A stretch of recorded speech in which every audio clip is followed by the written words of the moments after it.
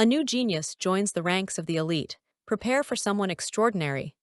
Let's hear from the mastermind behind it all, Mr. Muhan. He'll tell us everything. Dream, the host program, is the key to this script. You can experience the roles and change the fates of the characters. Are you ready to play God?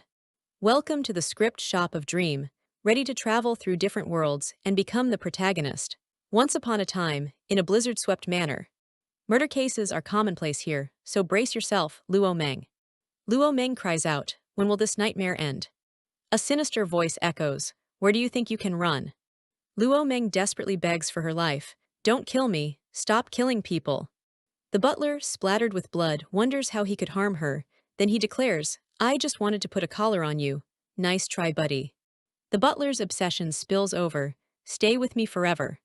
Luo Meng is stunned by the kiss. All of her bad luck must have gathered for it. All this, just to meet him again. There are many things you want, right? Luo Meng introduces herself, an 18-year-old college student with a wealth and good luck. Sounds like a good life, right? She has everything she wants. What could go wrong? All she needs now is the man she wants. Have you found him yet? Oh my girl, her dad exclaims. Stop thinking about that jerk. She's clearly not happy about it. If you behave today, I'll get you some handsome guys. Luo Meng wants nothing of it. Luo Meng complains that her father doesn't understand her at all. I'm running away from home. Her father yells after her not to forget to come back early. A worried servant reports that Miss is looking for a man named Muhan, but the father quickly silences her. The father is worried. Starving herself isn't a solution, but Luo Meng is determined to take action. Script games have exploded in popularity over the last 2 years. Players experience different lives in the script, walking through crowded streets. Immersive script games, why haven't I seen any promotions? Luo Meng is about to find out. We are fortunate to have the production team of this script game, Muhan. The name echoes ominously. A year ago, Muhan reached out to her like this. Muhan announces that he will be her personal tutor from now on. In her first semester, Luo Meng failed 4 subjects, so she hired the tutor. Muhan, a computer genius, skipped a grade. She thinks he's smart and handsome. You claim you can obtain anything in the world. Muhan's reply is cutting. Did the knowledge leak out from your world? Luo Meng considers him a poker face and having a terrible personality. Despite his aloof personality, he always knows what to say. Even her wildest ideas don't faze him. He can respond like a program and smoothly come up with a perfect story. I like you, what about your answer? She asks Muhan, clinging to him. Tomorrow, at your birthday banquet, I will give you a reply. What could possibly go wrong? That day, after many years of poker face, he revealed a gentle smile for the first time. I have something very important to give to Miss. And then he disappeared into thin air. Talk about anticlimactic. Luo Meng's family denies knowing anyone named Muhan and scolds her for having a home dress. He's gone, vanished, and she's left wondering if she's kidding herself. Those memories are too vivid to ignore. She can't shake him from her mind. Luo Meng is furious. I knew he wasn't just my imagination. How could a perfectly fine person disappear? Could it be he ran away after me confessing to avoid me?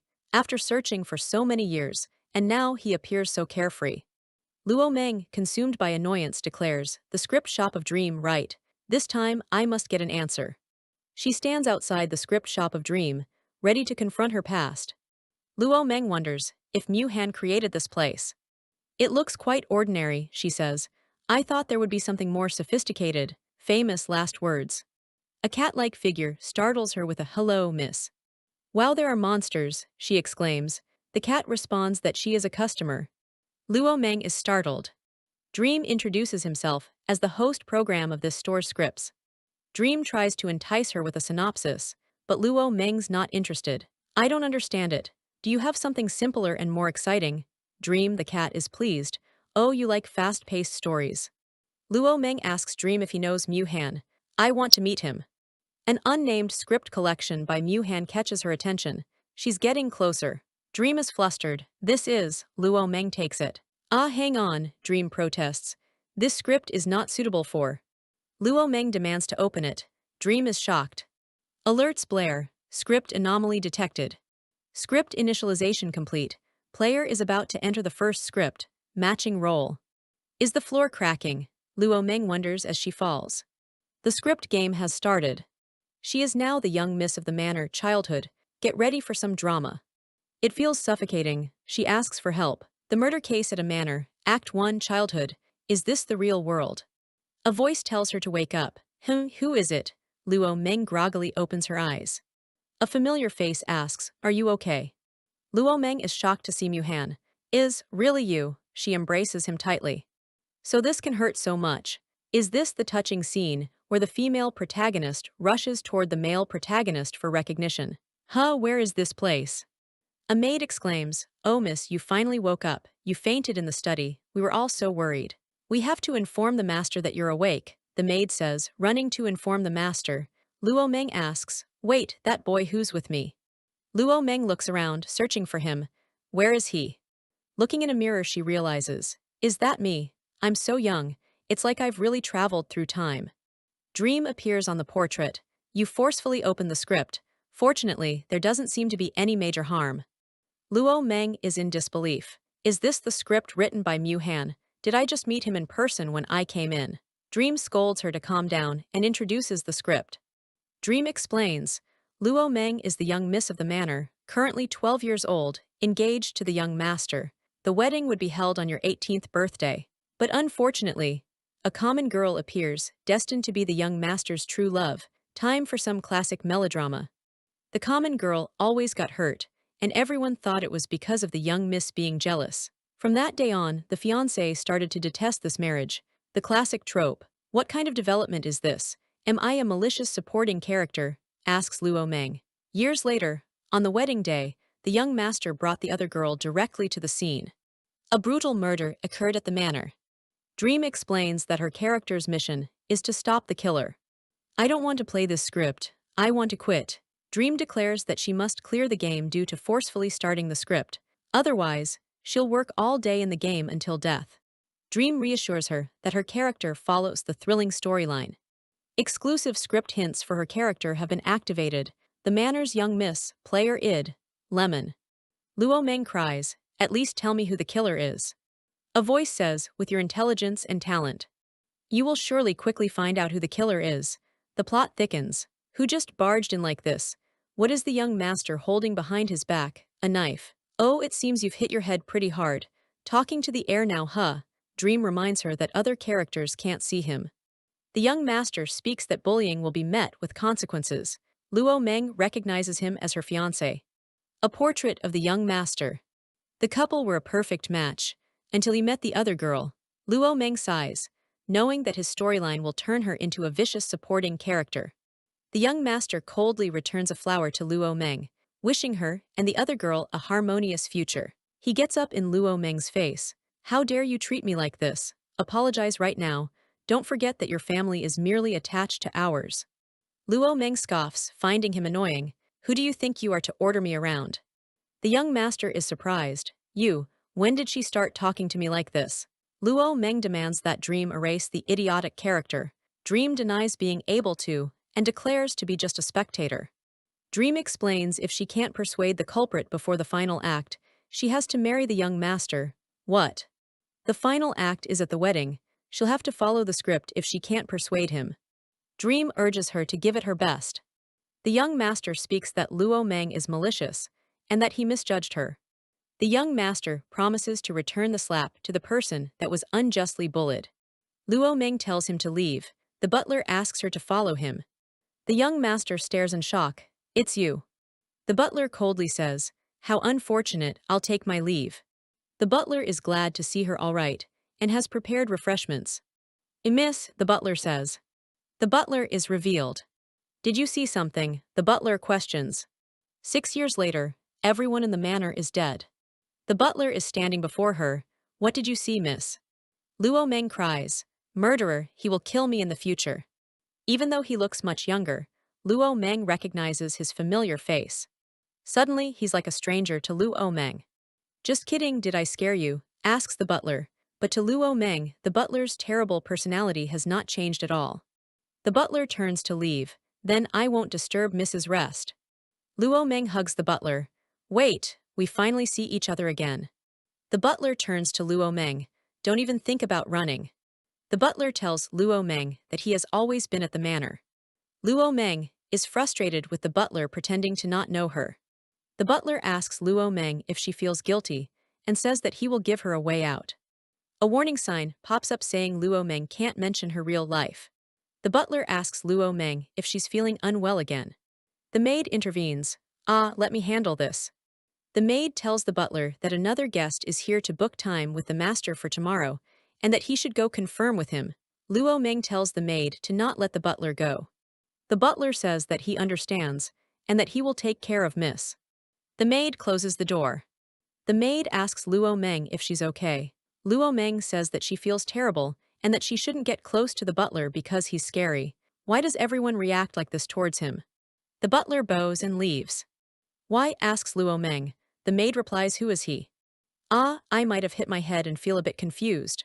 Luo Meng says to the maid. I'm not sure of his background, replies the maid. The maid says that the master found the butler among a pile of dead bodies. The maid says that the butler has snake-like eyes. The maid also mentions that the butler mistreats animals and has killed people. Bad things happen when you get close to him. The maid advises Luo Meng to act as same as before and to not interact with him. There is no story that belongs to both of them in this world within the book. Luo Meng is looking at a portrait of Dream the cat. She asks him to explain himself. Miss, I really don't know him. Your mastermind is currently playing his script and doesn't recognize his old friend. I am your exclusive host and just a dream generated by the system when the game is activated. The faces of the script characters are created according to the player's appearances. If there is no player, then the NPC appearance made by the developer is used. Of course, it matters. What you need to do now is prevent him from killing and clear the game. That's why I am here now. I've been searching for him all along. Is only I am looking forward to our meeting. Luo Meng asks what his tricks are. Dream says not to recognize her and says they have a mission. The next morning, Miss wakes up from her spacious bed. Luo Meng is surrounded by 80 maids, each holding a towel and a comb. The maids take turns grooming for Miss. She boards a carriage for an hour. Luo Meng jumps out of the car. No. Luo Meng wonders why the 80 maids washed her face until it's sore and how this script is written. Luo Meng follows Mu Han up the stairs hoping that if he admits he's Mu Han, the game will end. 80 butlers are cleaning in the morning, causing Luo Meng to question what the heck is going on. Luo Meng cries out asking the butler not to go. The story moves to a garden. Mu Han hates fish the most, so as long as she uses a fish to test him, they can find out. The butler is informed that a guest is waiting at the door, and he'll be there soon. Luo Meng sets a trap for the butler hoping to catch him red-handed. The butler is in a rush and escapes through the window.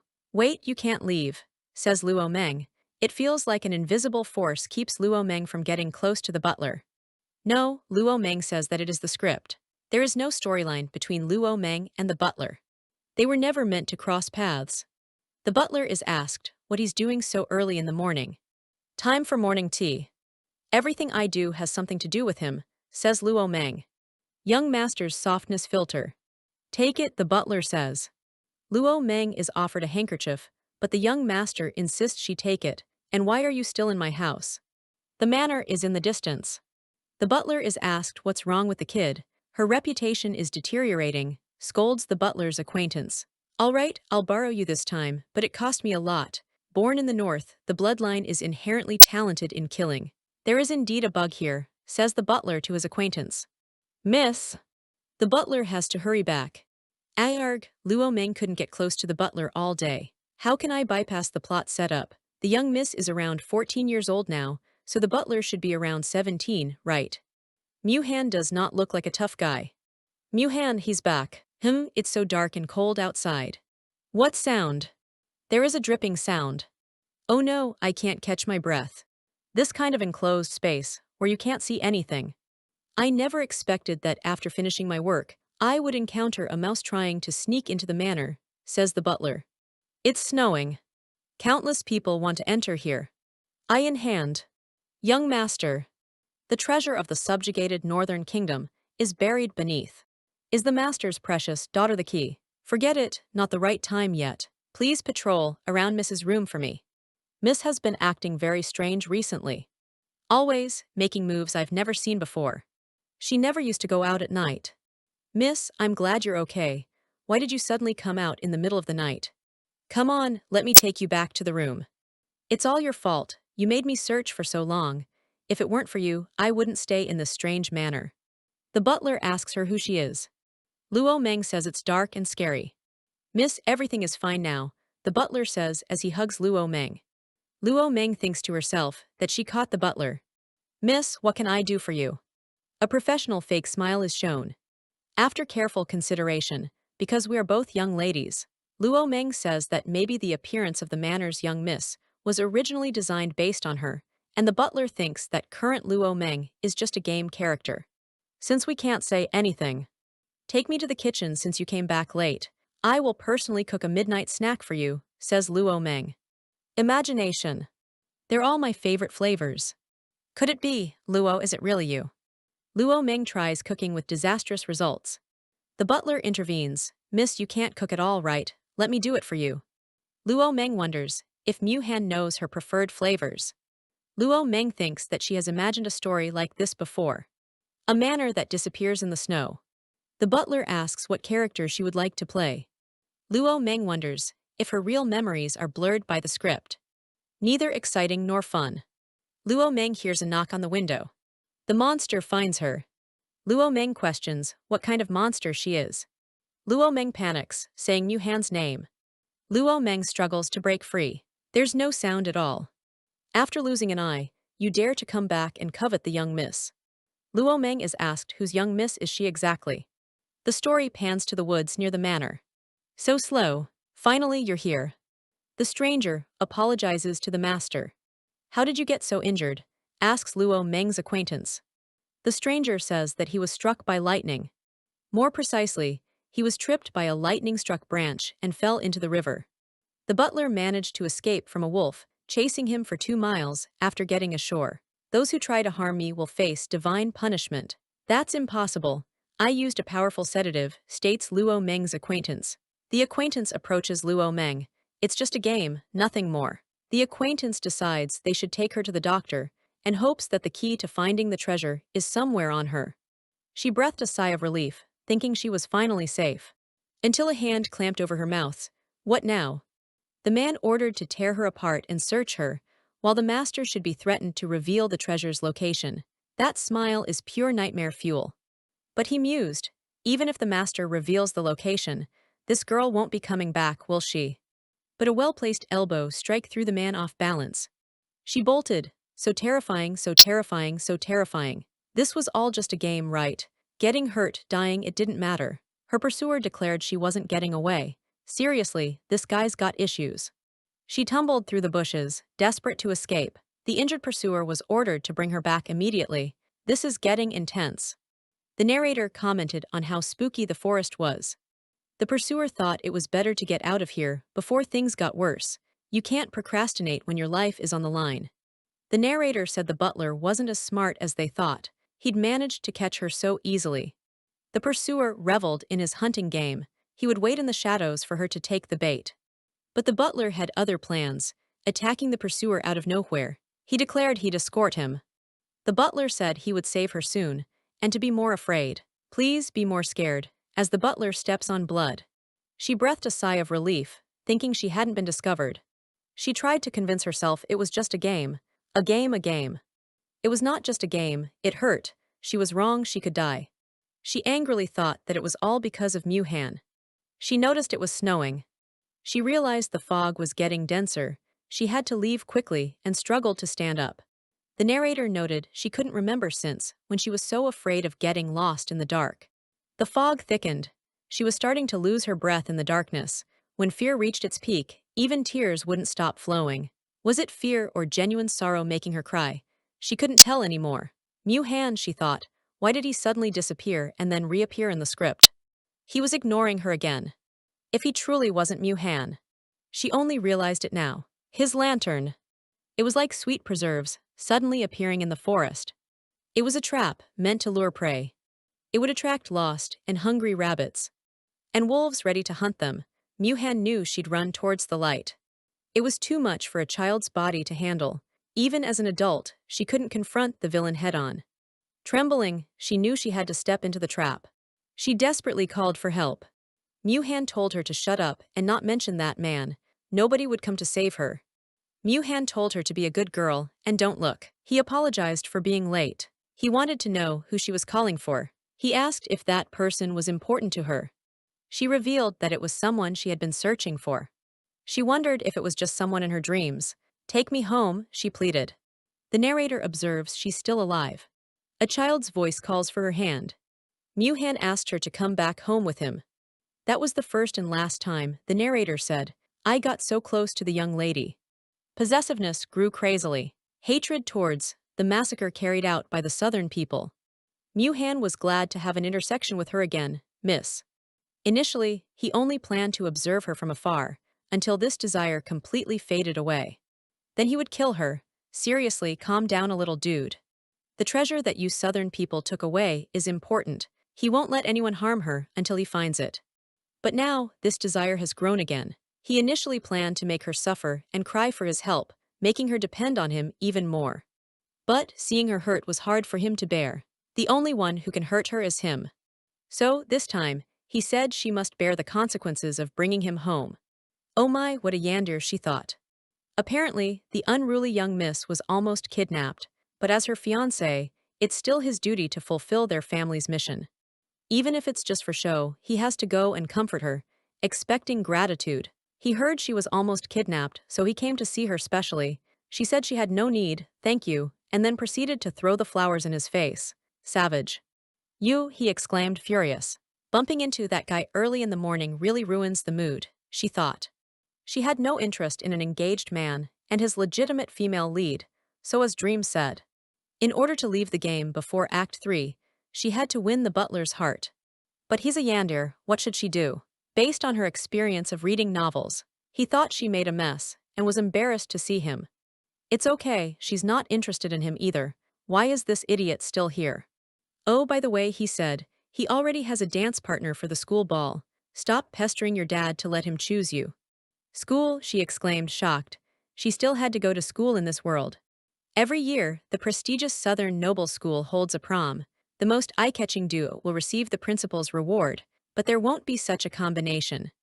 In the proud introduction of the young master, she roughly understood the situation of the school. Both he and she were students at Southern Noble School. Currently, it's vacation, and this young master is temporarily staying at her house during the break. She's currently in a lower grade. The young master is in a higher grade. What surprised her was that even the butler was in a higher grade. Maybe it's because her father found it convenient to take care of her and arranged for him to stay here. Additionally, the legendary true female lead also enrolled in the same grade as her, with the support of the young master. She's the one he selected as the dance partner. Your prestigious school is so casual, she commented. How can anyone attend? However, she had no interest in things like school. She pushed the door open, almost hitting the young master. The maids gushed, asking if she was finally planning to go out and wanted their help with grooming. She wondered where the 80 maids who usually helped her with grooming were. They must be waiting for her outside. She asked the maids if they saw where the butler went. It seemed like the master summoned him to paint a portrait of a captured bandit. Then please tell him to prepare a late-night snack and deliver it to her room, the young master requested. Don't close the door. This person is my fiancé, right? Although I don't like her, calling that man at this hour. It's nighttime, and if her guess is correct. The script's young miss never goes out at night. She doesn't even have scenes at night. So during the night, she's not bound by the script. Okay, she'll take this opportunity to quickly make the butler fall in love with her. Dealing with a yandere, she just needs to give him a sense of security. Let him understand. She finally understood. She liked him the most. Actually, when she first saw him, she decided he was the one for her in this lifetime. For all these years, not approaching him was just because she was shy. She'll convince her father to break off the engagement. If all else fails, let's elope in the future. That's ridiculous, she thought. And why do I also have a flower? Has that playboy brainwashed me? The butler likes the young miss of the script, so she must play the role well. If the butler finds out, she might be killed. Clearly, it's the same face. She's not his young miss. She covered her face. Why aren't you him? Why hasn't the butler come? Wait, she hesitated, afraid to go out and search as it's very dark now. It's late, the young master said. so please prepare a late-night snack. And deliver it to his room. It's so dark, where did the butler go? In the end, she couldn't help but come out searching. Ah, the tears won't stop. She gets scared easily and starts crying. Is someone over there having a conversation? He requested that the butler deliver it to his room. Why are those two there? She asked the butler to deliver a late-night snack in the middle of the night. I want to see what that cheeky girl is up to behind my back. I don't like sweet things, the young master said. Remember that next time. Let him drown in the lake or bury him. Although useless, he's still the young master of a noble family from the northern kingdom. Ready to take it, or should I just slaughter the mansion and set it on fire right now? Wait, she exclaimed. Though she doesn't know what this playboy wants to do, don't do anything foolish in front of the Yandir.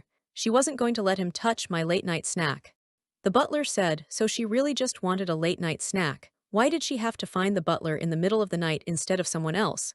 You've been acting strange lately, the young master stated. You used to give everything I want. Now you're even haggling over every ounce. Strange. Why do I feel relieved? Could it be, you've been possessed by something, or maybe a demon turned into you? Go on, please like me like before. The Mrs. setting is she swoons over the young master. The butler likes the young miss of the script, so she must play the role well. She can't let the butler notice anything unusual. If the butler finds out, she might be killed. I can feel sad too, the butler said. I've always cared for you so much, thinking that if I'm good to you, you'll look after me too. Have you already decided that she will be your dance partner? It seems like it. Because I like the young master but get no response, I could no longer bear it and gave up in the end. It doesn't violate the young Mrs. Lovesick settings. No eyes. And it gives an explanation for my recent strange behavior in front of outsiders. And then, Butler, can you dance? As an assassin, accustomed to hiding in the shadows. The butler's only memory was an assassination mission, inducing the dancer to have a solo dance with him. He wouldn't like walking to the bright stage at all. No. I will teach you, she said. Be my dance partner for the ball, the butler proposed. Originally, I wanted to invite you to my room first, to discuss with you privately before making it public. Leaving me alone, hiding in the shadows, I'll bring you up on the stage. It's an expression of my love for you, but now I truly need you. It's also a punishment. Sure. So I'll rely on you, miss, to guide me hand in hand. When we are in the room, it's just the two of us. I'm not sure if it's fear or some other emotion. Wait, it's too close. After all, this face looks exactly like his. Ah, forget it, it's too late today. Let's do it another time. It's so late already. If you don't hold on to me, no one will save you. Interlocking tightly. Stop, you just promised to be her dance partner. But you're just a servant, the young master said, an orphan that no one in the north wants. Be mindful of your identity. Young master, are you mistaken about something? Such great strength. Where does your confidence come from? The glory and wealth of your family, where does it come from? A noble thief from the south. Does he know about that incident? It hurts. Still won't let go. How can your grip be so strong that it can break my arm? So scary, let go. If you want it, take it. He's been my butler for many years. He's more than just an ordinary servant. You don't have the right to reprimand him either. The butler is from the north, right? He's always been alone. I overlooked checking his identity. Is he? Wait, sir, the room seems to be in a different direction. Could there be another villain nearby? Is this Yander planning to abandon me again? Oz, wait. Don't go. Come here. What's with this feeling of being manipulated by him? Since we agreed to attend the dance, you'll have to practice with me every day from now on. It's too late today. Let's forget about it. Oh, I was just joking. I'm just cooperating with you in this act. Miss, you don't really have to use provocations on the young master. For the future of the family, the young master will only marry you. You just need to wait. Who wants to marry him? I'll die if I get married. No, career-oriented Yandir. Is the treasure in your heart far more valuable than love? Aren't you an possessive Yandir? Why don't you fight for it? What if I know where the treasure is? What if I know where the treasure is? Ha ha ha, miss, I'm not playing treasure hunt with you. I'm not that childish. I already know that your purpose for staying at the manor is to retrieve the treasure and return it to your homeland, right? As long as we can avoid a murder case, you can have whatever you want. I can help you. Help me. Miss, it seems like you haven't spoken a single truth lately. Or, who exactly are you? Why did you suddenly start getting close to me? And now you want me to leave again. What exactly do you want? Answer me. Was I suspected by him a long time ago? How terrifying. What should I do? I'll be killed. Ah, let it be destroyed. Why did I get involved in this game and risk my life at any moment? He's not the person I wanted to find, but I can't leave here right now. Perhaps you don't think I'm the same miss you remember. I'm also willing to play the role of the girl you like. Without you, I truly have no one to rely on. If you need treasure, I can find it for you. Why are you exactly the same as him? Can't you be a little nicer to me? No problem. I will do what you said.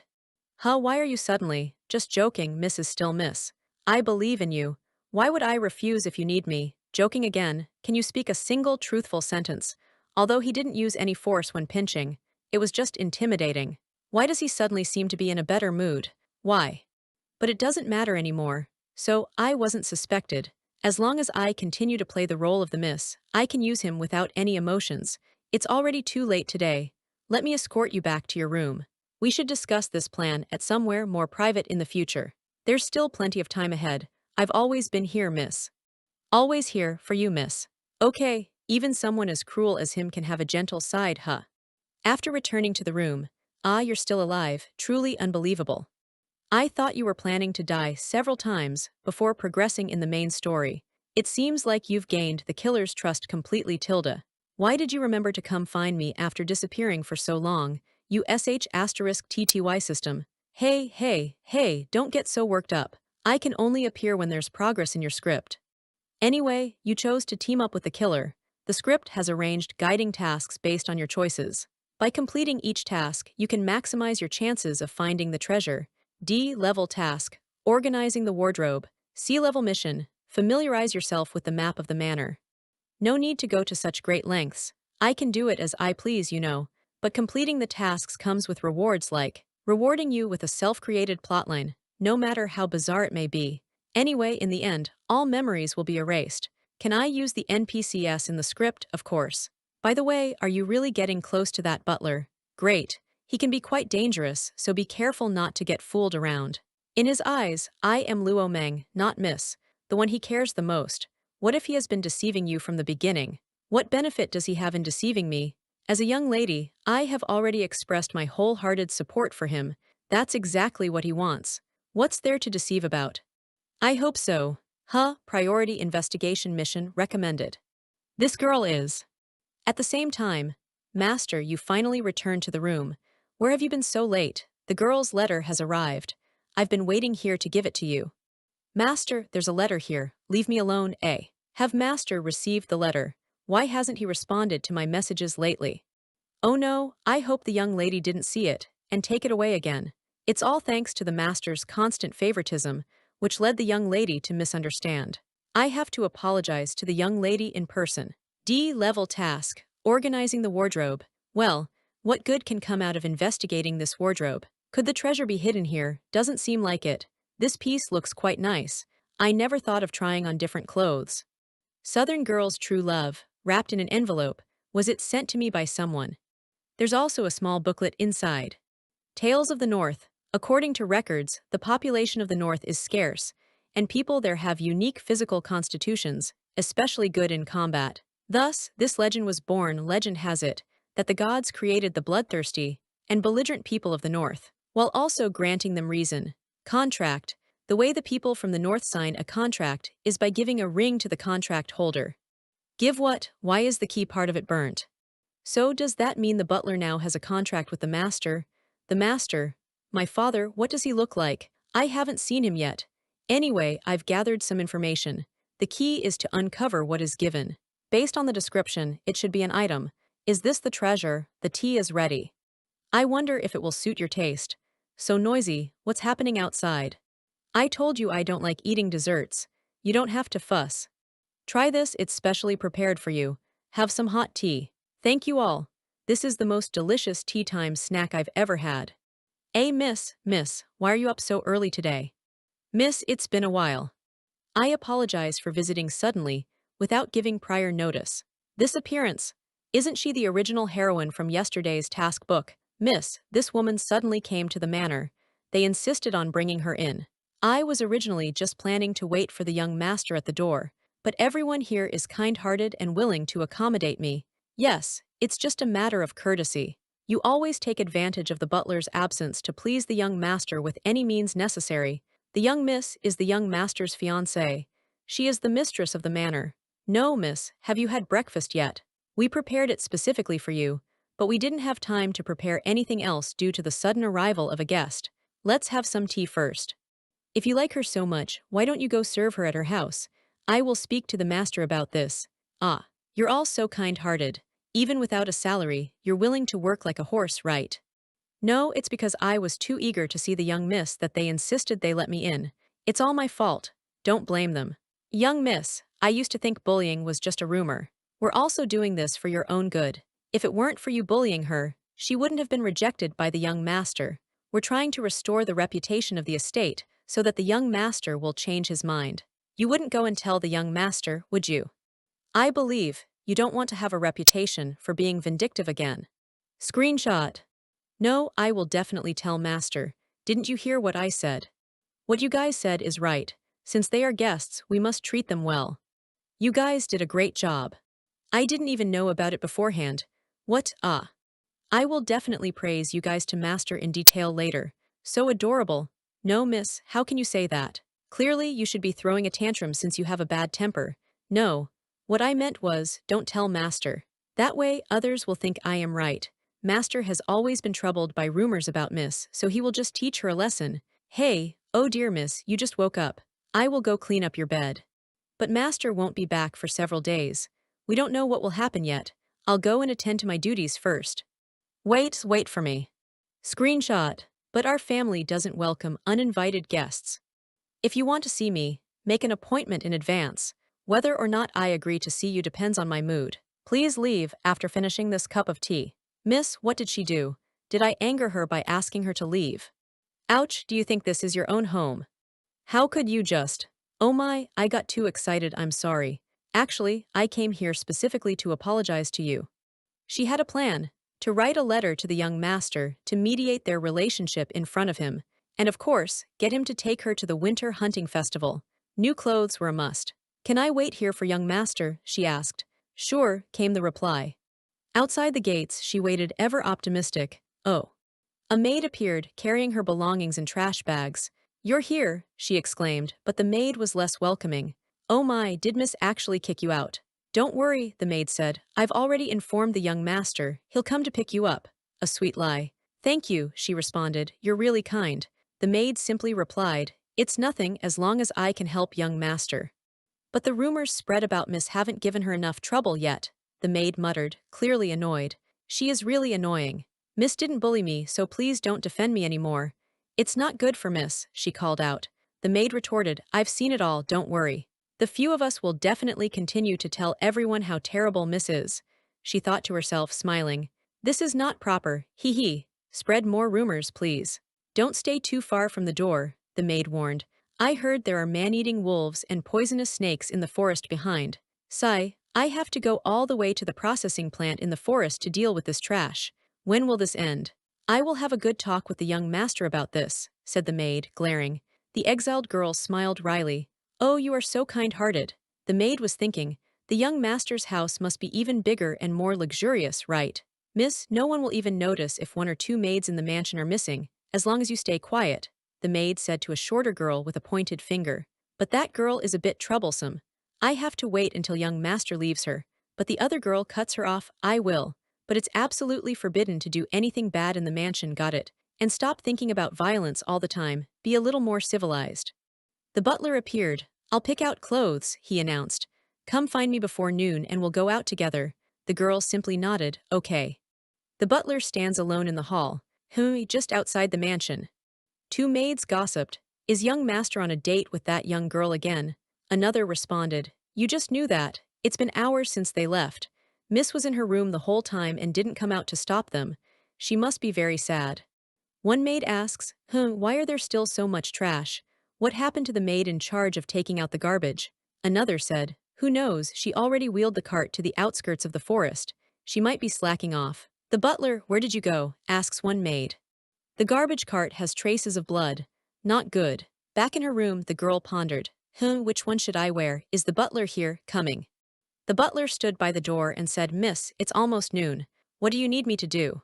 The butler, holding out a light blue dress, exclaims, Tata, come, give me some advice. How about this one? The girl twirled in a blue dress. Perfect, the butler declared.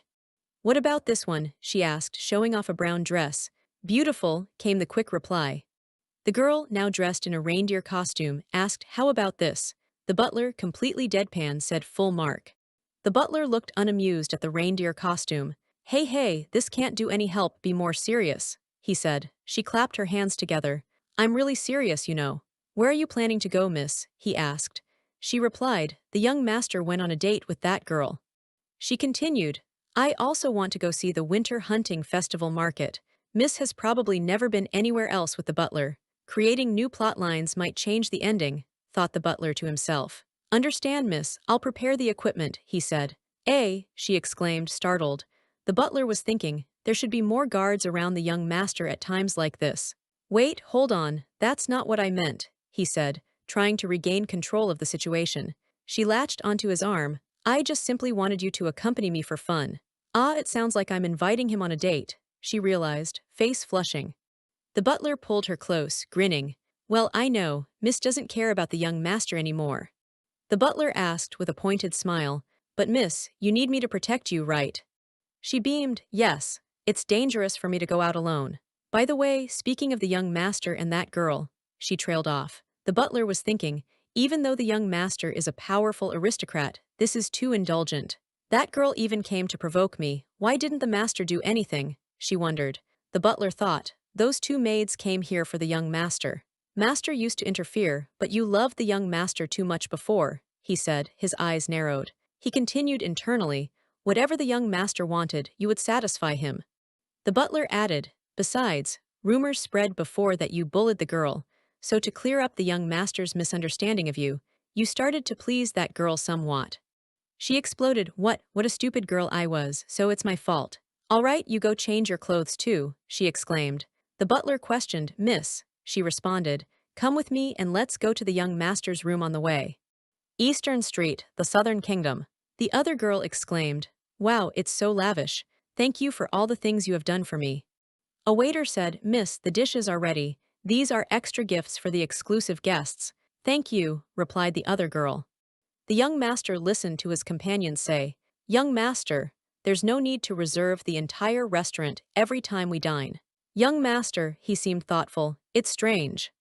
The young master looks thoughtful and wonders, why hasn't that guy come to pester me? Normally, she would have stopped me going out. He mused, comparing the past to the present. Recently she becomes indifferent to me. I thought she was just playing hard to get. Does she have no feelings for me anymore? He wondered as his fiancé approached. Young master, she exclaimed. What's wrong? Is everything ready? He asked. She simply looked down.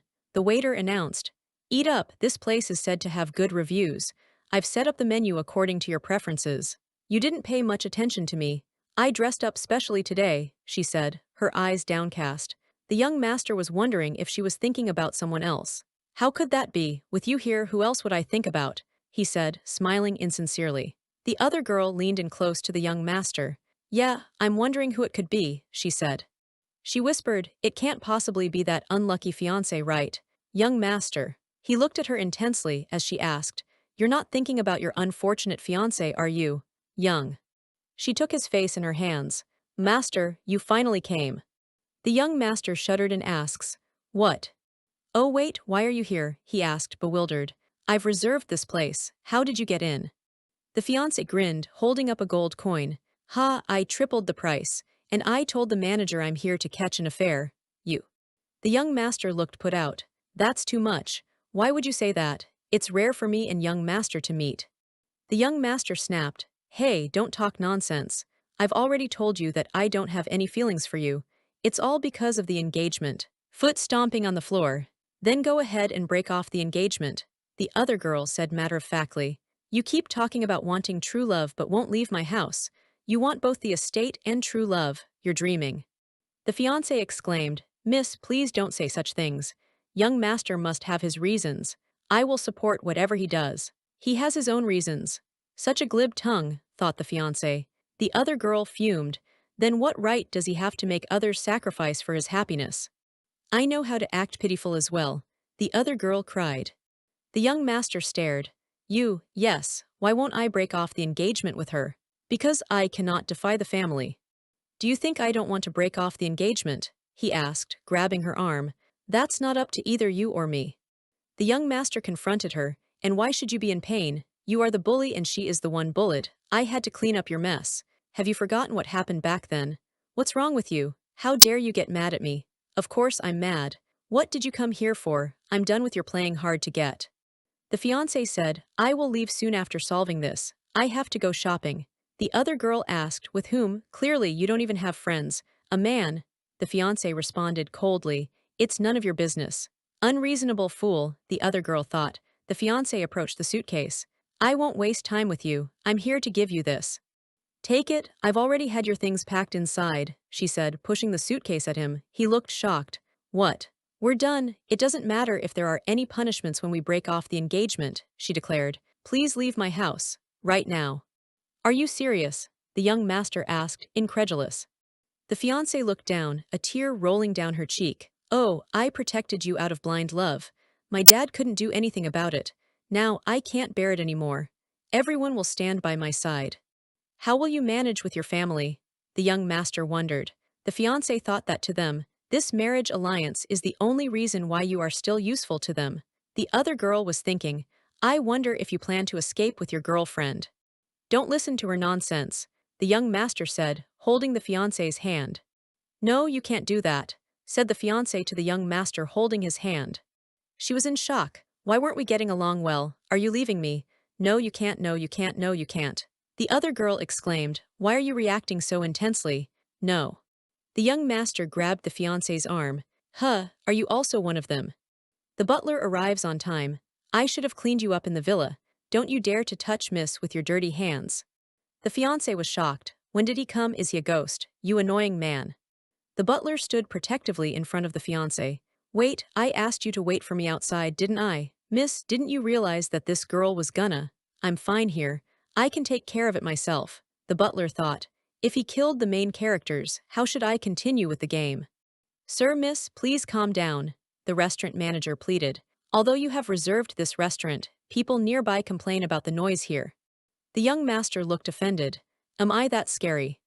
The restaurant owner rings a bell, says that they must not start a fight there, that they should use traditional method in the winter hunting festival to solve relation conflicts.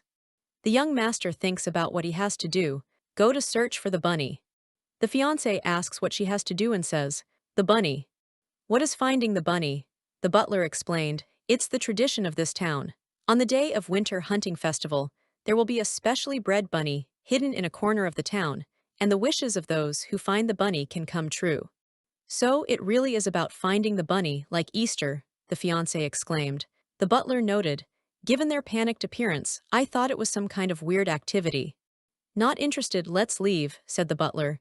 The young master said, wait, I won't agree to breaking off the engagement, bring them back. The fiancé said, who cares? No, the fiancé said, let's go butler, accompany me for shopping. Bye annoying main characters, it's nice to know you, thought the butler. The butler holding the door open says, after you miss, then he thinks, if there's anyone who displeases you, I can solve them for you anytime. In this world, the butler only likes to protect the miss, and the girl promised that she will protect him well. Walking on the street. What a mess those two girls did on the street when she was a kid. I had to bring that story to this town, and now she's here again. Some townspeople talk about the miss, people gossiping on the street, and the butler says, stop it up. The butler wonders what's going on. The butler orders the miss to do not act yet. The butler asks why the miss bought so much food. I'm not hungry, she says, it's food to increase your affection level. The butler asks the miss why she stopped eating. Miss doesn't want to eat. It's bad if the miss keeps avoiding food like this, says the butler. Miss looks at the butler angry. They agreed to dance together. Miss thought she gained weight, so she wants to lose weight. Is that so, miss? The butler is happy with the miss trying to dance again. And picked her up. The butler is happy to see that. The butler remembers the past, and says the miss's health is the most important. The young master looks at a carriage, and says that he's going to cancel the engagement. Why do I have to consider what others think? Says the young master. The young master is happy to get rid of that willful miss. Showing a past with the young master and the two girls. The young master says that he didn't want to cancel the engagement. He can't even understand himself. The cat doll looks at us. The miss heard people cursing a certain malicious miss. The butler told the miss that she would encounter someone displeasing. Have you forgotten? Miss asks the butler. Remembering when he was a kid. You haven't come back to this town since the incident. What is this plot that I didn't tell you? Miss gets mad that she was a bad person. A flashback of what happened that day. Let's go shopping. Why are you reminding me? What is it that's what? Participate in searching for rabbits. But the engagement will be cancelled. Miss, you look beautiful. Happy to have the treasure. You just said you need to eat something. The mansion is too far. Let's find an inn to stay together. Hey, look at that rich girl. That's better if we remove a plague of the streets. She's on the streets and won't be traced. 2 tavern rooms. Behave and stay here. We can break the walls. We are not a load-bearing room. I will come back. Roaming the inside doesn't count. Ask about the town. Tavern. Isn't that the person who was gossiping about me? What did she do here? Talking with locals. It's a secret. Who are you? Poet. Just a child. Forgivable. Murderers.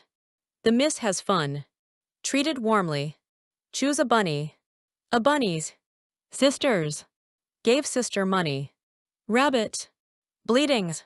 Saw from the window. Drugged hers. Bad-mouthed. She jumped off. The miss seems innocent.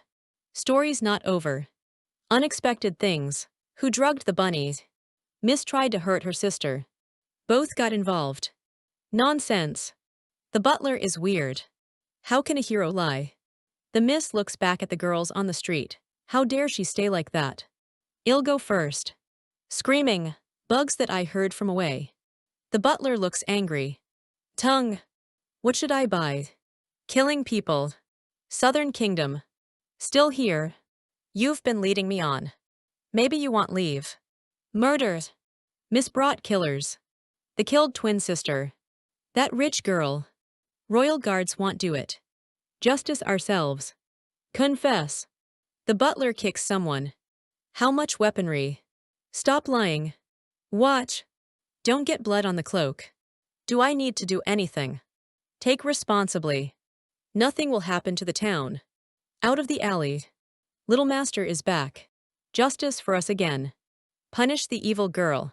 The direction to leave. Are you going to leave her? It's this tavern. Aren't they afraid of me? Are you also a player? What's a player? I'll help you. Here's a key. Don't you remember it? Kill was a secret passage. You can escape. Clues we might find. I'm usually pretty lucky. Uncover the truth. I won't let people accuse me. So dark. How'd she get in? Caught you alone. Crazy townspeople. Hotel. Hurry. Is everyone ready? Wait. I'll lead the ways. There's still a fiancé. You are kind.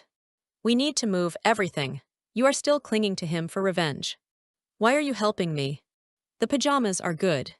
Don't go. But secret passage. Hand you over. Butlers from the north. Arrived yet.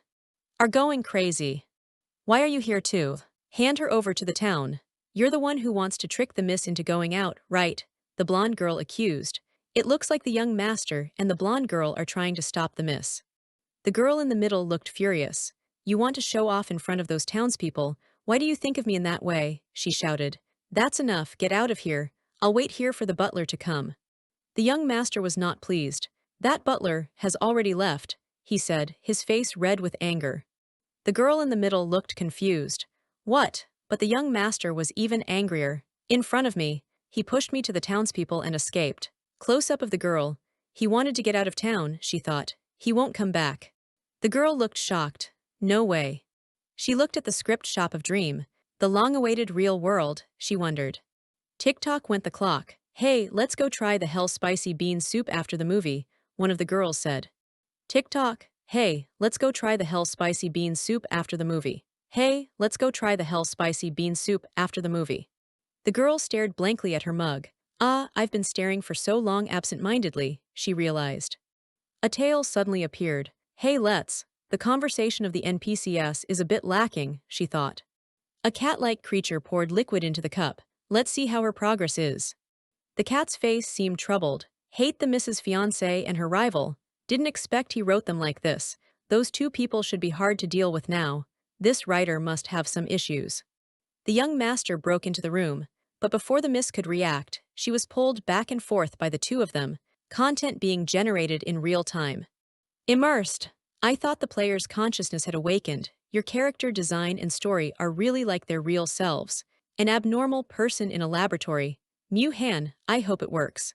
Meanwhile, in the script, what is the young master doing? It's been so long. Where are they? Come to this side and take a look, the young master said. The town folks are coming up. Hey, where's your secret passage? Under that floor over there, I've already pried it open. Just this room left. No time to argue, both of you get in there. Hey, strange, I clearly heard a sound just now. No one is here. The young master has been in for so long and he's nowhere to be seen. By the way, isn't this hotel owned by twins? There must be a secret passage in this room. That's weird. Besides the twins, no one knows how to use the secret passage. Plus, we made such a big commotion to stand up for the twins, but where is that sister? Forget it, let's just smash it open and see where it leads. We need to finish this quickly, or the town guards will come and catch us. Ouch, who was that? Police, the royal guards. Have you seen? Why would the royal guards come to this small town? Close-up of a strange eye. A young man with snake pupils like these. What's going on here? Why is the secret passage exit here? Under the cliff where your sister fell to her death. Isn't it obvious? A sinister smile. She was murdered. Isn't it obvious? She was killed by someone. The young master looked terrified. Her face is so terrifying. You, the son of a landowner, are so timid. So you're saying she was killed, which means you already knew who the murderer was. I don't know. It was me who examined her body at that time. She didn't die from falling off the cliff, but from excessive bleeding due to a knife wound. What, then why are you blaming me for it? The poison is in our carriage compartment. Back then, I specifically brought a royal customized carriage from the family to show off. Only the two of us have keys. Plus, at that time, I occasionally had some interaction with my twin sister, which made you jealous. So it's easy to deduce that out of jealousy, you found my sister's bunny and poisoned it. As a result, my sister happened to be there and took the blame. You're really something. All those years of childhood friendship couldn't compare to her whom you fell in love with at first sight, right? We were still playing the game of finding the bunny back then. You two only got together after we arrived in town, right? Where can I find the bunny and prepare the poison in such a short time? Right, it's that kind of unreasonable feeling. I always felt like the events of that year were just a story I read somewhere, not something I experienced myself. It was something that was bound to happen. Falling in love with her seemed inevitable. Give it up, do you think you're playing a script? Admit it that you're unfaithful. Elbow strike. Tusk, so you knew all along and kept hiding it. Are you really trying to get close to me and make Miss bear the blame? No, it was to get close to me, right? She has always been handsy with me. I noticed it a long time ago. You've noticed. That book in my room is yours, right? Maybe you brought it to the mansion and forgot to take it, and it was put in my room by the maid. The sealing wax and packaging are cheap items that common girls like. They can't be mine. There are only a few main characters. It's easy to guess it's you. You found out my Northern Kingdom intelligence. Yes, I put it there. I didn't notice. In order to obtain the Northern Kingdom treasure from my family, there have always been people approaching me in various ways. You and your sister, too, right? Indeed. My sister was probably taken out by a powerful force. In order to save my life, I can only cling to you. We used to be relatively wealthy, running a tavern. My sister and I had a great relationship. We had the same interests and hobbies. It's the same with things we liked. Whatever we ate, we always shared it equally. But I am a bit more outgoing in personality, while my sister is a bit introverted.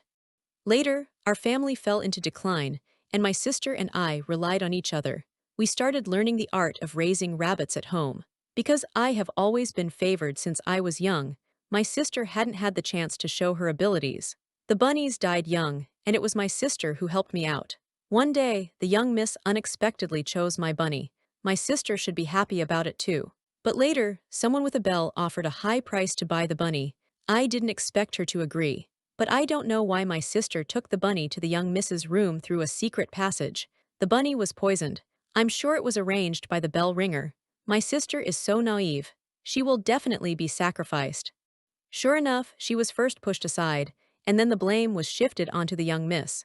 To keep her from talking, my sister was killed. I investigated the young miss and figured out some things. The bell ringer wanted to ruin your relationship with the young master, and without the support of the young master's family, it would be easier to target you. And I may be in danger too, so no matter what, I need the young master's protection. To avenge my sister, I need to get close to the young miss and find out what the bell ringer wants. There is someone powerful hitting me below the belt. Who could it be? Is this the truth? At the same time, the back door is open. How convenient, Tilda. Oh my, the young miss is really rich. Red eyes, who are you? Oh, I still need to go prepare dinner for the young miss. Even though the meals are well prepared every day, she unexpectedly lost weight. If you missed a little more, how will you compensate me? With a finger or maybe an eye? Yikes. What are you trying to do? I'm just a storyteller. I don't know any young miss. Stop pretending. No one here will say anything to outsiders. You witnessed everything about the young miss years ago, didn't you? Are you her bodyguard? The alley is right next to the pub. Wow, so you were eavesdropping on me and the miss the whole time when we were talking. I paid a lot of money to find out what happened back then from the townspeople. Is that so? People tend to hide events unfavorable to themselves. These townspeople care a lot about their reputation, especially now when they wholeheartedly support the twin sister. It must be because they're afraid of the mistakes they made back then.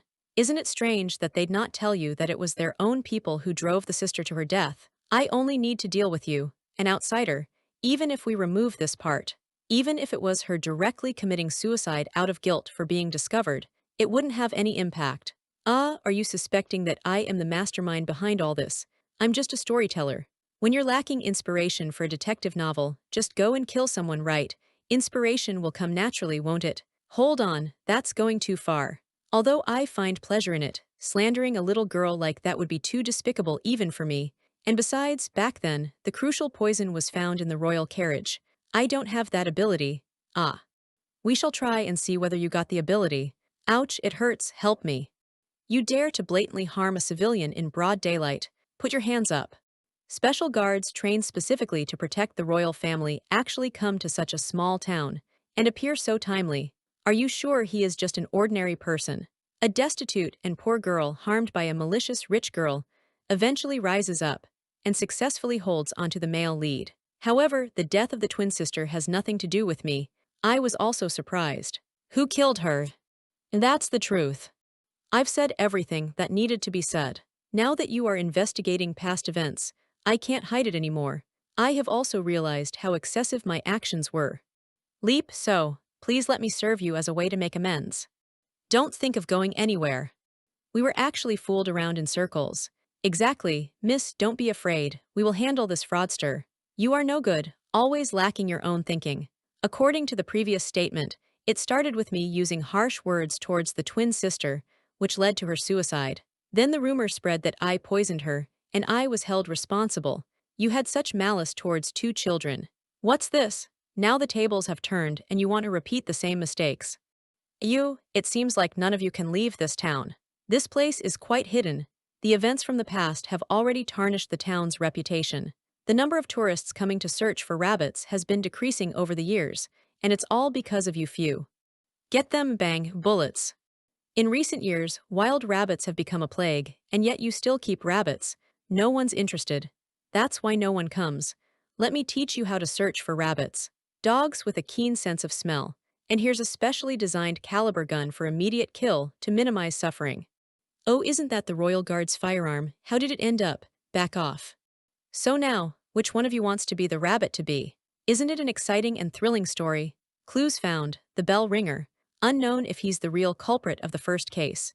In order to realize this story, I merely gave it a little push. So what about the treasure? What treasure? Aren't you framing the miss and defaming her everywhere just to obtain the treasure and isolate her? Didn't you figure out that I was causing trouble just to write a story? Oh, I remember now. So she's the young lady from the estate who obtained the secret treasure of the North back then. It's quite surprising that you, a northerner, became her bodyguard. Don't worry, I'm just an idle person in the palace. I didn't participate in the extermination of the North, so I'm not interested in any treasure. You see, that's why I hired a mercenary with Northern bloodline as the captain of the guard.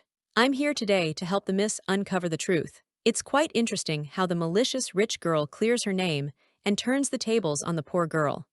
I'm so hungry, where's my dinner? Didn't you go to buy food?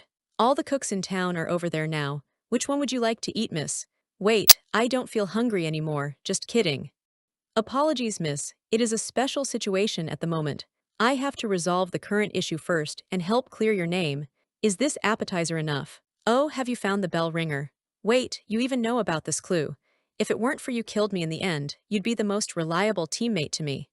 If Miss asks who poisoned the rabbit back then, it was the bard in the tavern. He is affiliated with the Southern Kingdom's royal family.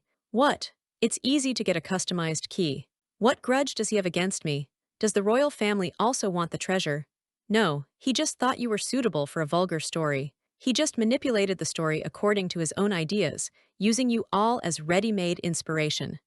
Just for this, the young master's words can't be false.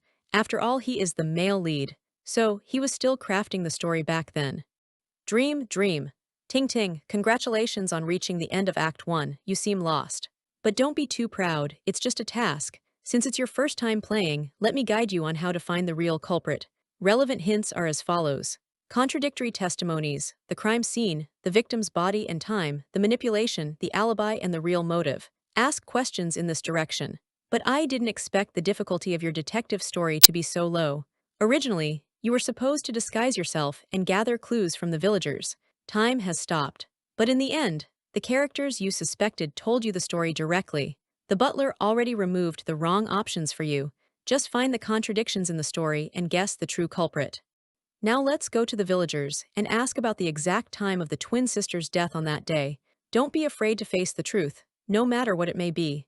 All right, I understand. I definitely need to teach those who betrayed me a lesson. Keep up this momentum. Maybe you'll be able to see Mu-Han soon. You really know him. I have to uncover the truth. Find the culprit, who has been tarnishing my reputation for so long. And, are you still playing games with me, making up stories like you usually do? As long as I solve all the cases, find the so-called truth, will you finally appear? Who are you looking for? Ouch, I mean the culprit. Where's the jerk who betrayed me back then? Oh my, it's dangerous. Ouch, butler, what are you doing? The butler is too observant of my emotional changes. Luckily, as long as I act like a child with him each time and make him satisfied, I can temporarily avert the crisis. I'm going to ask the villagers about the discovery of the body back then. Help me, will you? Got him. It's Mu-Han again, huh? He seems quite desolate. That smiling lunatic is having this kind of emotion. Hey, are you really okay? Miss, will you end up dead? Fail to get him. A story that went on for several years. A story paid with blood. So, is he the one who killed the twin sister? No, the real culprit should not be him. Miss, please think about it carefully. My head hurts. No, it's too troublesome, it's enough. After all, the poison isn't mine. I don't want to know. If there is no truth, and I pretend not to know, no one would leave me. Even if I have to live in illusions forever, it doesn't matter, right? To live in illusions. What was the image in my mind just now? Hey, you can't be so negative. Thunk. Ah, if you keep going like this, do you still want the mission reward? Do you still remember what happened on the day her sister died? Tell me the detailed time and sequence of events. Oh, I'll tell you everything I saw. It happened to be on the evening of the celebration, to mark the end of the rabbit hunt. That night, we followed the twin sister through this forest. From afar, we saw her lying in a pool of blood down the edge of a cliff. It was around 9 o'clock, because we saw the fireworks from the celebration at exactly 9 o'clock. Did you see the knife wounds on her body? What? Could she actually have been murdered? Why didn't you mention this? If I were to spread news of a murder, it wouldn't be good for the village. And if it wasn't suicide, I wouldn't have any reason to cling to the young master, you. Besides, this place is so secluded, surrounded by thorny forests. No one would come here. How did you come up with this idea? That day, she was looking everywhere for her missing sister, and when we saw her in a hurry, we helped her look as well. In the end, it was her who led us to the body.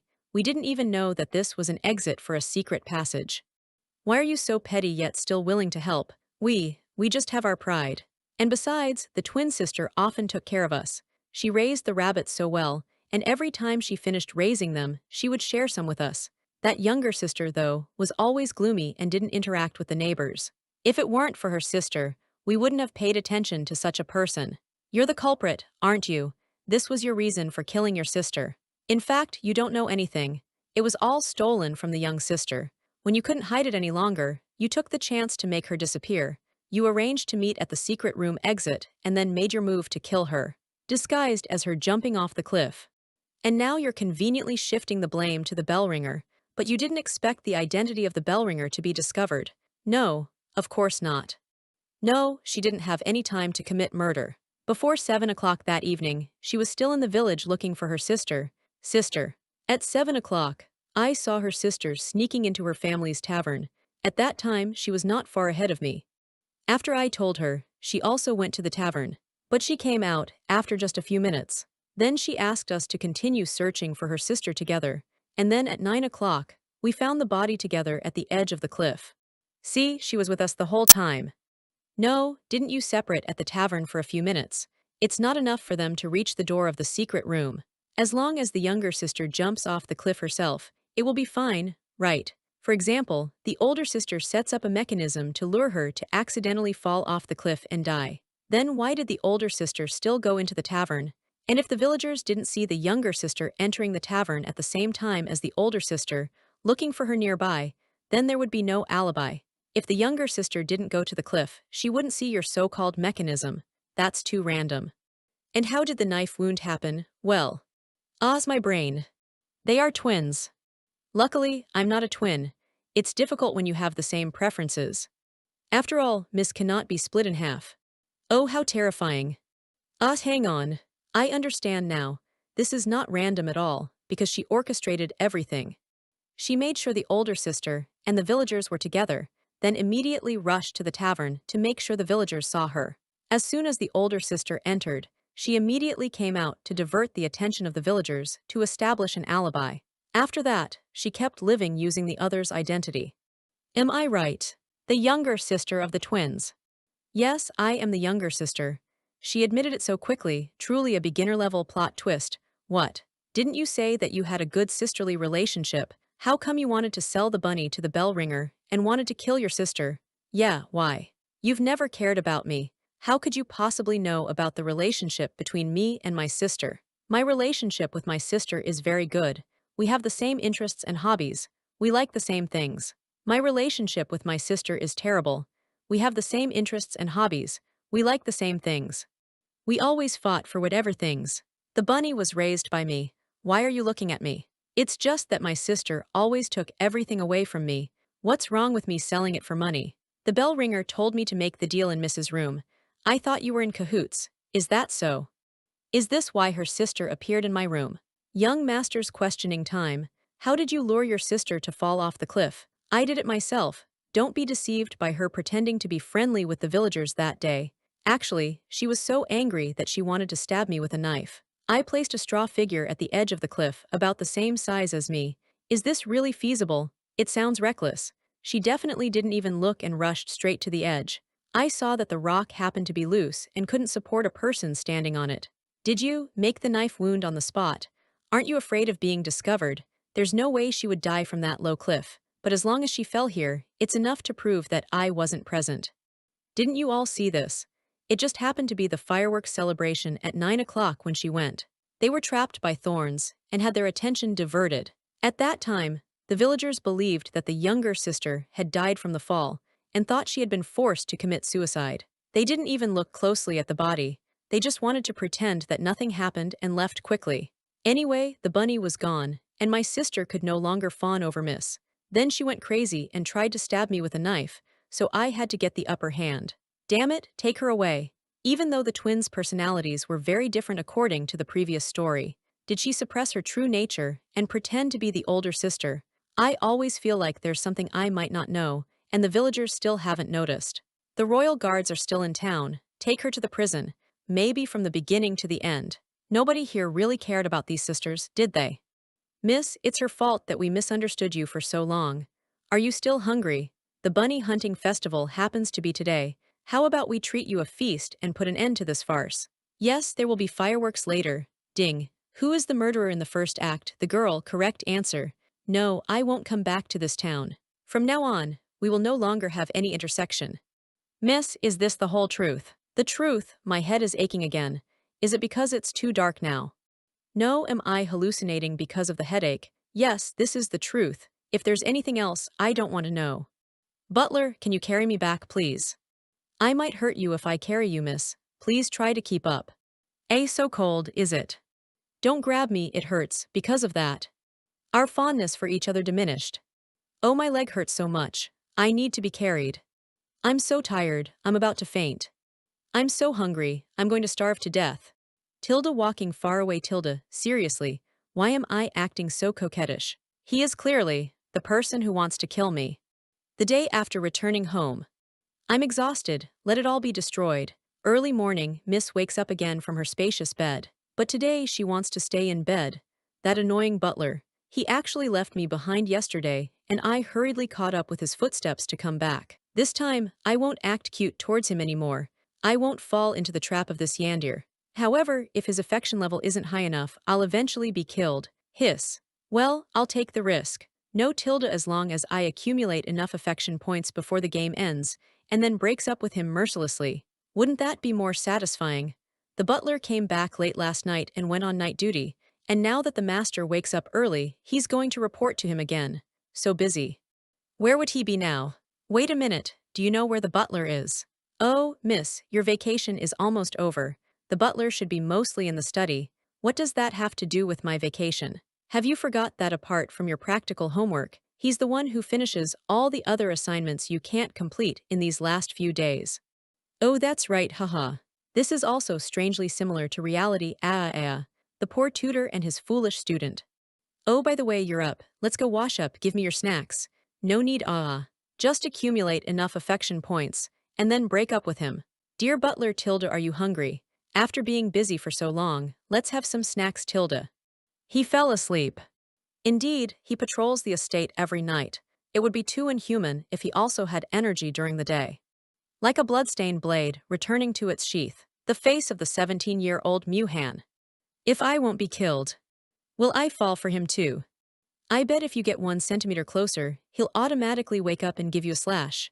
Arg. The butler hasn't woken up. Time has been frozen by dream, right? What are you doing here? I'm here to give you the end of chapter reward. In a few days, you'll directly enter the second chapter. Who is the killer in Act 1? The plot will skip a few years. Enjoy yourself and get mentally prepared while you can. Skip, the characters in the plot won't notice. Don't worry, they won't notice. Our mission reward has arrived, according to the disembodied voice. A treasure chest, shimmering with clues. Luo Meng is impatient. Don't keep me guessing, she urges, eager to unlock the secrets within. Too bad, she'll only know in the second act. The voice reveals the best part. Luo Meng can create her own storylines with the characters. Can I use the NPCs in the script? She asks, eyes widening. Of course. Now shall we start? Now, like right now. Luo Meng is clearly ready to jump headfirst into this new reality. The voice isn't buying her innocence. It claims she has always wanted to transform Mu Han into someone else. Luo Meng is silent. Is she really thinking about that man called Mu Han? The voice declares, then let's begin. The butler, however, is lost in thought. What is he thinking?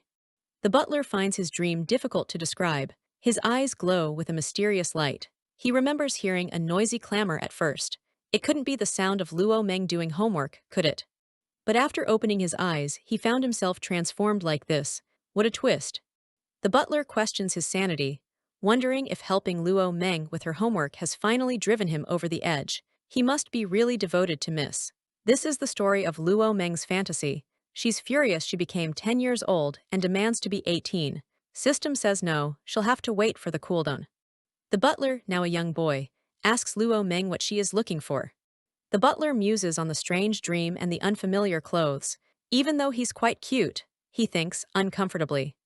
Luo Meng ignores everything, hugging the butler tightly and squealing, "So cute, Mu Han." The butler is stunned. How could he have such a dream, but judging from that, it seems. Miss imagined a friend based on his appearance. Does he really look so alike the guy called Mu Han? He tells Miss to look at him. Since now, it's in his dream, so she shouldn't think about what others are. Mu Han weeps in remorse and overcomes acrophobia, Or so the description says. He takes Luo Meng for 100 rides on the roller coaster. The butler's lost all control. He'll do whatever she asks him to. Yay, Luo Meng says as she pulls the butler along the path. Why did I say that? He thinks in dismay. What a ridiculous nightmare, he thinks as he's riding the roller coaster. The butler is surprised that Luo Meng is no longer afraid of heights. He reminds her that he is not the person she fantasizes about. He begins. Do you still want to play the carousel? The butler asks, a resigned smile on his face. Oh yeah, Luo Meng exclaims, clearly thrilled. When will I wake up? The butler wonders as they ride the carousel. These are actually free milk tea on the road. So thoughtful, Luo Meng says, but the butler has a bad feeling. Why am I smelling alcohol? This nightmare doesn't seem so bad after all, the butler thinks, but a strange feeling lingers. Is Miss becoming more and more out of control? Luo Meng spots a kitten and exclaims with joy, while the butler can only stare. I'm here, Luo Meng says, reaching towards the wall as she remembers comforting the cat when it ran away before. She still remembers it, because it was the first time she'd seen him comforting others as a child. Do you remember? She asks. Luo Meng, forget it. There's no point in answering if you remember. Sigh, I feel bad suddenly, Luo Meng says. The butler notices a weird taste. The butler feels like his age has become younger and that it's difficult to control his emotions. Am I angry? He wonders. Just because Miss told me many things that I didn't know, he thinks. The one who lost control is myself. That's enough, I can't continue like this anymore, the butler thinks. The butler is determined. I must get the treasure and also kill Miss. A stark announcement. The characters' ages have been adjusted. The person who disappeared in this world has actually returned. The butler is apparently drunk. He confesses, I found you at last. He moves in for a kiss. The butler's feelings at this moment are difficult to describe. According to his logic, suddenly, a person appeared in front of him, full of unknown threats. No matter who it is, whether it's a dream or not, Luo Meng instinctively wants to find something and smash the other person's head to pieces, but the butler stops her. At this moment, he feels unusually excited. So this is how you feel when you grow up, he thinks with a dark smile. A talking cat appears, warning that time is running out. The cat wants to see how Luo Meng is dealing with him. The butler decides that since it's a dream, he can do whatever he wants. Right. Luo Meng happily agrees. Yes, you can do whatever you want, it's so satisfying. He is so well behaved. Then I'll go find a chain first, he says with a sinister smile. The cat is in disbelief. Wait, why is the plot being led by him now? The voice pushes Luo Meng. Imagine the man in front of you abandoning you and disappearing after you confess your feelings. Don't you want to do something more? Luo Meng is confused. Memory recovery in progress. Right, you dare to come back, she yells, grabbing his arm. The butler asks why she suddenly hit him. She's annoyed and says, You annoying man, do you dislike me that much? That's me confessing to you, and you just run away like that. He is stunned. How about confessing again then? Where's your dignity? Luo Meng shouts, slapping him. Strange, how come I can't even catch Miss with all my strength? He thinks, a tear falling down his face. The cat laughs, pointing out that he's forgotten. Mu-Han has always been weak and sickly. True, he doesn't know anything right now, the cat says. Luo Meng suddenly wakes up, wondering what she did in the end. Was it all just a game? Ouch, so sore, she groans. She remembers that script characters only treated this as a dream and won't remember it anymore. It's good they don't remember, haha, Luo Meng says with a mischievous grin. She lets out a startled croak as someone grabs her from behind. The butler whispers, Dare to make a sound and I'll kill you. Luo Meng is terrified. Why isn't he pretending anymore? He doesn't pretend anymore, she realizes. Does he still remember that dream? It shouldn't be right. I beat him up severely. You don't hit me, she cries, covering her head. Don't you want the treasure? He coos menacingly. What? Luo Meng asks, tilting her head. Awake now, the butler asks, his expression unreadable. He pulls her close. Then let's sleep a little longer. He's really asleep, Luo Meng thinks. Perhaps he was half asleep and half dreaming just now. He doesn't remember the dream. She notices that this is the first time he takes the initiative to get close to her. He has a strong possessiveness towards Miss. He doesn't really care about the feelings of the Miss, and he seems to just like having control over the Miss. Well, otherwise, I wouldn't have been killed by him in the end, she recalls grimly. Ah, so tired. The dark circles from yesterday haven't disappeared yet, Luo Meng thinks. I'll sleep a little longer too, the butler whispers. How can I get into his heart? Luo Meng wonders as she snuggles closer. The butler thinks, I don't want to die. Luo Meng wonders what that sound is. Is the butler writing something? So busy, the butler not only has to kill but also writes so many documents. Luo Meng muses. The butler is doing her homework. She almost forgot, but waits so she can do it herself. The butler reassures her that he'll handle the things she doesn't want to face. He leaves her with the writing part of the article. Okay, Luo Meng sighs. Yeah, you can't make up stories, the butler scolds. I see, he thinks, then. He tells her to come back to him for checking after she finishes writing. Just like what you did before. Luo Meng is taken aback. What did you just say? Don't you remember? I like the stories you write the most, the butler says with a warm smile. Luo Meng trails off, recalling his words. The butler apologizes, explaining that he can lose his sanity sometimes. I left you last night in a moment of impulse. I hope you can forgive me, he says sincerely. Luo Meng is shocked and happy. He even apologized to her. Could it be a coincidence? He says that they had no connection before, but this time he hopes he can hear it from her. He grabs her hand, asking if she's really forgotten it. Of course I do, Luo Meng says with a conditioned reflex, or so the description says. He tells her to come back after she's finished writing, then says okay. Luo Meng decides she still needs to confirm something with him tonight. As she walks away, she notices that the butler is at his desk. By the way, miss, he begins. Is your headache still bothering you? He asks. She wonders. It was in the study room when you suddenly woke up and pounced on me, he says, touching his head. He asks if her injury was serious, recalling the doctor saying it would take several months to heal. Oh, that time, Luo Meng says, touching her head. The headache seems still here. He says he was originally planning to bring her to the study to ask her something when he gave her supper that night. Unfortunately, young master's antics delayed me, he says. She remembers him leading her in the opposite direction of the room that night. So he intended to come to the study, she thinks. Why did he specifically come to the study to ask me something? Miss, do you remember what happened here in the study before? He asks, holding up a teacup. How would I know? Was there any important plotline before I arrived? Luo Meng thinks, startled. I always felt that something was off, Luo Meng says to herself, eyes narrowing. Why does the butler always double-check if she's the real miss? Although her behavior has changed a bit, why does he think she's not the same miss as before? Normal people wouldn't have expected that. You guys are characters, and I'm a player, something like that. Or did something happen in the study that could make sure that she would change? I don't remember anything after hitting my head.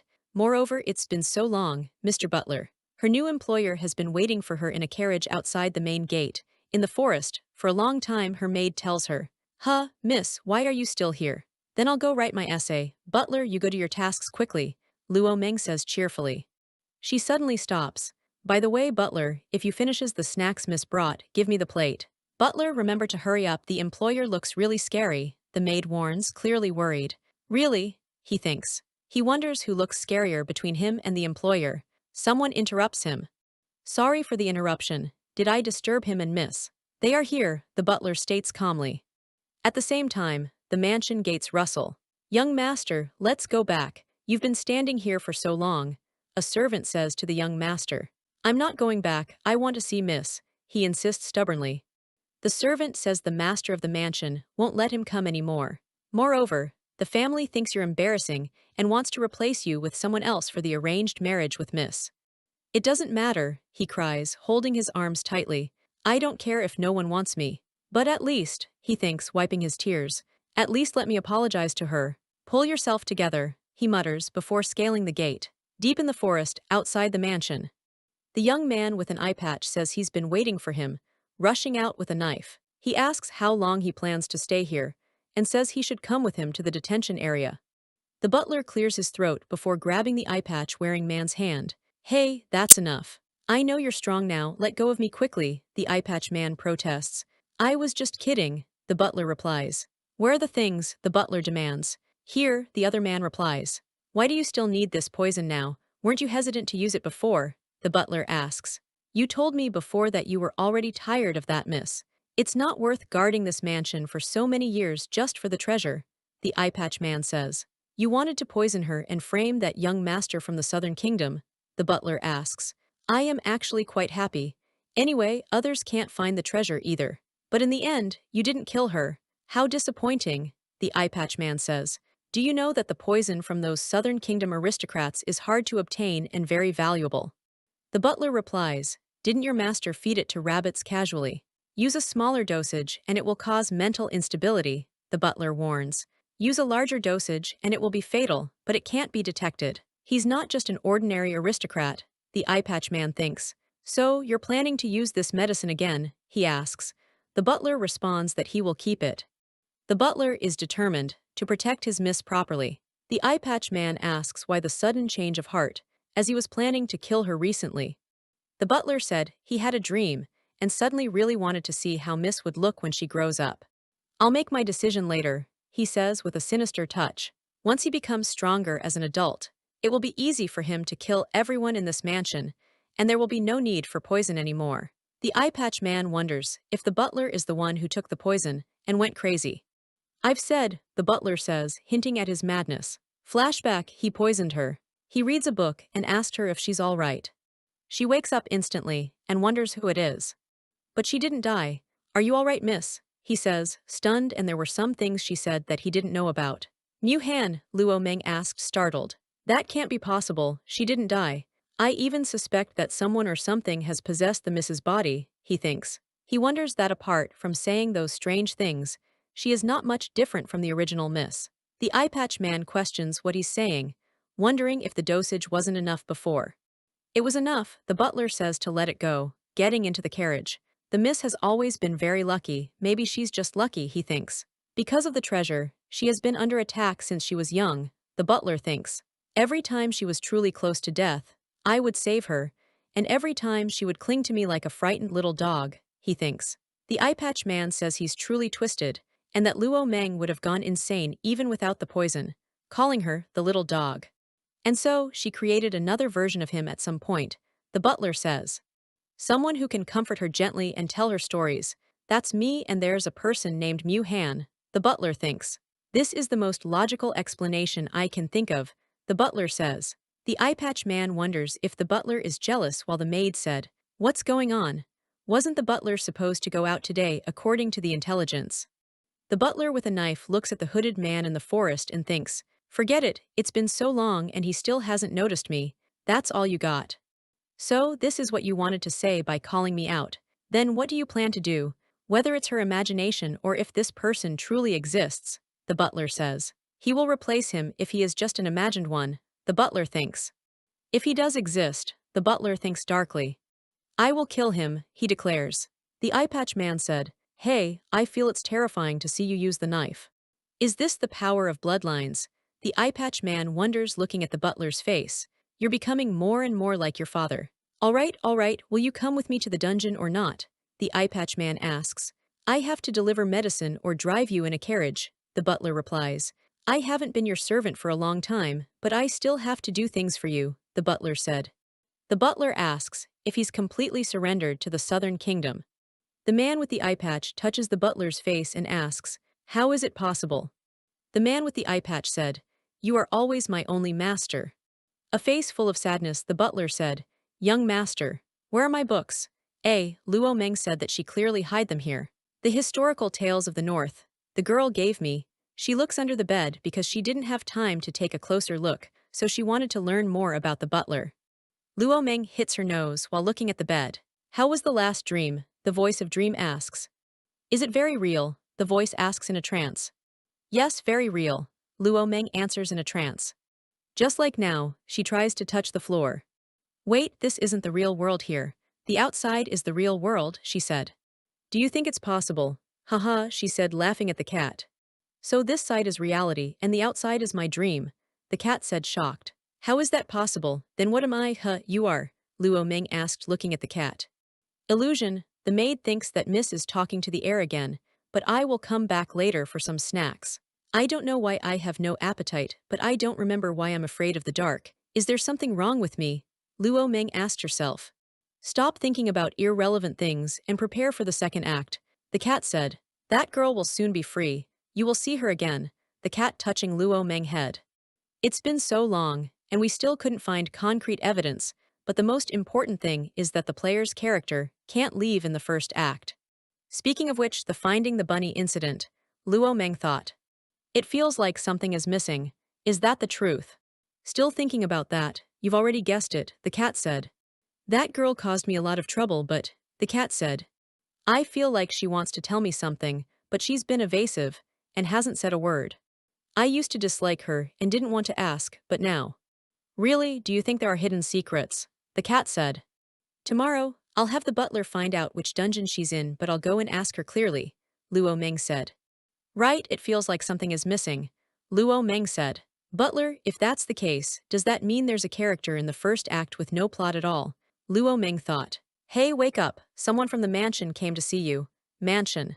Could it be the young miss, the girl in the prison cell thought. Miss has come to see me, she said with joy. Go inside and make it quick, the butler with the eye patch said while he barged inside. I'm here to return something, the butler said holding a book. Where did you find this book? It's all just rumors. I've disposed of all the villa's books about the northern country, the girl in the prison cell said while trembling. Rumors, but you are clearly from the northern country, so you've always wanted to remind Miss, right? The butler asked. You want her to leave me? The butler asked. At the same time, hurry it up, oh no problem. Why so eager to rush to the prison to see that girl? It feels like she's in danger. She must have something to tell me, Luo Meng asked herself. My every move is only too well known to the butler. He might have taken that book about the northern country. He hasn't come back for so long. I was a bit worried he went to the prison. I have to get there before the butler does. The butler was definitely also in the town back then. That secret passage. Yes, because you are very dangerous, not just your identity. You're like a monster lurking in the shadows, watching all of us. You took part in the matter of my sister's death too, didn't you? No one knows about that secret passage. How did you find your way there? She asked with joy. Me, Miss and I never had any dealings before, but after all I am the butler. When she goes out, I must follow her to ensure her safety, the butler said. But I didn't do anything to Miss, the butler said. Just gave your sister a push near the cliff. You've been watching all of us, even my plans you knew all along. Right, thinking of using a doll to lure your sister off the cliff, how foolish, she said mad. Thanks to you, Miss has rarely gone out since then. Young master also dislikes Miss, the butler said with a sad smile. I had more time to observe Miss, but I blame myself. I only recently realized the person you actually like is Miss. Even though you knew everything, you still let Miss suffer from rumors for so long, the girl from the prison asked. Get it straight, you're the one who started the trouble for her. Now it's you who says you like her too, she's pissed. But by any means necessary, you tie her to your side and just to be by her side, the butler thought. But that's all in the past. Now I won't disregard Mrs. feelings anymore, the butler said. Miss caught me by her own hand, and we no longer have nothing to do with each other. I want to see what Mrs. future will look like. I want to see what she and my future will look like. Now, anything that makes her unhappy, the butler said while grabbing the prison girl head. Anyone who wants to stop me, I'll take care of them all. You really are off your guard. Talking about Miss does make you impulsively come closer. No, I can't die yet. I still have something to say to Miss, she said while being choked. The eye patch said, oh yeah, I found it. The butler slapped him for saying that. Relying on intuition to search the prison so wildly, all the way through, the guards didn't see her. Let me check this out. What kind of cheat level luck is this? The cat said. Stop, don't kill her. Luo Meng run to save her. Why, how did you get here? Never mind how I got here for now. I mean, just don't kill her, just, please. No matter what kind of person you are, I will never leave you. Okay, I'll do whatever you want, but why are you suddenly being so nice to me? The prison girl said. Miss, I want to tell you the truth about the rabbit incident, and why was I in your room when the rabbit bit you? The prison girl asked. The truth is, you chose the rabbit because of me. I've always been waiting for someone who could appreciate my work to show up, the girl said. My relationship with my sister was very bad. We shared the same interests and hobbies and she always wanted to take everything from me, the prison girl said. For some reason, when I heard her confession, the image that appears in my mind is a different picture, the butler thought. It was a work I took pride in, but she took it from me, the prison girl said. That's my prideful work, the rabbit, but it was taken by my sister, the prison girl said. The following are the scenes and dialogues Miss saw and heard in her mind, and that year I was 10, and my dream was to become a professional rabbit breeder. That year, I was a junior in college. The girl said, my dream was to become a novelist and playwright, but the things I wrote never gained popularity. She said, no one ever liked the rabbits I raised, until that day, when my short stories were exhibited at school, and she saw them. When the rabbit was seen by her who came to town, how interesting. She's the famous wealthy miss of our school. She's also a well-known online novelist. Is this a story you wrote? The Miss of the Villa, Luo Meng, a senior at school. Bring this article and join our Dream Institute. A girl with white hair tells her friend with a big smile. For Tu Luo, it was the first time someone had acknowledged her work, finally. The girl with white hair smiled. I'll wait for you, she says with a happy face. Tu Luo even bought new cupcakes to celebrate this achievement. When I'm ready to go to the Dream Institute, she thinks. I wonder if the miss will like it, she thinks, looking at the cupcakes in her hands. Okay, I'll come again tomorrow, she decided. But when she got to the institute, her sister had gotten there first. Tu Luo's sister was happy to join the institute. My elder sister and I are almost identical. Anyone can easily pretend to be the other, she thinks. Well, that's convenient. Her sister, with a surprised expression, said, Sister, you're late, haha, you could have told me such good news. She knows she took Tu Luo's article. Smiling triumphantly, her sister said, Consider this your punishment. This is the truth. Now you're the elder sister, I am the younger sister. Using her name, Tu Luo's sister entered the institute. Tu Luo tries to stop her sister, but her sister says, What's the hurry? Your personality is quirky and dull, everyone likes me better. As the cupcakes fell to the floor, her sister taunted, Someone like you won't succeed. Tu Luo internally responded, I'll bear it all for you, haven't we always done this? Tu Luo tried to find the miss and tell her the truth, even writing a complaint, but all of them were intercepted by her elder sister. She knows my every move, knows everything about me. Later, Tu Luo was even hoping that her sister would just disappear. In the end, she really disappeared. She didn't have the talent to write anything. Exposure was inevitable.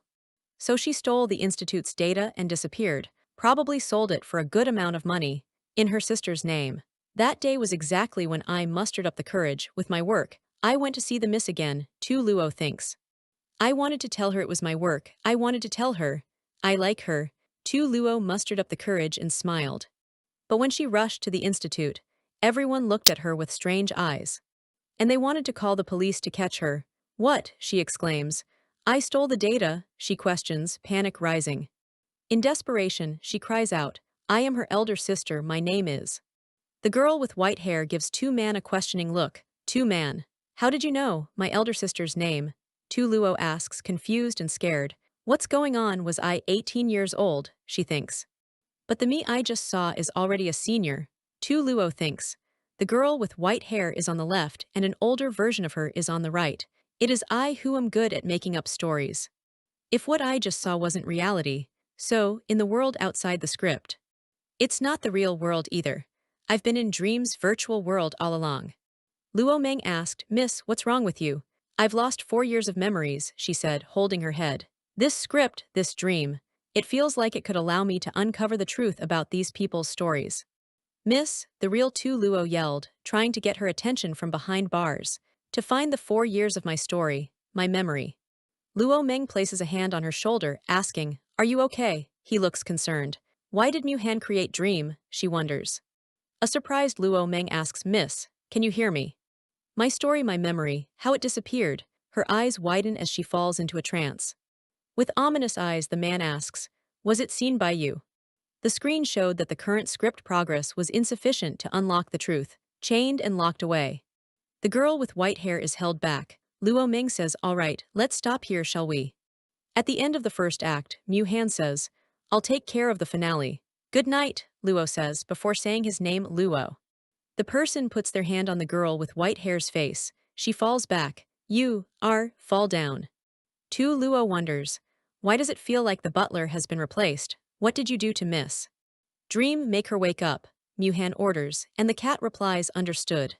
As a hand approaches, Tu Luo asks, Who are you talking to? She looks frightened. A voice urged, Come on, wake up. Now. Ms. Tu Luo, researcher number 4, a voice states. Waking up with glasses on, Tu Luo exclaims, Wow, it really worked. It's like I have amnesia and then became a young girl. She gets up. Luo Meng hugs her from behind as he says, the world inside Dream is just like the real one. You are so amazing, Mu-han. Looking down, Tu Luo thinks, finally, I told Miss the secret of swapping my identity with my elder sister. Players continue to use the character's perspective. With tears in her eyes, Tu Luo thinks, great, I finally have the courage to tell Miss my name. I can finally tell Miss that I like her. The cat says, Master, given the current progress, should we try to force Miss to log out? Mu-han replies, no, Luo definitely can't handle that truth right now. The nightmare of the entire research institute. Only Miss has witnessed that truth. Even Master doesn't know what happened. The cat says, I'm curious too. What on earth happened to make the real Miss end up like that? Mu-han says, it's just right to borrow Dream's power to let her deduce the truth that everyone in the institute has hidden. The cat replies, nod. With a serious expression, Luo says, and in the end, she can overcome it through her willpower. It's good for everyone. After all, we are all here. Somehow because of Luo, but we have things we must hide from her unavoidably. Tu Luo says, yeah, it's because of Miss that I came here. Mu-han. Tu Luo argues, why pair me with that dumb white-haired as a couple, and you made Miss dislike me? A cat on a picture is watching. Tu Luo shouts, are you really as perverted as that butler? Or are you jealous because I used to stick with Miss every day? Calm down, the cat whispers. She says, wow, as she is being pushed down. Mu-han closes his eyes and states, because our system has been hacked. Tu Luo demands, what do you mean? Only our research institute knows about Dream. Who did it? Could there be a mole? Mu-han says, I didn't plan for your sister to die. All the variables are.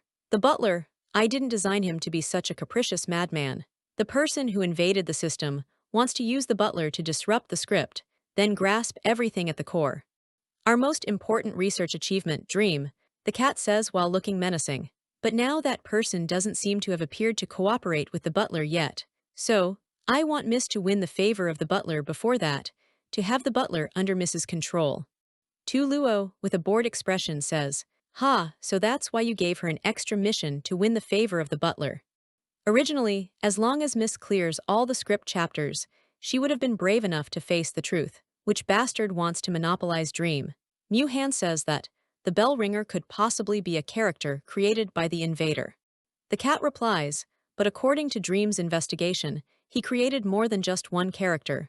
Skilled as he is, even Dream can't pinpoint exactly which characters they are. Tu Luo says, but even if the butler gets hold of Dream, what of it? Just a game character after all. With serious eyes, Mu-han says no. If he acquires Dream, he controls what the players perceive as reality.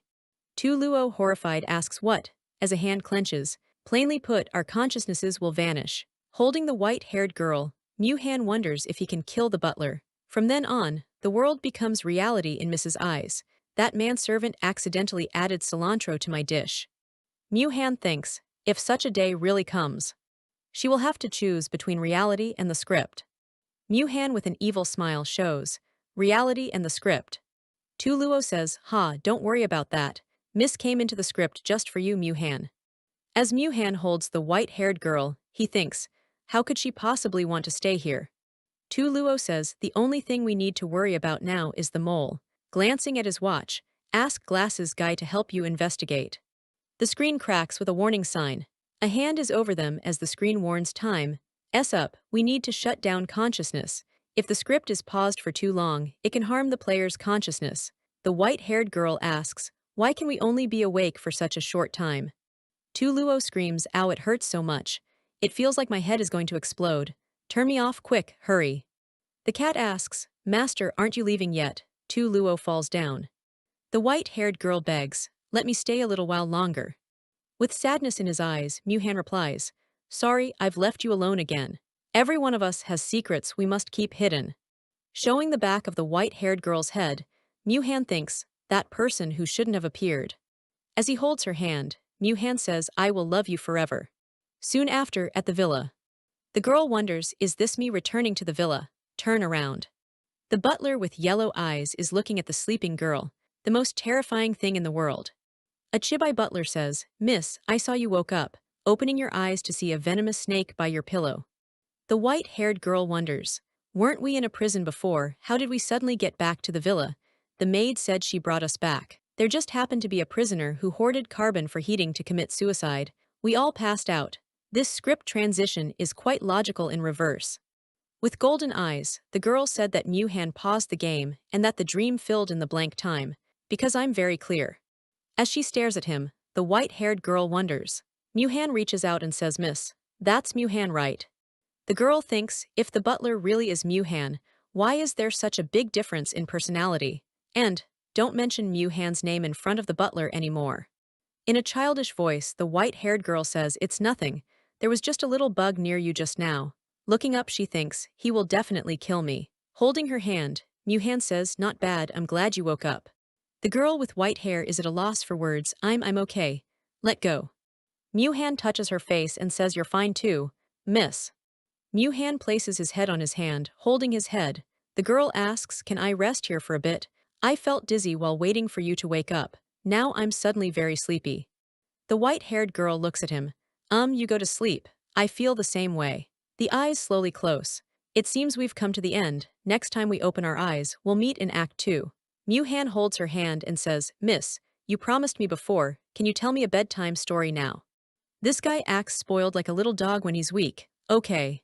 There was once a tyrannical king. His queen, in order to stop his killing, and to protect herself as well, every day she would tell the king a story to capture his attention.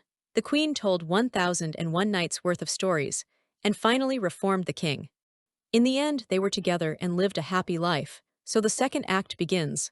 We must get out of here. The Murder Case at a Manor, Act 2, Campus Edition, produced by Dream Team, author Mu-han. Prologue, someone in the class has gone missing but no one is searching for them. It's as if nothing ever happened.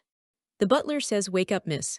The white-haired girl says, last time after the curtain call, I fell from the sky. With his back towards the girl, Mu-han says, miss, you need to return to school tomorrow. This time, it seems I just needed to sleep, huh? Smiling, Mu-han asks, do you feel better now?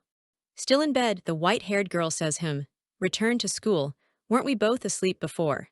The girl touches his arm. How come it feels like so much time has? Since the end of Act 1, over 2 years have passed. Looking in the mirror, Mu-han says, miss, next time remember to remove your headpieces before sleeping. 16 years old. Playing around with bows, the white-haired girl exclaims, ha ha ha, I've grown up. Otherwise, it will be like at the beginning again, with bows tangled all over my head, miss. Finally, not the weak child's body anymore. Such graceful lines. Punching the air, the girl exclaims, now, I can do whatever I want. Plenty of strength. Oh no, I forgot he's a killer who could reflexively defend himself even in sleep. Mu-han says, good morning there. I was just saying hello, not trying to punch you. Mu-han puts his hand on her forehead and says, the fever is completely gone for sure. You feel much stronger. The girl looks confused and asks, fever. Smiling at the girl, Mu-han says, all right, good morning, miss. What would you like to eat? I'll prepare it. As she blushes, the girl thinks, I thought I might get killed by this tsundere, but he seems a lot gentler. It must be from being scared. Heart pounding. As Mu-han writes down what she wants, the girl asks, I want eggs Benedict. But why are you preparing the breakfast too? Where are the others? Mu-han says, miss, you got a fever because of what happened yesterday. Stop worrying about the manor. Mu-han pats her head and says, stay in your room and be good, okay? It seems like he's hiding something from me. Now's the time to check in with Dream regarding the script progress and tasks. Script operation, Luo Meng's perspective. Important events during the skip 2 years include: 1. Script continued with player Luo Meng's character design.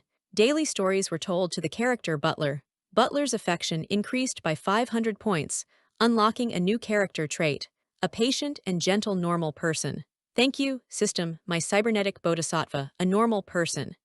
Looking at the butler as a chibai, the girl thinks, he seems like a big dog.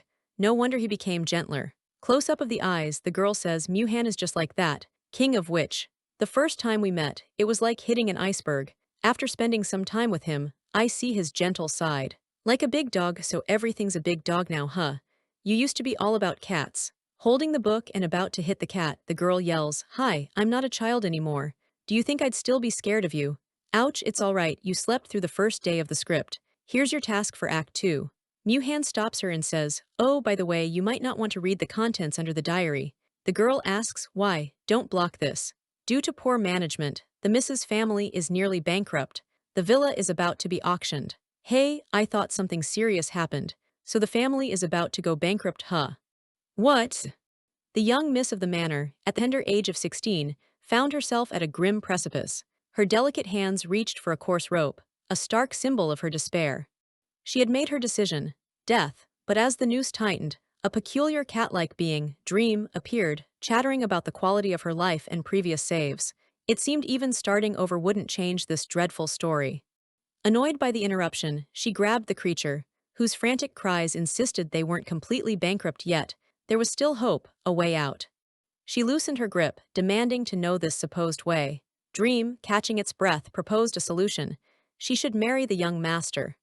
Dream, perched on her shoulder, sarcastically wondered if this marriage was some unavoidable plot point, but the miss, with a knowing look, advised against rushing, hinting at alternative paths. Dream then revealed this was her second act mission, a new phase of her ordeal. The mission was a level: solve the Academy's mystery before graduation and find the missing students. The reward: the Emperor's recognition and a player-defined storyline. Act 2 would unfold at the grandest noble school in the Southern Kingdom. School it was. She mused that surely it couldn't be harder than the trials of Act One's town. Oh, sweet summer child. She recalled a time when her biggest concern was delegating homework to focus on playing the game. The butler even handled her holiday assignments back then. Dream seemed to be sarcastically asking if she'd finished her current, more serious tasks. Dream then presented her with a reward for surviving Act 1, instructing her to hold out her hand. In her palm materialized a scroll and a key, a direct clue to a treasure. She was rather surprised he'd just hand them over like that. She found it strange, wondering if only the miss can find the treasure was meant this literally. Regardless, with this, she hoped to avoid being killed by the butler. Now she could truly focus on navigating the script, laid out before her. She turned to Dream, stating she knew he'd feign ignorance if asked directly about Han's location, but firmly insisted he reveal it. Her voice filled with a desperate hope. She questioned if completing all these stories would finally allow her to reunite with Han and return to her real reality. Dream affirmed her hope, adding a cryptic condition: by then, the miss would also be prepared to face a certain truth. With a newfound resolve, she began ordering Dream around, instructing him to place items by her bed. She decided she deserved a bit of fun before school started tomorrow. Despite the narrative declaring it the miss's time of greatest distress, she decided it was the perfect moment to uplift the spirits of the manor. Dream could only sigh at her unpredictable nature. She joyfully announced her departure for the morrow, declaring they shouldn't be downcast, but should celebrate with a party, calling for servants. But her call echoed in an empty hall. She wondered where everyone had gone. She mused aloud about the usual morning bustle of maids, confused by their absence. Dream reminded her she'd slept through the previous day, explaining that since the manor's decline, servants had either fled or were simply slacking, awaiting dismissal. Indeed, it seemed no one took their duties seriously anymore, with servants openly quitting. Only the butler remained, a lone figure of diligence. The miss was taken aback. Dream clarified that even the last remaining servant had attempted to loot the family's possessions before absconding, but the butler had fortunately discovered the plot. The butler gently explained that her master had been busy and away for a long time, suggesting her subsequent worry had led to a serious fever the previous day. The miss finally understood why she couldn't wake up. As the butler spoke, the miss felt a wave of gloom, and he observed with concern that it seemed her fever might be returning. She sighed, lamenting that even a particular maid who had supported her was gone. The butler, steadying her, confirmed the maid had departed the day before. The butler expressed his disappointment that the last to remain were opportunistic looters. He then blamed himself for the departure of the supportive maid, suggesting her good rapport with the miss might have made her a target or uncomfortable. The miss quickly reassured him, insisting he shouldn't blame himself, as he was always burdened with the villa's affairs.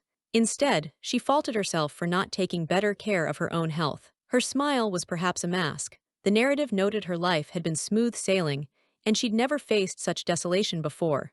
Yet until the very end, only he, the butler, had remained by her side. She believed she understood why he stayed.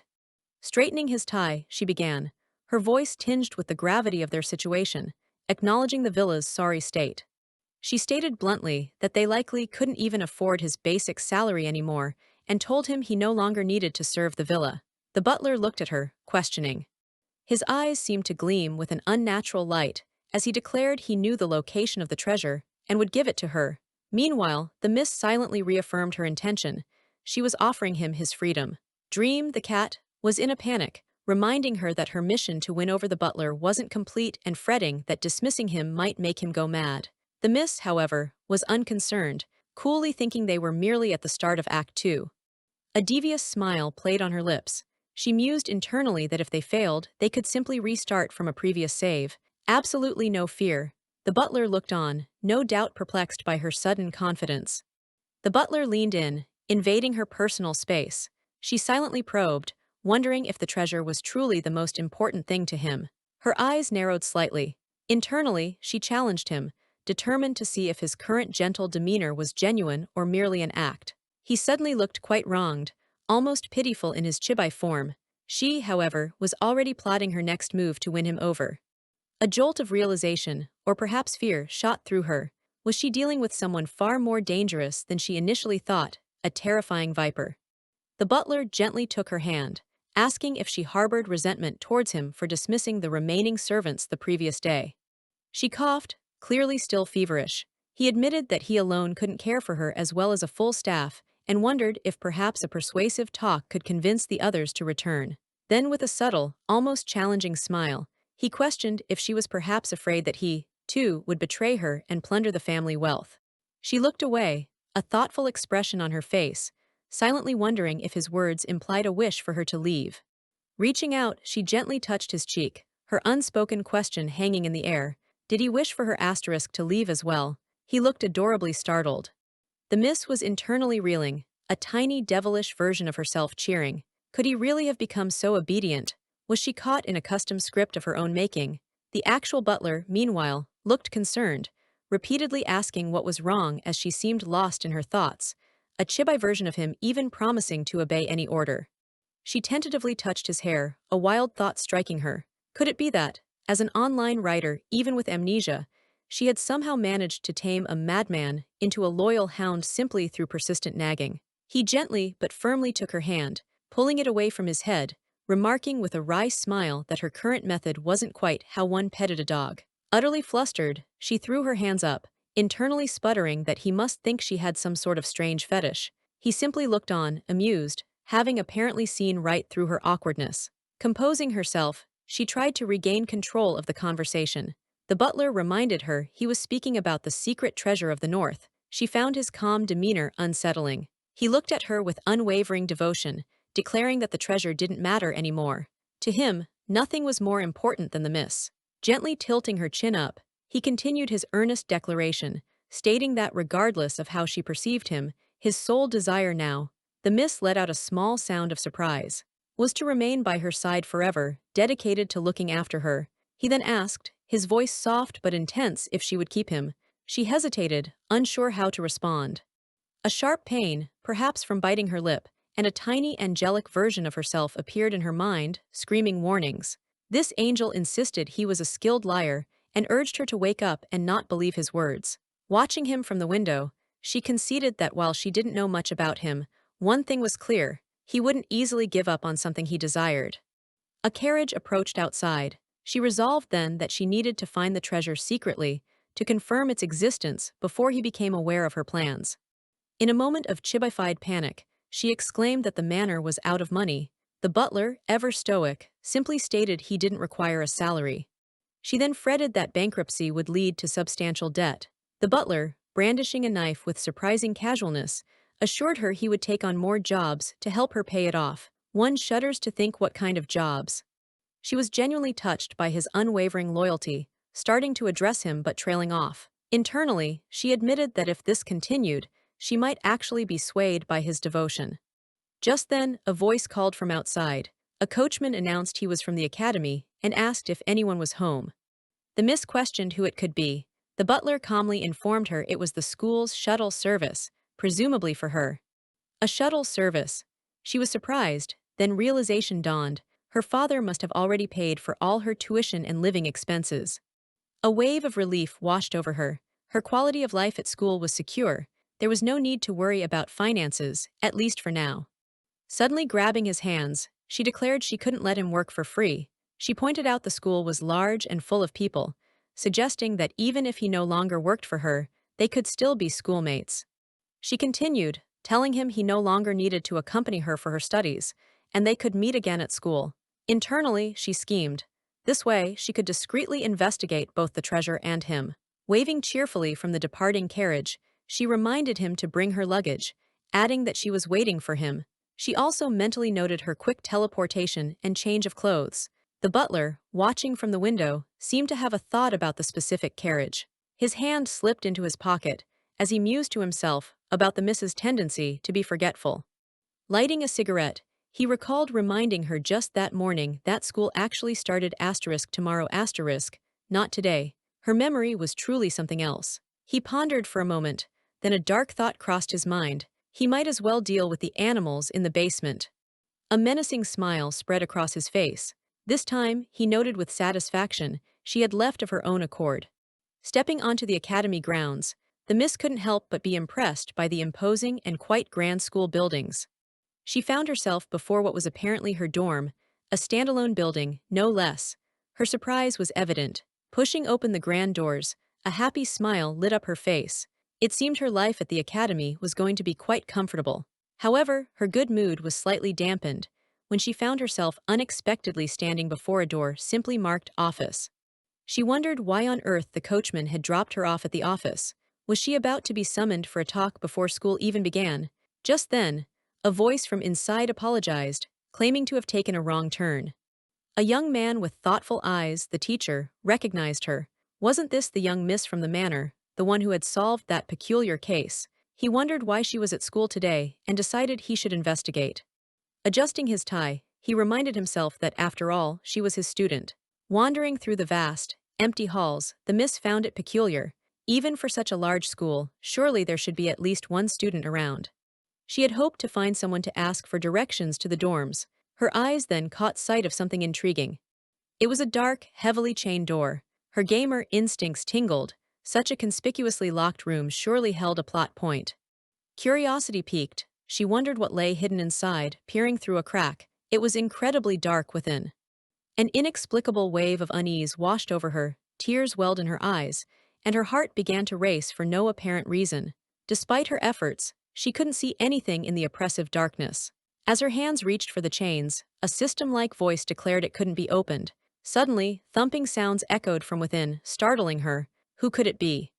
A figure emerged from the shadows behind her, the teacher. He questioned sternly if she had already forgotten the school's rules. She let out a terrified shriek, hands flying to cover her eyes. Oh my God, he scared the daylights out of her. The teacher winced, looking rather apologetic, admitting he thought he might have scared her. He asked if she was all right, adding with a touch of dry humor that she shouldn't pass out on him, as he wasn't sure he could carry her. She glared, internally grumbling that she'd scared herself enough without him suddenly materializing like that. Then, her amnesia kicking in, she wondered just who this person was. Ah, she exclaimed, a system prompt likely identifying him as her homeroom teacher. She quickly fabricated a story about hitting her head skiing and losing some memory. When he asked who she was talking to, she smoothly transitioned, saying she was looking for her dorm and found it odd not to see any students. The teacher, looking rather sleepy, explained matter-of-factly that of course there were no students. School didn't start until tomorrow. The miss was baffled, pointing out her personal coachman had brought her to school early that morning. Personal coachman? He looked perplexed, clarifying that the school's private carriages were exclusively for transporting teachers. It must have been a mistake, he reasoned. The miss was internally confused. The manor was only a few kilometers away. Such an error shouldn't occur. She sighed, waving the carriage confusion away, and asked him to direct her to her dorm. He agreed, but then informed her that if she intended to move in today, she'd first need to settle the tuition and accommodation fees.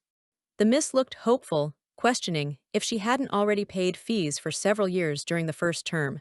The teacher's smile was a little too knowing as he began to ask how that could be. Her eyes widened in shock as he explained their policy. Fees were charged after the beginning of each term, so much for prepayment. Shoulders slumping in dejection, the miss felt the weight of her predicament. The teacher remarked that he'd heard about her family's bankruptcy and hadn't expected her to attend, let alone be so eager to learn. A spark of determination returned to her eyes. The teacher offered a lifeline. If she could achieve A's in at least 3 subjects on the entrance exam in 10 days, she could apply for a scholarship and be admitted. He elaborated that while their school primarily catered to the aristocracy, they also accepted commoner students. Scholarship students received a half-fee reduction, with options to work at school to cover the remaining costs. Her confidence surged. She declared it would be easy, boasting about her incredible luck in guessing exam answers correctly. "Okay, I want to apply." The teacher said he would first take her to the basic dormitory for commoners. The basic dormitory was an experience.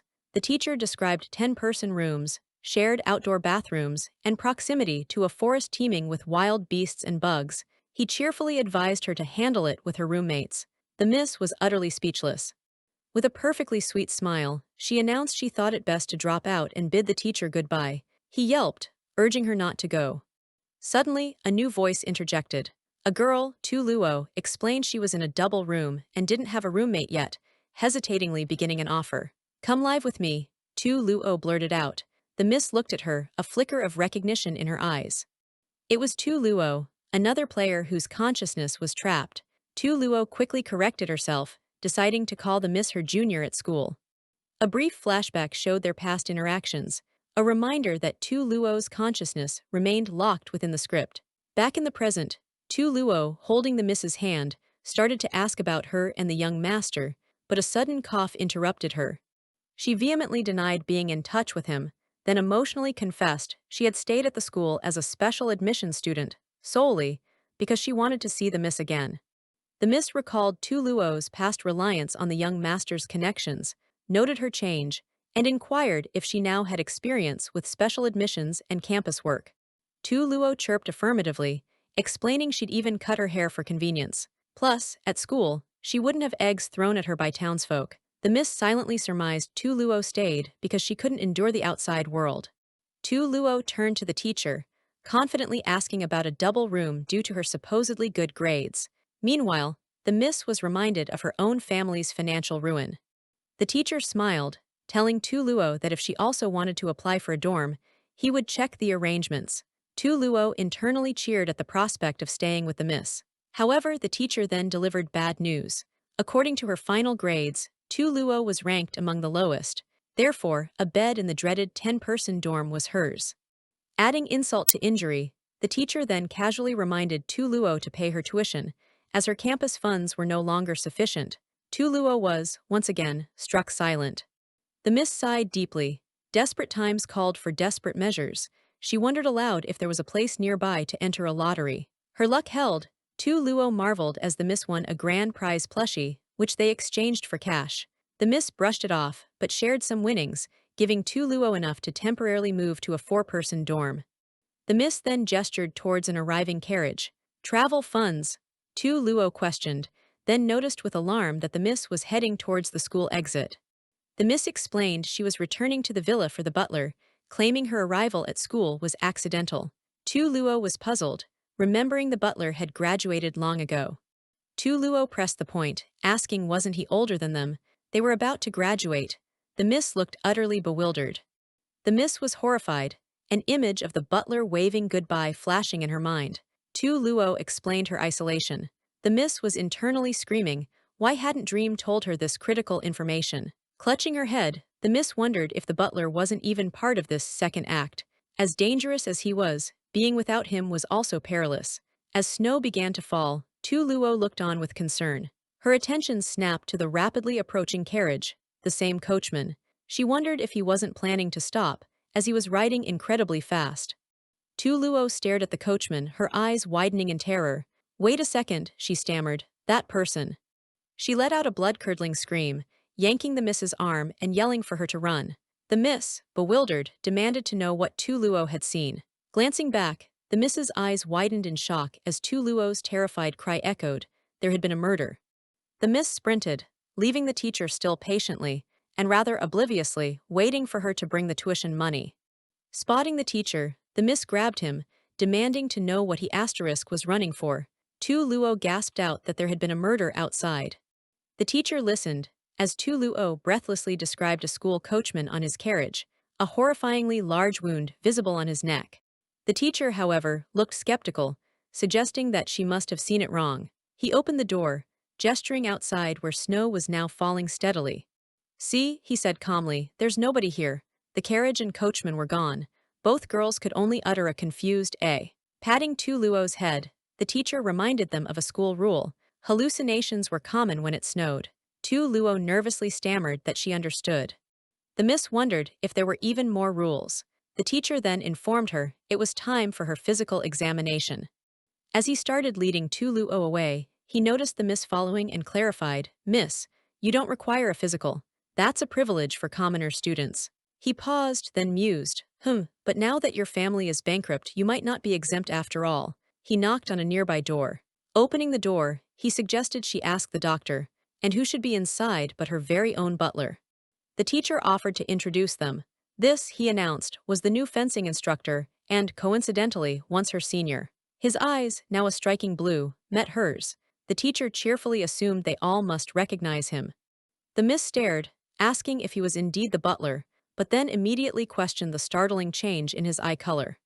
"Of course, miss," he replied smoothly. He explained he'd received an official invitation from the school and had wanted it to be a surprise. A red-haired woman stood in the background. The red-haired woman, the doctor, questioned the butler's presence in the infirmary and chided him for neglecting old injuries. He simply replied he came for medicine. She continued, pointing out the villa couldn't afford medical bills, yet here he was, still playing bodyguard for that villa's miss. Her words were sharp. He should abandon his butler identity and ditch that miss soon. The miss, overhearing this, looked downcast. The butler turned his attention to the miss, smoothly inquiring why she had come to the infirmary. The doctor huffed. Stepping closer, her voice laced with concern, the miss asked him directly if he was injured. As he reached for her, she subtly stopped his hand. He then tried to steer the conversation to her physical exam. With a massively forced grin, she declared, "I am. Okay." A chibi version of the butler looked pained by her over-the-top cheerfulness. She then walked stiffly away, in completely the wrong direction. The butler calmly pointed out her error. In a moment of comical frustration, she delivered a surprisingly powerful punch to his shoulder, making him yelp, "Ouch." He smiled, unperturbed, inviting her to throw more punches, even offering to teach her. She vehemently declined. The miss pouted. The butler, with a knowing smile, connected the dots about the carriage and her early arrival, mentioning the school arranged another one. He explained his original plan to pay her fees before collecting her, apologizing for her accommodation dilemma. The miss worried his salary wouldn't cover her expenses.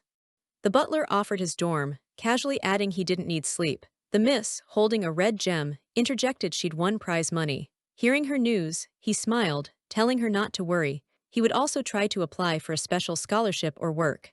A look of genuine pride settled on the miss's face, as the butler observed that she had really grown up. His internal thoughts, however, were darker. The miss's good luck wasn't always beneficial. He'd even considered throwing uncooperative servants into the basement. He had been waiting for her to arrive at school, anticipating she'd find herself helpless, thus ensuring she would continue to need a butler. But now, seeing she had money, he realized she could temporarily return to her original dormitory. If she secured the scholarship, his plans for her dependents might crumble. His 2-year plan had finally come to fruition. Now, a chilling thought, whose demise should he orchestrate next? He considered acting immediately. The miss called out to him, "Hey." She looked at him skeptically, questioning if he was truly suited to be a fencing instructor. Her expression turned serious as she declared, "You are not a bodyguard. You are my killer who protects me." His gaze was intense, absorbing her profound definition of him. She held out her purse, offering him the money she had won, acknowledging it might not be enough for now. But, she stated with unwavering conviction, her eyes blazing, "I am the miss." Her voice resonated with authority. "I am the one who provides for you. That was true in the past, and it will be true in the future." She extended her hands towards him, a radiant smile on her face, formally announcing, "Here, I re-employ you. To be my butler." He met her gaze, his expression serious and unwavering. He took her offered hand, a simple "I see" sealing their renewed contract. Lifting her hand, he pledged, "From now on, I will serve solely as the Mrs. Butler, accompanying you by your side. Until death." He knelt, pressing a kiss to her hand, a vow of absolute loyalty. She flushed, taken aback by the intensity and formality of his pledge, stammering that it was all so formal. He smiled, holding the purse, and thanked her, calling it the best gift he'd received all year. The Miss's face burned. In that case, the butler said, I also have something to give to Miss. He presented her with a small wax apple. He explained it was the only thing he took from his family home in the north when he was young, clarifying it wasn't a monetary treasure. The wax apple seemed to glow. Her imagination ran wild, a relic from a fallen nation, even though she conceded it was probably just a candle. She began to wrap it carefully. The butler gently admonished her to take good care of his gift. Checking his watch, he noted it was late and suggested the Miss settle into his campus apartment. She hesitated, asking if it was okay. Of course, he replied with a reassuring smile. You are my master after all. He then presented her with an alarmingly long scroll detailing his expenses, entrusting his upkeep to her. Her eyes bulged. So much. Then, Miss, please follow me, he instructed. She trailed behind, using the massive list to hide her stunned expression. He added her luggage was in the room. Still poring over the list, she suddenly remembered. Oh yeah, she began, asking what had happened to his eyes. Oh, he replied, his yellow eye glinting. The drug's effect had worn off. He questioned if she didn't remember him temporarily changing his eye color with drugs at school. He elaborated that people at school were more knowledgeable about his northern heritage, so disguise was prudent. She pondered this. In the first act, a substance made animals mad. This world must be full of drugs with special properties. So why choose blue? She inquired. His chibi self explained blue was mainstream, and he didn't wish to cause her trouble. I see, she murmured. Then practically she suggested he cut his hair short too, it would save money. He simply replied, oh, okay. They arrived at his lodgings in the noble school district, a rather opulent bedroom. These were service quarters, rentable to students upon application. This is my room, the butler announced. The Miss, exploring, uttered, nice. The place was practically shining. Then, he began, it's getting late, Miss should rest well. He then casually declared he would spend the night in the tree outside her window. He added she could knock on the window if she needed him. She mentally questioned if he was part snake and firmly decided to close the door. Alone, she conceded the room wasn't bad. She could continue playing, even if she was now significantly more in debt. Suddenly, a system notification. New stronghold acquired, Butler's room. The system was updating. Script system, she murmured. A system update. Oh, she observed, even the interface looks better. She examined her academic scores, sighing she was far from 3 A's. And what on earth was spirit communication? Task guidance appeared. Objectives: find missing students, win over the butler, find treasure, get scholarship, gather northern info. Her eyes lingered on one task: understand and win over the butler. Sitting on the bed, she mused he seemed quite happy today. He had even given her a gift. Alas, she thought, he was still wearing that same inscrutable smile. Whether relaxed or hypothetically committing murder, the smile remained. It was impossible to discern his true thoughts. It reminded her of Mu-Han's impassive coldness. She recalled her efforts just to see Mu-Han's gentle smile. Lying on the bed, she wondered, did that mean when the butler was sad? Or embarrassed? She recalled his fleeting vulnerability when he accepted her purse, the moment the Viper had accepted her. She laughed. How could that be? Less likely than her winning the lottery, which she had already done. The next morning dawned bright and clear. The butler tended to a sleepy Miss, who grumbled about the early opening ceremony. He encouraged her to hang in there. He explained that once the student council's briefing concluded, she would be free. She looked at him, odd and suspicious. Wasn't he scared sleeping outside all night with things out there? He smiled brightly, stating he wasn't scared. He enjoyed others' fear. Besides, he added, there were no ghosts. His polished shoes stepped back as he announced her makeup was complete. She regarded her reflection, the butler behind her. He wished her a pleasant term. She let out a small ow. He advised her to get along with classmates. Classmates, huh, she mused. The main quest, find missing students, inquire with butler.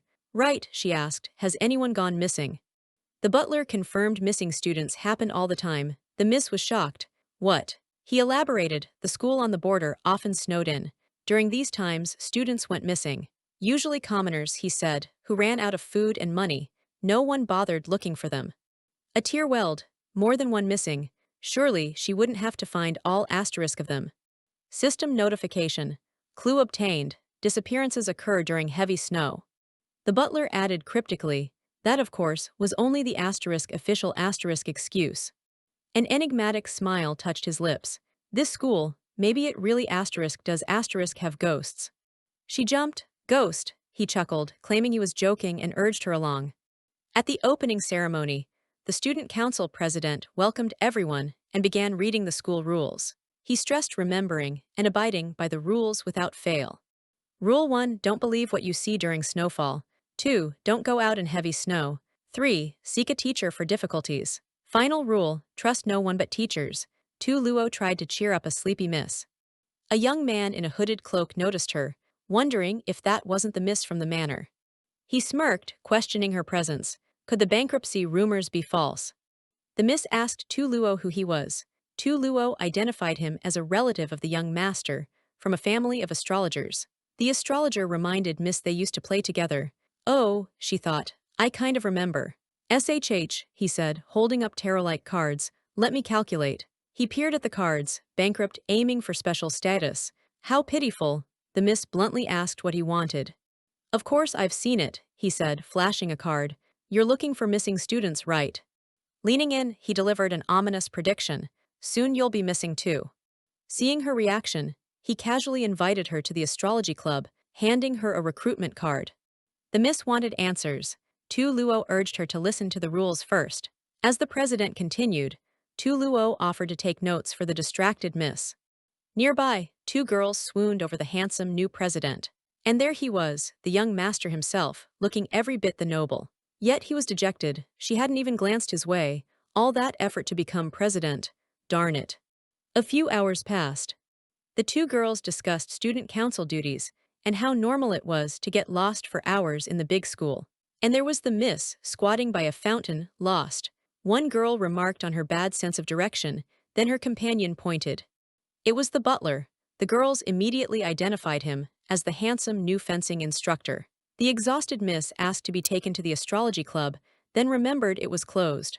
The butler, carrying her, suggested they rest. System reminder: C-list task qualify for scholarship. Only 7 days left. The next morning, in the butler's plush dormitory, the butler asked if Miss was sure about going to the library alone, offering to take her. She gently pushed him away, insisting she'd be fine and he should go to his meeting. Pausing at the door, he added if she wished to practice swordsmanship, she should come to the practice field. He'd be training new students. Miss imagined special treatment, pleased. Having a butler was convenient. Patting her head, he left, reminding her not to open the door for strangers. She agreed. She brought up her stats. I'm not too worried about becoming a special admission student. Looking closer, her art and spirit summoning scores weren't bad. With practice, she felt confident she could pass. Leela considered her next move, a thoughtful smile playing on her lips. She decided practicing swordsmanship with the butler was a good plan.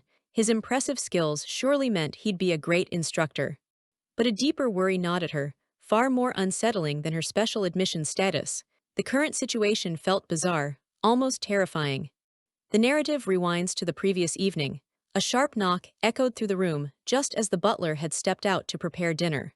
Leela, with a hint of anticipation, moved towards the door, calling out to whoever was there, wondering if they were back already. Silence. No one answered from beyond the door. Just as her hand reached for the knob, she hesitated. Her eyes widened slightly. The door wasn't even locked. The knocking persisted, sharp and insistent. Leela stood frozen, wondering if it was a mistake, or perhaps a kind soul reminding her the door was ajar. A sudden urge told her it was time to leave. The relentless knocking continued, filling the room with a dreadful rhythm. With no peephole, fear paralyzed her. She lacked the courage to open the door and confront the unknown. After what felt like an eternity, the knocking finally ceased, leaving an eerie silence in the darkened room. Leela remained hidden, hands clasped over her mouth, heart pounding. It was only after a long, tense wait that the butler finally returned. He appeared unusually anxious, questioning why she hadn't responded to his calls from outside, and asking what had transpired. Leela rushed into his arms, her self-defense items scattering across the floor in her haste and relief. However, a chilling thought remained. The butler had left through the window. So who had opened the door and when? The astrologer's ominous words about a missing student, echoed in her mind, creating a deep sense of unease. She resolved to find the astrologer and demand clarity. This school, she felt, was undeniably strange. The imposing edifice of the noble school district loomed, a place of secrets and shadows. Her destination, the astrology club, marked by its intricate armillary sphere. Clutching the map drawn by her butler, Leela tentatively approached the astrology society, asking if she was in the right place. A red-haired girl appeared, annoyed at the unannounced intrusion, telling Leela to leave as she was busy. The young astrologer, however, seemed to recognize Leela. The astrologer, a boy with glasses, pushed past the annoyed girl with a welcoming smile, stating he'd been waiting for Leela for some time. He noticed her troubled expression, asking if she'd encountered any abnormal events, and urged her to tell him. The red-haired girl, clearly impatient, bumped Leela aside, telling her to move. The astrologer pressed Leela for details, asking if she had any new wounds or marks, insisting she speak up about what happened. Fed up, Leela stomped on his foot with a sharp bang, making him yelp in pain, a classic don't touch me maneuver. After Leela recounted the previous night's events, the astrologer sat across from her, surmising she encountered a ghost knocking. Leela, confused, asked what he meant by disappear and ghost. The astrologer chuckled, prompting Leela to question what he found so amusing. He explained he was just reminiscing about the sheltered young miss she used to be, always under the young master's care, and mused that even she had such trying days. Getting to the heart of the matter, he began to tell a story from many years ago. One snowy night, the school was invaded by robbers. Mysteriously, they seemed to do nothing and vanished by daylight. The truly strange part, when the school checked, they found one student missing, yet no one knew who had disappeared. Initially, the school dismissed it as a counting error, but then, students began vanishing one by one every time heavy snow fell. Some whispered of seeing a legless creature dragging a struggling person into the snowy night. The astrologer theorized it was a ghost, perhaps the student taken by robbers, transformed into an evil spirit returning to abduct people during heavy snow. He revealed that the school had commissioned his family, the Southern Kingdom's astrological experts, to divine the whereabouts of the missing students. And, quite coincidentally, his calculations pointed to Leela as the next to disappear. Leela, trying to dismiss the fear, asked if those who disappeared were eventually found, hoping there was nothing to worry about, and that the evil spirit could just be. The astrologer, with a chilling smile, confirmed they had found them. His smile vanished as he delivered the grim news. They were all dead. Leela's eyes reflected a dawning horror. Meanwhile, at the training ground, the swordsmanship instructor was giving directions to a student, telling him to raise his hand a bit higher. The student complied. The instructor, a handsome man with a monocle, announced that the first group could take a break, while the second group continued practicing. Two female students gushed over the handsome new instructor, recalling how their previous one was a scary old man who bullied students. Apparently, a senior student got seriously injured, leading to the new instructor's arrival. One girl whispered to the other that it was a pity he had no money or connections, but it turned out perfectly for recruiting him as a butler. The other girl, with a sly smile, agreed, noting her previous butler had just resigned and she'd been worried about who would care for her. The first girl, now addressing the instructor, complained she couldn't leave any marks on the dummy and boldly asked if he could teach her a little more, while her friend looked on, surprised by her audacity. The instructor coolly informed her that her current sword wasn't right for her and advised her to try a shorter one next time. He demonstrated, showing her how a different grip could allow her to exert more force. The student watched, intrigued. The student was captivated by the beautiful sword he presented, noticing the hilt even had a little dog carved on it. She wondered if he'd customized it himself. She reached out, admiring the sword, calling it cute. With a hopeful smile, she asked if he would just give her the sword, mentioning her family's business in the imperial city and her current need for a servant. A not-so-subtle job offer. The instructor politely declined, explaining that the sword was intended for someone else. He added with a charming smile that he was already taken, dashing her hopes. Back in the astrology society, Leela was reeling from the astrologer's revelation, thinking with horror that she was going to die. She realized she was the player in this script. Could Muhan have arranged the plot this way? Was there some special purpose? Suddenly, Dream, the cat-like system assistant, appeared, stating firmly that there were no other purposes. Leela, startled, questioned Dream's appearance, asking how it was interrupting the plot and if that wasn't against the rules. Dream, looking flustered, exclaimed they couldn't worry about that now. This wasn't the plot Muhan wrote. Dream urgently told Leela that she better run. Leela, now a cute chibai, demanded an explanation from Dream, reminding it that it tricked her into joining the script, working day and night.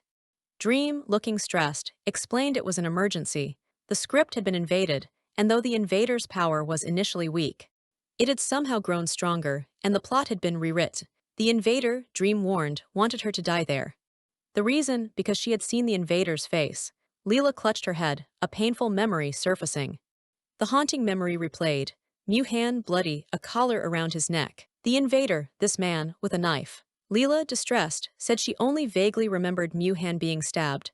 Dream confirmed it was right after their own program, Dream, was completed. Someone wanted to take control, taking advantage of the empty lab to attack Mu-Han. Leela anxiously asked about Mu-Han's current condition. Dream relayed the good news. He woke up in the hospital not long after she finished Act 1, but he was temporarily refusing visitors. Leela felt a wave of relief that he wasn't hurt. Dream continued, explaining that because Leela witnessed the event, the trauma might have been too great, leading to hysteria. So Mu-Han brought her into Dream to gradually accustom her to the truth. The hospital said she was recovering better than expected, so Dream risked letting her go back earlier. Dream hoped that once back in reality, her hysteria would be cured, and even her confused memories could be restored. Dream announced it had modified a temporary logout entrance. It instructed Leela to knock on the door 3 times to open it and log out, urging her to hurry. Leela recalled the previous night, thankful she hadn't opened the door. She remembered the butler's anxiety, a first for her, and mused that having a butler was truly the best, especially when he trained her. A sudden thought struck Leela. If she logged out, would they not need the butler anymore? Dream told her not to worry about him. He was just a character designed to help Mu-Han, the player, immerse himself, but he was corrupted into a lunatic by an intruder and had become the biggest threat. Leela then questioned if the reason she needed to deal with him was Dream's fear that the butler might collude with the intruder. Dream confirmed her suspicion, stating that once she left, there would be no need for the butler. It vowed to find a way to dispose of him before he could cooperate with the invader. At the training ground, the swordsmanship class was ending. The instructor announced, "Time's up, dismiss." As students bid him goodbye, the instructor waved, reminding them to return their rented weapons. Back with Dream, Leela stood firm, her expression resolute. She declared she was going nowhere. Dream, exasperated, asked if she hadn't understood. She could die. It urged her to hurry up and leave. Leela reasoned that an invader trying to kill her wouldn't need to go to such lengths. They could just turn into a random passerby and stab her. She recalled Dream saying that dying in the script only meant respawning. Theoretically, the invader couldn't truly harm her. She concluded they must have another purpose and resolved to clear this script and find the invader. Dream argued that even if they deleted the butler, the invader could still find other ways to grab her, and facing it alone was even more dangerous. Leela, remembering Dream's earlier words, told it to mind its own business. She'd find a way to deal with the invader. Leela questioned if Dream represented the hard work of everyone in the lab. Would Mu-Han also agree to self-destruct? Dream looked away, a tear forming. Dream stammered that it had nothing to do with him. It was its own decision. Leela gently took Dream's paw, calling its name softly, a comforting gesture. Dream's eye widened slightly. Leela, smiling with determination, stated she couldn't let their most important efforts be in vain. Dream, surprised, asked if she didn't want to see Mu-Han, recalling how she'd seemed eager when she heard he was awake, expecting her to be teary-eyed and rush to him. Leela, laughing, denied being that dramatic. She explained that finding someone who had been missing for a long time, just knowing he was safe, made her very happy. She smiled, confident they would meet again in reality eventually. Dream relented, telling her to stay while it continued to keep an eye out. Leela agreed cheerfully. Dream promised to contact her if anything happened, and Leela waved goodbye with another bright, "Okay." After Dream left, Leela's smile faded. Something felt off. She mused that Dream had its contradictions. Why was it in such a hurry for her to leave? Suddenly, the astrologer, still sitting on the couch, started choking, managing to gasp out that she would die before succumbing to a coughing fit. Leela wondered why he suddenly choked. Leela thanked the astrologer for the information and stated she had to go. He called after her, incredulous at her calmness, asking if she wasn't curious to know more. He anxiously tried to get her to at least sign the application to join the astrology club first, but she was already gone. Moments later, in the script shop of Dream, the system interface. Dream reported to its unseen master, apologizing and admitting it had failed. Dream internally confessed it still felt bad about deceiving her. A notification sound chimed. The master's voice, unseen, asked if Dream wanted it to use admin privileges to forcibly remove her, warning that it would damage her nerves and be very dangerous. Dream looked horrified. Dream suggested that perhaps it could enter the script and persuade her itself, believing she would surely trust what it said. Dream confirmed it would do so as soon as possible, a determined look on its face. Back to the swordsmanship training field. Leela arrived, panting, apologizing to the butler, who was also the instructor, for being late. She smiled brightly, extending her hand, and asked if he would be willing to continue practicing with her. The butler, with a gentle smile, readily agreed. Leela felt a strange sense of familiarity. Leela enthusiastically wondered what they were practicing, suggesting she go directly for the great sword. She felt awesome, before seeing through Dream's concealment, before talk of leaving this place. The butler, with a knowing smile, suggested they train endurance first, telling her to run for a few days.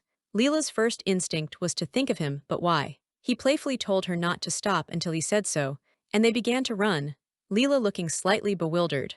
In the middle of the night, at the butler's quarters, Leela, in her nightgown, held up a rather abstract painting, declaring it to be by a famous artist. She guessed the master, her father, didn't realize its value and believed it would be worth a lot of money in the future. She then held up a piece of folded fabric, identifying it as the clothes she had left. She mused that the fabric and workmanship would fetch a high price. She presented these items to the butler, telling him to take them, that they were all his. The butler, holding the items, asked why she sounded as if she were giving him her last will and testament. Leela, turning away slightly, vaguely replied that there would come a day when she wasn't around. The butler took her hand, assuring her she was going to live a long life and that he wouldn't let her die before him. Leela quickly retracted her hand, flustered, saying that wasn't what she meant. She then whispered that besides, he was good at killing, not saving, so how could he live to 100? The butler, overhearing, cheekily pointed out that he was also the family doctor at the manor, wasn't he? Leela was shocked, questioning if he was juggling the role of a doctor too. Leela clutched her head, exclaiming her absentee father was probably the scariest character in the script, a real slave master. The butler explained that the master had initially picked him to be her personal physician because he heard she was frail and often ill as a child, and his family was famous for making medicine. Leela was stunned, frail and often ill, and his family, she questioned why she had never heard about this. The butler simply stated she never asked. Leela felt a surge of indignation. How dare he? She coughed, trying to regain composure. On the surface, it seemed fine, but in reality, she realized it meant he considered it a taboo he couldn't breach before. Was she allowed to breach it now? She asked him to tell her a bit more. The scene shifts to a flashback, over 10 years ago at the manor. Her father, looking aghast at a young, blood-splattered butler in a white cloak, exclaimed, "Oh, my ancestors!" He demanded to know who the butler had killed this time, what animal it was. The young butler, holding a limp, small, furry creature, stated gravely that someone wanted to kill the miss. The butler thought that instead of asking him to be a physician for the miss who could eat 6 meals a day and was perfectly healthy and lively, it was better to look after her in other ways.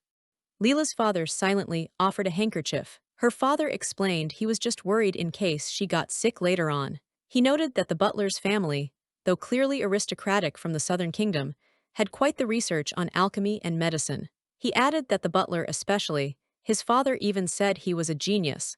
People from the northern kingdom make a secret treasure medicine. The young butler, eyes glowing yellow, asked with a chilling smile if his father was saying he wanted a daughter with green eyes. Leela's father explained the medicine made the body's constitution very special, good at fighting, but the success rate was extremely low. Successful cases would turn out like this child, gesturing to the butler, but there were side effects, such as the eyes turning green. Failed cases, he continued grimly, would go mad and fall into a frenzy. The butler stood with a dagger, his yellow eyes intense. Her father quickly backtracked, saying they should just go with what the butler preferred, but to make sure he took good care of his daughter and didn't get too close to her. In fact, it was best not to get close at all. He then mentioned that his dear daughter was going to school, a place where she could often see snow. He told the young butler he was also of age to go to school now, but might have to wait a few more years, apologizing for it. The butler stoically replied it didn't matter. He wasn't interested. The flashback ends. Leela reflected that, curiously, this memory from many years ago, the day her eyes were nearly stabbed, had scared her so much that for the next few days, she was too afraid to even open her eyes in her dreams. This coincided exactly with a story an old man was telling a cat in the forest outside the school. He had raised that boy as if he were his own son, and so the cat better not abandon its child either. Back in the butler's dormitory, Leela, still processing, asked if his constitution was due to the medicine. She added that she'd read a secret text from the Northern Kingdom which said he was born this way, created by the gods. The butler inquired if she was referring to the book, young lady, dismissing it as a fabrication by the people of the Southern Kingdom. He added that, naturally, she wouldn't have believed him back then. Leela, her eye glowing yellow as she touched her face, recalled the book also said they were cursed by a serpent demon, destined to go mad and harm others eventually. People of the Southern Kingdom feared monsters like him being born. So, under the guise of divine will, the Southern Kingdom was destroyed. The butler apologized, acknowledging it must be a painful memory. Leela, looking downcast, wondered about his family if they all. He told her there was no need to apologize. He didn't care about that. He admitted he'd forgotten many things from before he was brought to the villa. He only remembered his parents both hated him. They thought it'd be better if he died sooner or someone could replace him. Leela, moved to tears, exclaimed how pitiful, stating that indeed, every pervert with a twisted personality has a tragic family. She then quickly clarified she used pervert as a figure of speech, not referring to him, and wildly rubbed his head in sympathy. He, however, thought the situation was quite the opposite of being loathed for having a twisted personality. He internally mused that it was that simple to gain her attention. If he had known, he would have made his story even more tragic. Leela, holding up a small vial, realized that no wonder he was skilled at alchemy. The color-changing potion was also mixed by him. Suddenly, the vial slipped from her grasp and shattered on the floor, the blue liquid spilling everywhere. A Chibai Leela wailed an apology. The butler, smiling kindly, reassured her it was okay as long as she wasn't hurt. He added that luckily, today was the examination day, and she didn't have classes or need to go out. Indeed, it was the special admission swordsmanship examination day. During the written exam, Leela found the written exam easy, confidently guessing all the right answers. With a flourish, she finished. She heard it was on-site grading and wondered who she should hand her paper to. An instructor announced that civilian students who had completed the written test should pass their papers to the noble students on their side for grading, reminding them to be polite. Leela stood on a desk, protesting loudly, questioning how, for such an important test, they could let fellow students grade it. A noble student nearby smirked, thinking that skills to oppress commoners should be practiced from a young age. His teacher, looking embarrassed, mumbled that he just blurted it out. The haughty noble girl from the training ground approached Leela, grabbing her paper, and declared with a sneer that she would be the one to grade Leela's performance. Leela noted her thought. So she's the master of swordsmanship instruction. The noble girl glanced at Leela's paper and contemptuously declared everything was wrong, tearing it up, stating that keeping such an answer sheet was an eyesore. Other students whispered about how excessive that was and wondered if Leela had offended the noblewoman. Leela, though dismayed, thought that now, without the written test scores, she must get a perfect score on the practical. But how could that be possible? She turned to the noble girl, asking if she would also be her examiner for the practical test, her voice laced with challenge, vowing to beat her so badly. The noble girl laughed hilariously, mocking Leela as a poor commoner who probably couldn't even afford swordsmanship lessons, let alone the private coaches they all had. Leela stood her ground, declaring with steely determination that the noble girl shouldn't think she could beat her with that broken sword. As the noble girl lunged, the floor beneath her inexplicably rose, causing her to trip and fall. Then, just as inexplicably, a piece of the ceiling collapsed, hitting her as she tried to get up. The teacher rushed over, asking if she was okay and wondering what happened, as school buildings were regularly renovated. Other nobles snickered at her misfortune. Leela, extending a hand, remarked that while luck is part of strength, she certainly didn't want to win like this, and asked if the girl wanted help up. The noble girl, enraged, slapped Leela's hand away, shouting she would not lose, and launched a sneak attack. Leela swiftly pressed her own dagger to the noble girl's neck, the sharp pain evident on her opponent's shocked face. The butler's voice echoed in her memory, asking if she wanted him to coach her individually. His words replayed, Her sword didn't suit her. If you underestimate your opponent, it can cost you your life. His spectral image appeared behind her.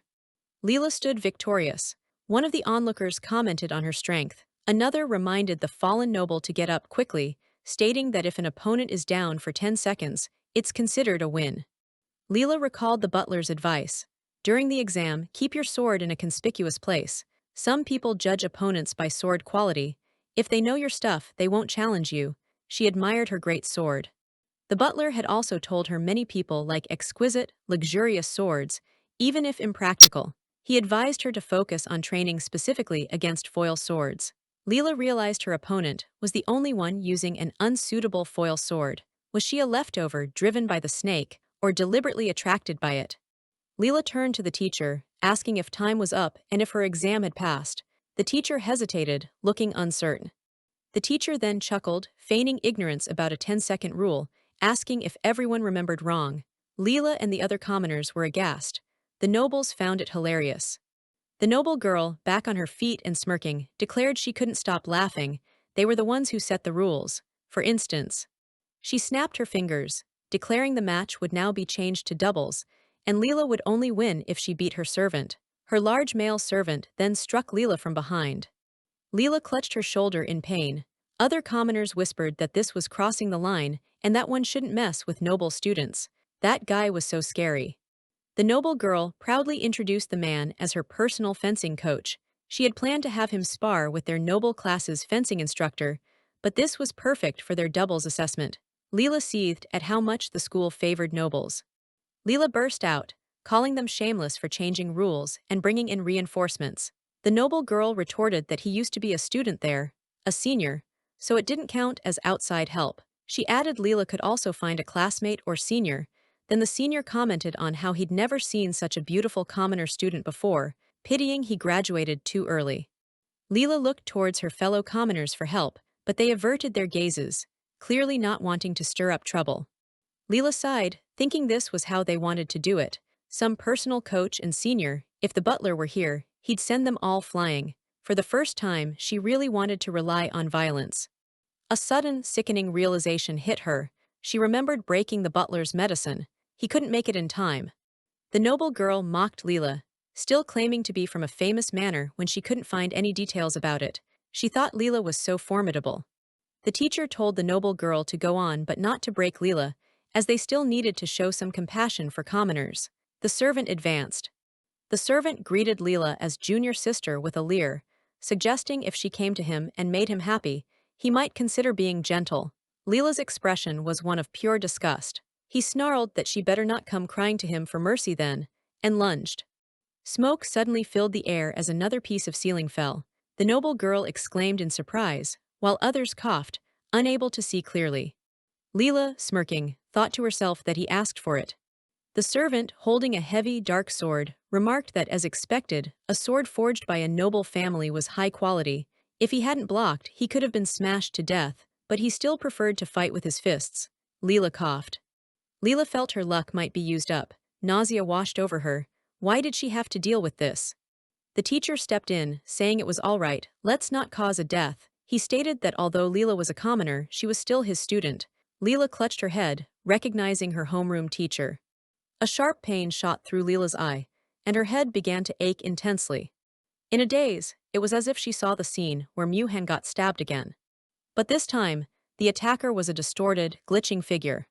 The murderer turned his head back, and panicking, seemed to speak to her. The voice, laced with terror, asked if she saw it too, exclaiming how scary it was and what the hell that thing was. A terrifying, glowing red eye appeared in the darkness. Leela snapped back to her senses, finding the teacher knocked out cold on the floor. A small ghost-like figure floated beside him. The servant declared the match still had to be fair. He swung his massive sword, saying if she got slashed first, it was too late to surrender. With a clang, Leela blocked his massive sword with her small dagger, a feat that surprised him.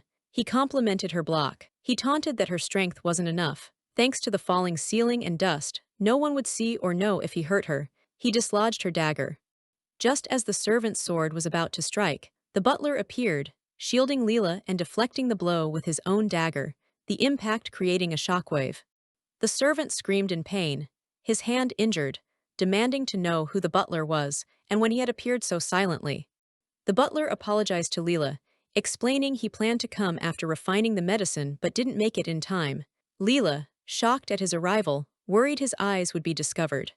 The butler, covering her eyes, reassured her it was okay, using his cloak to shield them. He uttered with chilling intent that they just needed to blind the servant, and they would be fine. His own eyes glowed a menacing yellow. The noble girl, hearing her servant's terrifying scream, wondered why it was him screaming. Her companions wanted to leave, forgetting the exam. The smoke was too thick to see. The noble girl, relieved to see her servant seemingly unharmed, asked him if he hadn't killed Leela in a panic and screamed. He tried to reassure her, but then went limp. As he collapsed, the noble girl boasted that her family could take care of everything. Her confidence shattered as she saw her servant unconscious, trembling as she realized the worthless commoner student, or her ally, was responsible. The butler, holding his dagger to the noble girl's throat from behind, asked if she had looked, and was now going to hand over her eyes to him. The noble girl shrieked in terror, apologizing, begging for mercy, surrendering, and calling for the teacher. The butler silenced her, pushing her head down towards her unconscious servant, stating that now was the perfect opportunity to teach. He pointed to a spot behind the servant's elbow. He explained that if you chop there, it's easy to sever the tendon, demonstrating with a swift stab. His yellow eyes gleamed. He then coldly remarked that, unfortunately, she didn't even remember to change her sword. He called her a useless student, her face a mask of terror. The butler then roughly shook her, telling her to wake up as she hadn't apologized to the miss yet. He turned to Leela, asking if she wasn't satisfied, offering to dispose of the noble girl right now. Leela, overwhelmed, quickly said no, that was enough, he did great. She couldn't bear to look. Leela noticed the butler was hurt. He explained the smoke was too thick, he wasn't cautious, and got injured by that servant. He fretted over how deep the cut was, questioning if his physique could be healed with normal medicine. Leela, worried, confessed she never considered the possibility he could get hurt. Leela gently took his injured hand, telling him to worry about himself before her. He quietly agreed. He was thankful she was mostly unharmed, wishing he could have gotten there sooner. Leela looked at his glowing eyes. He wondered if his eyes, his power, really were a curse. Leela, after a moment of silence, gently told him it was all right. They should go back so she could check his injuries again. As they walked away, leaving the defeated noble girl on the ground, Leela thought that this nonsensical exam was finally over. She mused that the school really did provide special training for nobles. No wonder so many attended. Weren't they afraid of being caught by the monster of the snowy night and disappearing? She sighed. If only the villa hadn't gone bankrupt. She couldn't even pass this special exam now, with the teacher out cold and no witnesses, after all that preparation. Suddenly, the butler presented her with something, a token. It was the swordsmanship qualification reward, the red stone medal, a symbol of bravery. The butler stated that with no one to judge and the subject teacher unable to assess, the outcome of her duel was clear. He congratulated her on passing the swordsmanship exam, regardless of her status. He looked at her intensely, telling her she was his pride. Leela's heart thumped wildly. Was it the suspension bridge effect, this sudden rush of emotion? The butler, turning, said that with such a commotion, the school and nobility would start paying attention to them. He added that someone would come to help them. It should be almost time. Leela, puzzled, asked who, and almost time for what. She worried the butler needed to leave soon, otherwise, if he saw the butler's eyes. Just then, the door creaked open, and the young astrologer burst in with the school doctor, asking Leela if she was all right and what on earth was going on. Leela, in a panic to hide the butler's glowing eyes, pulled his head down into an embrace, shouting at the newcomers not to dare look this way. The astrologer, blushing furiously, exclaimed it was clear the miss did something to the butler, and demanded to know what she was doing to miss. Leela, trying to cover the butler, hissed that this was a private matter, and questioned if he was just going to stand there and watch. Internally, Leela was screaming. She'd gone this far, why wouldn't they leave? She just wanted them to go. The butler's voice, muffled against her, gently told her she wasn't good at these kinds of things, and advised her not to force herself. He then swiftly picked her up, apologizing, effectively ending her awkward attempt at distraction. His yellow eyes narrowed, as he coolly asked the astrologer and school doctor if they could please not make a scene. The school doctor gasped, her eyes wide with shock recognizing the green eyes. She stammered, "You are The astrologer, recovering his composure with a smile, addressed the school doctor, stating he would discuss the school's plan to dismiss her later, and asked if she could pretend she'd seen nothing and leave now. The school doctor, after a moment, simply said she understood. She turned away, stating for the record, "Special Student Swordsmanship Assessment, Venue B, no casualties. Let's just report it like this." Leela, still in the butler's arms, thought with a hint of bitterness about people lying all over the ground, and yet no casualties.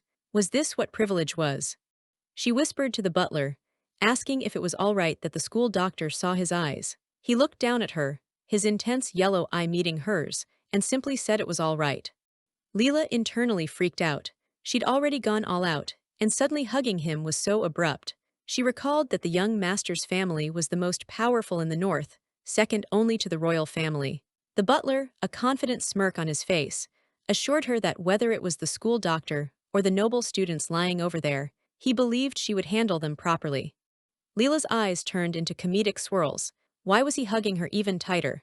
The astrologer watched them, a knowing, slightly annoyed expression on his face. He recognized the butler was choosing the most blatant method to provoke his anger. The butler, still holding Leela, smiled contentedly. He was definitely showing off. Claude bursts in, flustered, announcing he just got a letter this morning. He clutches the paper, explaining it was a summons in the miss's name for him to examine her swordsmanship, but he was swamped and only just saw it, rushing over in a panic. Just then, the school doctor arrives, apparently having heard about the accident. Claude breathes a sigh of relief at the timely appearance. Claude's hand presents the letter. He needed confirmation from the butler that it was indeed prepared. The butler, Muhan, with a knowing look, remarks on the noble's tendency to act outrageously towards commoners here. He implies that because Claude wasn't around, he had to take matters into his own hands to protect the miss. Claude, a bit smugly, informs Muhan that the miss was merely putting on an act to shield Muhan's true identity. He advises the butler to release her quickly and not get any funny ideas, subtly hinting at Muhan's northerner origins. Muhan, still supporting Luo Meng, questions Claude's meaning, asserting his duty as a servant to aid the injured Miss Luo Meng, ever observant, wonders if Claude is a tad jealous, noting his parting shot about the northerner seemed to be his real point. Luo Meng's Mr. Ex-fiancé comment hits Claude like a ton of bricks. He stammers, utterly floored, questioning if his past connection even matters anymore. The words ex-fiancé echo in his shocked mind.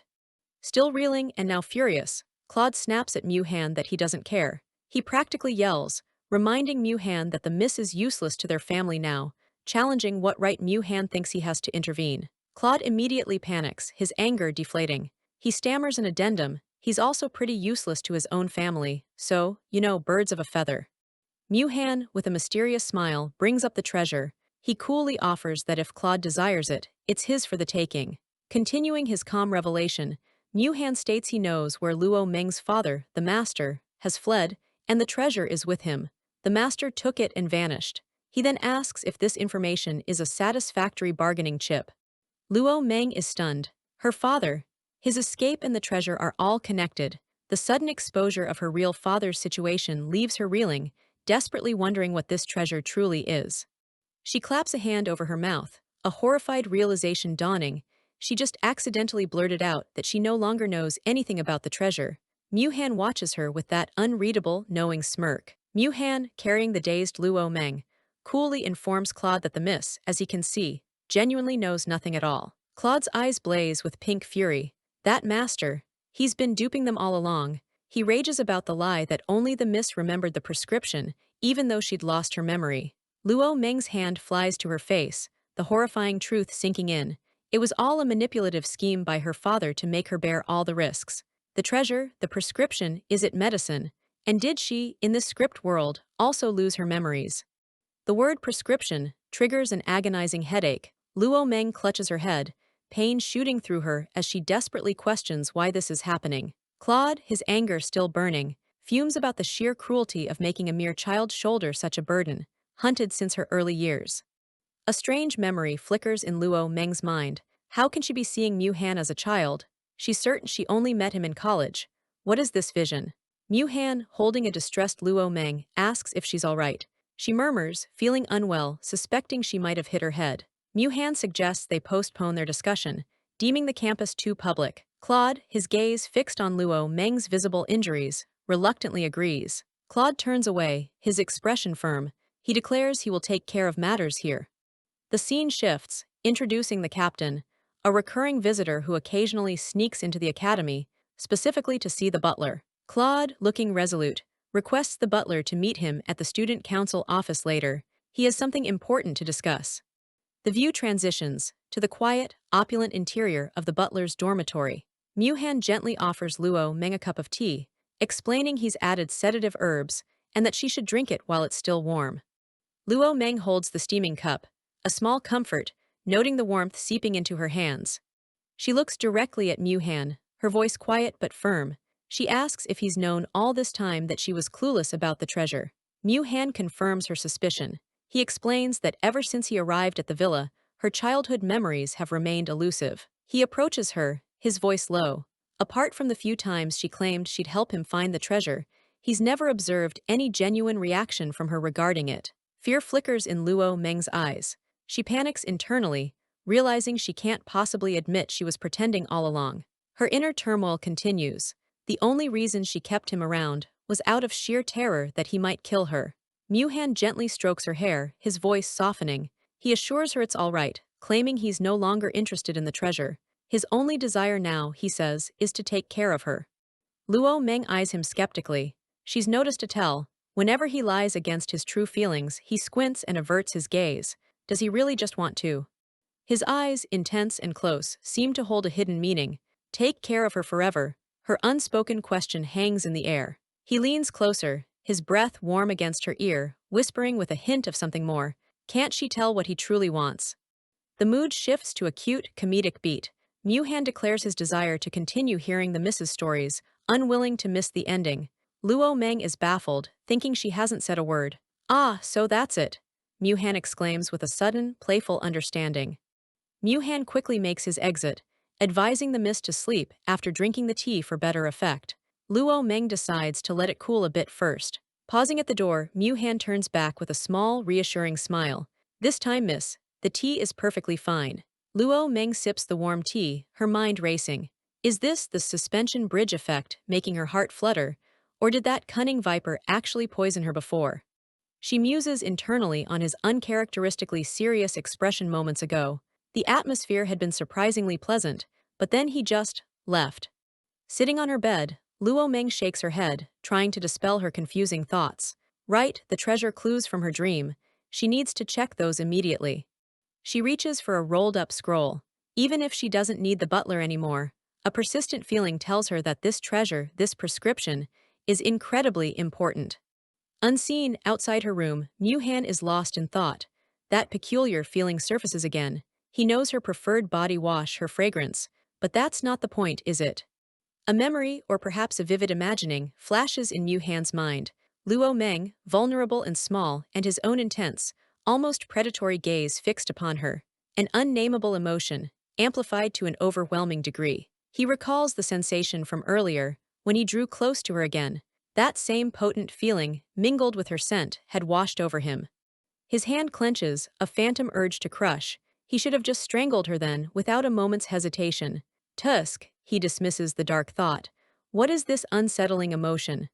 The captain appears out of the shadows, a teasing glint in his eye. Well, where did this pure-hearted big dog come from? He mocks Muhan's uncharacteristic expression, finding it utterly terrifying. It must be really awkward, the captain continues, thoroughly amused, trying to act like a normal person for the first time. An irritated vein throbs on Muhan's temple. The captain reminisces, mentioning he noticed long ago that this snake, Muhan, had a habit of retreating into the trees when feeling shy, a callback to a past encounter. The captain admits Muhan's earlier expression genuinely scared him for a moment, but he felt the need to break the tension somehow. He bursts into laughter. Truly terrifying, he exclaims, a cold-blooded animal actually blushing. Muhan, regaining his composure, retorts dryly that this must be the biggest laugh the captain has enjoyed all year. The captain rubs his jaw, feigning agony and complaining about Muhan's lack of respect for his elders. He quickly insists he was just checking in, no ulterior motives. Muhan dryly observes the captain's agility, noting he's the only one capable of sneaking up on him. Mu Han's eyes narrow, a dangerous glint within them. Whatever the captain is scheming, he warns him to stay away at night. This is his territory. The captain finds Mu Han's territorial nature rather unsporting, especially when caught in an embarrassing moment. He then pokes further. So, what made you blush? How did it feel? Mu Han, with a deadpan chibai expression, replies bluntly, kind of disgusting. The captain, taken aback, blurts out, hey, isn't that the miss you're talking about? Referencing Mu Han's earlier flustered state. Mu Han is momentarily nonplussed. Your reaction is quite honest, though, the captain observes, as Mu Han's expression turns utterly blank. With a swift movement, Mu Han twists the captain's finger. The captain yelps, a comical squeal of pain. Mu Han smiles, a chillingly pleasant expression, promising there's no rush, he'll get to the other fingers too. The captain, though in pain, continues his psychological jab. Mu Han has always been an unloved child, he states, his very nature destined to ruin everything. My point is, the captain continues, his voice strained but intent. Maybe one day, you'll destroy something you actually want to love. The words hang heavy in the night air. Mu Han, dagger glinting under the moonlight, his face a mask of fury, snarls at the captain to shut up. Such a day will never come, he vows.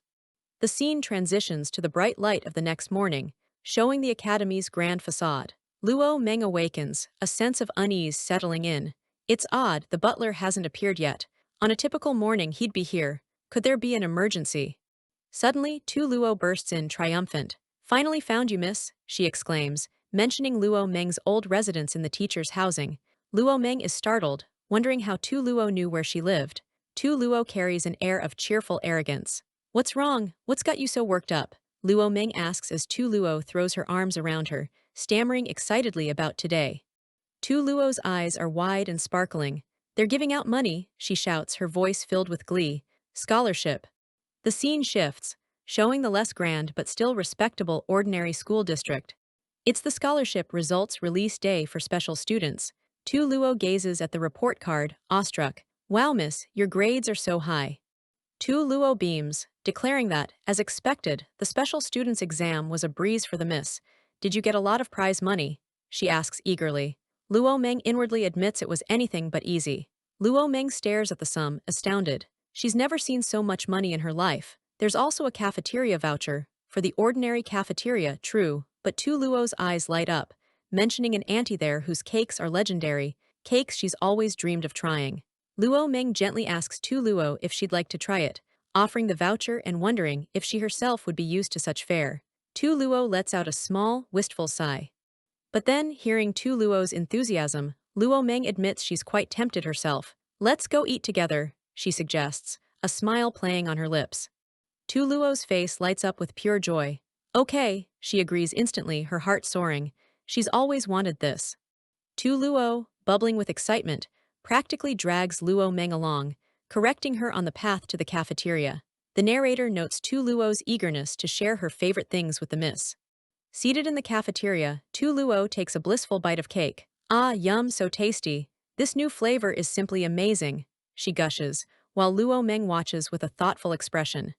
The sight of the cake stirs something in Luo Meng. It's just like one from her fragmented memories, a cake someone, her sister Meng, from her real life, had planned to give her. A wave of bittersweet nostalgia washes over her. Luo Meng offers another piece to her new friend. Tu Luo, she says, a soft smile gracing her lips as she uses her name.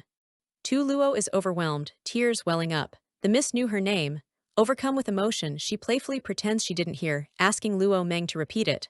Luo Meng deadpans, you obviously heard. Still giddy, Tu Luo clings to Luo Meng, peppering her with miss, and eager pleas to go again. Luo Meng looks slightly flustered by the enthusiastic display. Luo Meng, holding a strawberry from her cake, considers. My nickname, she begins, then tells Tu Luo, you can call me Luo. Tu Luo blushes a deep crimson, stammering, Luo. The thought is exhilarating and terrifying. Can she truly call the miss by her nickname? She's never even dared to use her full name. Luo Meng gives a slight nod. Tu Luo, still flustered, then asks about the name Luo Meng. It doesn't matter, Luo Meng says gently, patting Tu Luo's head. I don't have many friends here either. Her words are a quiet offering of camaraderie. Luo Meng smiles warmly, a genuine, open expression. From now on, please take care of me, she requests, a new bond forming. Tu Luo is ecstatic, her loyalty absolute.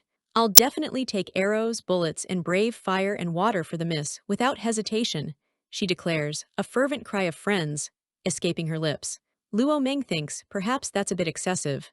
A thought crystallizes in Luo Meng's mind, just as she suspected. In this world, an NPC who shares a player's real name holds the actual truth. Tu Luo, now addressing Luo Meng as Sister Luo, asks about her plans for later.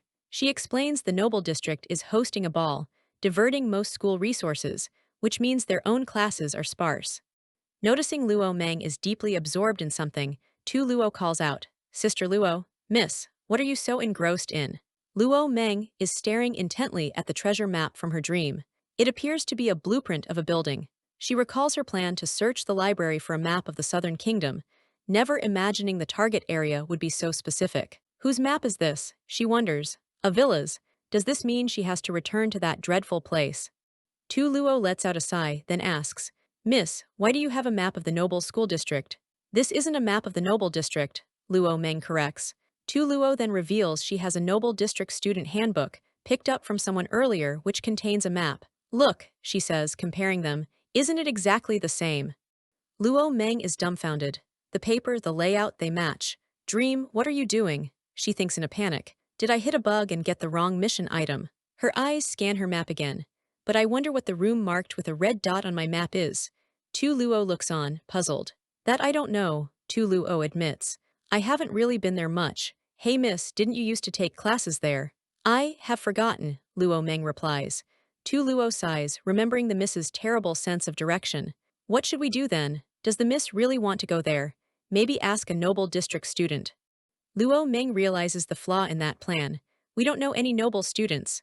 A thought bubble of a clueless Claude appears. Tu Luo nods in agreement. Suddenly, a figure appears, clasping Luo Meng's shoulder. It's the astrologer. You want to go back to the Noble School District? He asks with a knowing smile. Let me help you. Luo Meng jumps, startled. Astrologer, since when have you been eavesdropping? She bats his hand away, indignantly questioning what right a noble has to wander into the commoner's district. Tu Luo glares protectively. Do I have any normal people around me? Luo Meng wonders in exasperation. Tu Luo, meanwhile, brandishes her ever-present scissors, muttering about how he bumped the miss's shoulder and should be dealt with. Luo Meng sighs and asks the astrologer, What do you want from me? There's indeed a rather troublesome matter, the astrologer begins, a hint of disdain in his voice as he refers to the commoner's district as destitute. Otherwise, I wouldn't specifically come here. Recently, the nobles are planning a ball, right? I need your help, and it just so happens that you wanted to visit the noble school district, isn't it? A ball, Luo Meng muses. I seem to have heard about it. Tu Luo confirms. That's what I just mentioned to you. They hold a dance every year on their side. The pair that receives the most attention will get a reward from the school. A flicker of something more distant sparks in Luo Meng's memory. No, she feels like she's heard about it even earlier. Ah. A faded memory surfaces. The Southern Kingdom's Noble School is hosting a ball. The couple that stands out the most at the ball will receive an award from the headmaster. It's during the first act. So how can I help with the noble's dance? Luo Meng asks the astrologer skeptically. You aren't short on help in the club and need me as a last resort, are you? The astrologer reassures her. Well, I'm aware of how strong Miss is, don't worry about that. The astrologer smiles charmingly. Me, actually, I'm here to invite you. He extends a hand. Be my dance partner, Miss Luo Luo. The perspective shifts dramatically. We are outside the world of the script, in a place called the Script Shop of Dream. Dream, the mysterious cat-like being, confirms to itself the character input is complete. Digital interfaces shimmer around it. I hope nothing's wrong, Dream muses, a hint of anticipation in its glowing eyes. I'm still looking forward to it. Meanwhile, back in the script world, in the woods outside the butler's dormitory, the captain kneels beside an unconscious Mu-Han. Hey, why did you suddenly pass out? What happened? He asks, holding Mu-Han's cape. I've waited for you all night, and you didn't wake up. What's going on? The captain mutters, concerned. He gently drapes the cape over Mu-Han's still form. A disembodied voice, or perhaps a premonition, whispers, On the day when you two meet again. An ornate invitation appears, detailing the rules of the upcoming ball. Only for nobility, masks permitted. Luo Meng is envisioned dancing gracefully with the astrologer. The invitation continues. The ball's timing is unpredictable, but usually, after the ball, the academy will welcome a great snow. The academy is shown under a blood-red, ominous sky. Back with Luo Meng and the astrologer, she questions him, "Why did you invite me to be your dance partner? And how do you know my name?" He grins, "Didn't I just follow you all the way here? I heard all of your conversations. You wouldn't mind if I called you that too, right, Luo?" He presses. "We've known each other since we were kids." Luo Meng thinks irritably, "He never let me call him that, how sad." Tu Luo suddenly shoves the astrologer away from Luo Meng, her eyes blazing. "You mustn't call the miss by that name," she declares fiercely. Internally, Tu Luo seethes. "Even I haven't. I wouldn't dare to lightly call her by that name. Her devotion is absolute." "Huh, who are you to be actually getting angry?" The astrologer scoffs, annoyed. Luo Meng quickly tries to intervene. "It's not like that. It's not like that." Luo Meng's mind races. Player school. If the script corresponds with reality, then this academy would be the equivalent of the university she attends. And that terrible incident, where Mu Han was stabbed in real life. Could a similar event happen here, in this scripted world? A chilling image of an injured Mu Han flashes before her eyes. It seems she can't afford to miss anything, she concludes grimly. Turning back to the astrologer, she asks, "Inviting me to the ball. You have another purpose, right? I'm not a noble now." "It's because I like you," the astrologer declares with a smirk, then immediately deflates it with, "Kidding." Luo Meng and Tu Luo stare, momentarily stunned. "Then I'll tell you," he continues, his expression turning serious. "Since I presume I could no longer keep it a secret, I have a premonition that something terrible might happen at this ball, and for some reasons I must attend. So I wanted to invite you to join me," he explains, "to borrow the Miss's luck to help me avert misfortune." Luo Meng raises an eyebrow. "Like the ceiling falling and me getting crushed to death instead of you, so it's about borrowing luck." The astrologer, completely missing the sarcasm, wonders aloud, "Ah, the ceiling could fall." Luo Meng considers. If she refuses, how can she sneak into the nobles' district to search for those treasure clues? She might just have to go to this ball. The ball, a faint memory surfaces. A younger Luo Meng asking the butler if he can dance. She remembers now. In the first act of this script, she invited the butler to the ball. "Be my dance partner for the ball," she had asked him in that hazy memory. What happened after that? The details are frustratingly blank. "Mu Lao," Luo Meng asks Tu Luo, "do you still remember who I danced with at the ball a few years ago?" Tu Luo looks surprised. "What, miss, you haven't attended the ball these past few years." "Ah, you want to ask about the butler, right?" The astrologer interjects smoothly. "One year you invited him to dance. A noble inviting their own servant, that really shocked me." "And then," Luo Meng presses, wondering how he knows all this. "Then," the astrologer continues, "that servant did often practice on his own, but until he graduated, you never went to the ball." He smiles a little too brightly. "Right, if he wants to attend now, he could only attend the teacher's ball. Give it up." His words are a clear dismissal. The scene shifts back to the quiet solemnity of the butler's quarters. Mu Han slowly wakes, his eyes blinking against the light. "It's already daytime," he murmurs, disoriented. Confusion clouds his face. "Strange, how did I end up back in my room?" He touches the unfamiliar weight of the cape around his shoulders. His last clear memory is preparing to kill that guy, the captain. What happened after that confrontation? It's a blur. A wave of discomfort washes over him. I feel uncomfortable all over. Do I have a fever?" he wonders, a shiver running through him. Just then the door creaks open. "Butler, have you come back?" Luo Meng calls out, peering into the room. Luo Meng's face is etched with worry. "Where have you been? I couldn't find you at the office or the practice field either. They all said he hasn't come today."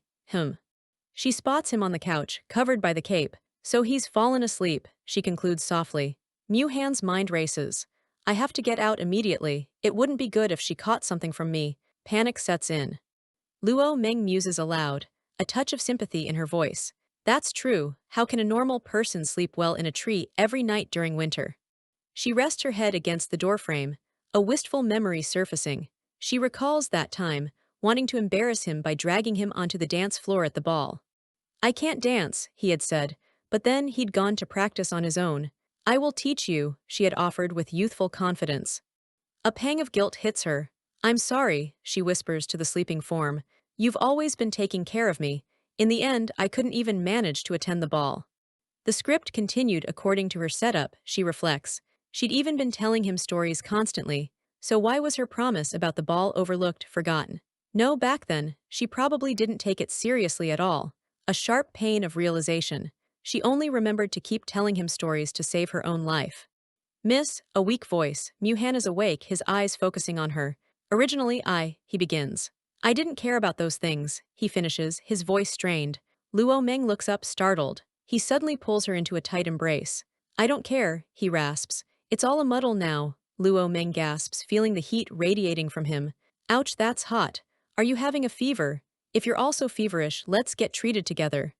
A close-up of their intertwined hands. Butler, she whispers, her concern palpable. Ah, you have a fever. Luo Meng cries out, truly alarmed now. Muhan, his strength waning, admits, unfortunately, being sick, even my strength has diminished. I need to take care of this quickly, Luo Meng declares, her voice filled with urgency. Muhan struggles to focus, a silent mantra in his head. Calm down, calm down. Luo Meng returns with a cup. I'm sorry for troubling you, miss, and for making you take care of me, she says, her voice soft with apology. It's okay, Muhan replies. It's my fault for talking to myself and not noticing you had a fever. His words are a little muddled. Were you talking about a dance party from years ago just now? He asks, his gaze distant. Miss, please don't worry about it. Fulfilling the tasks you arrange is the butler's duty. Luo Meng holds her own cup, her expression thoughtful. It's already great being able to interact with you, she says quietly, more to herself than to him. A wave of melancholy washes over her. In this life, in this scripted world, their interactions have been so few. There is no shared story that truly belongs to both of them here. Is there anything I can do to make it up to you? Luo Meng asks, genuine concern in her eyes. Don't you truly want anything? Muhan looks at her, his gaze intense despite his fever. Miss, what I said before, I really want to stay by your side and take care of you. Haven't you already given me a salary? He asks, a desperate edge to his voice. Please continue to keep me. That money, Luo Meng thinks with a pang, it can't even cover the rent here. The inadequacy of her gesture stings. Butler, Luo Meng begins hesitantly. May I call you by your name? My lady, Muhan looks surprised. Luo Meng, a cute chibi-cat-eared version of herself appearing for a moment, explains, because anyway, we're not at the villa anymore, there's no need to be so formal. A blush creeps up her neck. You can also call me by my name, she offers, her gaze earnest. A mischievous glint appears in Luo Meng's eyes. Ah, that's right. If Tu Luo calls me this way in the future and he hears it, she might be in danger. An accidental death. The butler would also be unhappy. Just right, tell him this time. And I also want to confirm the butler's name, she thinks. What if he's not an NPC? Perhaps because of the fever, he's let down his guard. This is her chance. A soft, rare smile touches Muhan's lips. Luo, he says, his voice gentle. That smile, it looks so familiar. A fleeting image of another Muhan, the one from her world, smiling that same way, murmuring her name. Luo. Her hand flies to her mouth, her eyes wide with a dawning, shocking realization. Then, your name is. Bang, a sudden, violent pounding on the door shatters the moment. Luo Meng jumps, startled and annoyed. What crazy thing is pounding on the door again? A chilling vision, the astrologer's sinister, smiling face. His voice echoes a dire warning. After the heavy snow, you will disappear, taken away by a creature with no legs. Luo Meng clutches her head, fear gripping her. The ghost from the school rumors. Muhan pulls her close, his arm a protective barrier. Don't be afraid, miss, he murmurs, his voice a low reassurance against her ear. There are no ghosts in this world, he states firmly, holding her steady. He offers a small, confident smile. See, I told you. But then his eyes fall upon dark stains seeping across the carpet near the door. Blood. Ghosts don't bleed, he says, his voice flat and dangerous. Luo Meng stares at the blood, her eyes wide with dawning horror. So it seems someone is deliberately playing tricks to target me. They both look towards the door. Who was that at the door just now? Luo Meng whispers. Muhan's eyes narrow. But where did they go? They vanished in an instant. Luo Meng touches Muhan's forehead again, her worry intensifying. Why is this fever getting worse? Did the medicine I took earlier not work? A chilling thought occurs to her. If the butler were in his usual, formidable state, the intruder might already be dead. No wonder she only managed to injure them. He's severely weakened. No choice then, Luo Meng murmurs, a decision forming. She whispers into the air, dream, dream, where are you? Can you fix the NPC's abnormal status? She pleads to the unresponsive system. A tear escapes her eye. It's strange. It's been so long since she's been able to contact Dream. A sense of isolation deepens. She glances nervously towards the door. I don't know if that person outside is still there. The air feels thick with unseen threats. A cascade of unsettling memories and rumors floods her mind. The new girl seeing a dead driver, the creepy knocking sounds plaguing the dorms, whispers of students vanishing without a trace. It feels as if all these ominous events are converging, all targeting her. Could there be a connection? A cold dread creeps up her spine. Miss Muhan's voice is hoarse, raspy. Something is wrong. There's a problem with this fever. With my constitution, I shouldn't be burning up like this. I can hardly speak. His words are a stark confirmation of her fears. I can't worry about this now, Luo Meng says, her voice tight with resolve. I need to go check. She turns to leave, but Muhan reaches out. Don't go, he pleads, his hand weakly trying to grasp hers. Miss. His voice is a faint whisper, full of desperation. The scene shifts abruptly to the infirmary, its sterile atmosphere a stark contrast to the tension in the butler's room. Tu Luo winces as more blood is drawn from her arm. Ouch, how much more blood do I need to give? She complains. What exactly is the illness the physical report says I have? The masked medical staffer offers a tentative diagnosis. I hear your family raises rabbits. It might be a disease transmitted by rabbits. Nearby, another student gasps. What? It can infect humans too. That I don't know. We need to keep observing, the staffer replies evasively. We'll notify you when the results come in to schedule your hospitalization. Tu Luo's face falls. Hospitalized, but I have no money. Don't worry, the staffer says kindly, offering Tu Luo a shiny red apple. The school has always taken care of its commoner students. All medical expenses are free for commoner students. Tu Luo is visibly touched by the gesture. As she takes the apple, she remembers Luo Meng. Oh, by the way, I have a friend who recently transferred to the commoner section and hasn't received a free checkup yet. Could you maybe help her next time? Slap, the apple flies from Tu Luo's hand, struck by another, sterner-looking medical officer. It hurts. Tu Luo cries out, clutching her stinging hand. Once your blood is drawn, get out quickly, the imposing head of medical services commands. Don't pollute the infirmary's air. Tu Luo stares, shocked and indignant. You. The head of medical services turns on the kinder staffer. Those are for the noble students. Why are you giving her fruit? The chastised staffer can only stammer. I'm sorry, team leader. With a disdainful kick, the head of medical services sends the fallen apple rolling across the floor. It is so dirty, she sneers. The head of medical services then interrogates the junior staffer about a drawing. Oh, head of medical services, which noble student sent you this drawing as a gift? Tu Luo glares daggers at her back, internally fuming, stinking woman.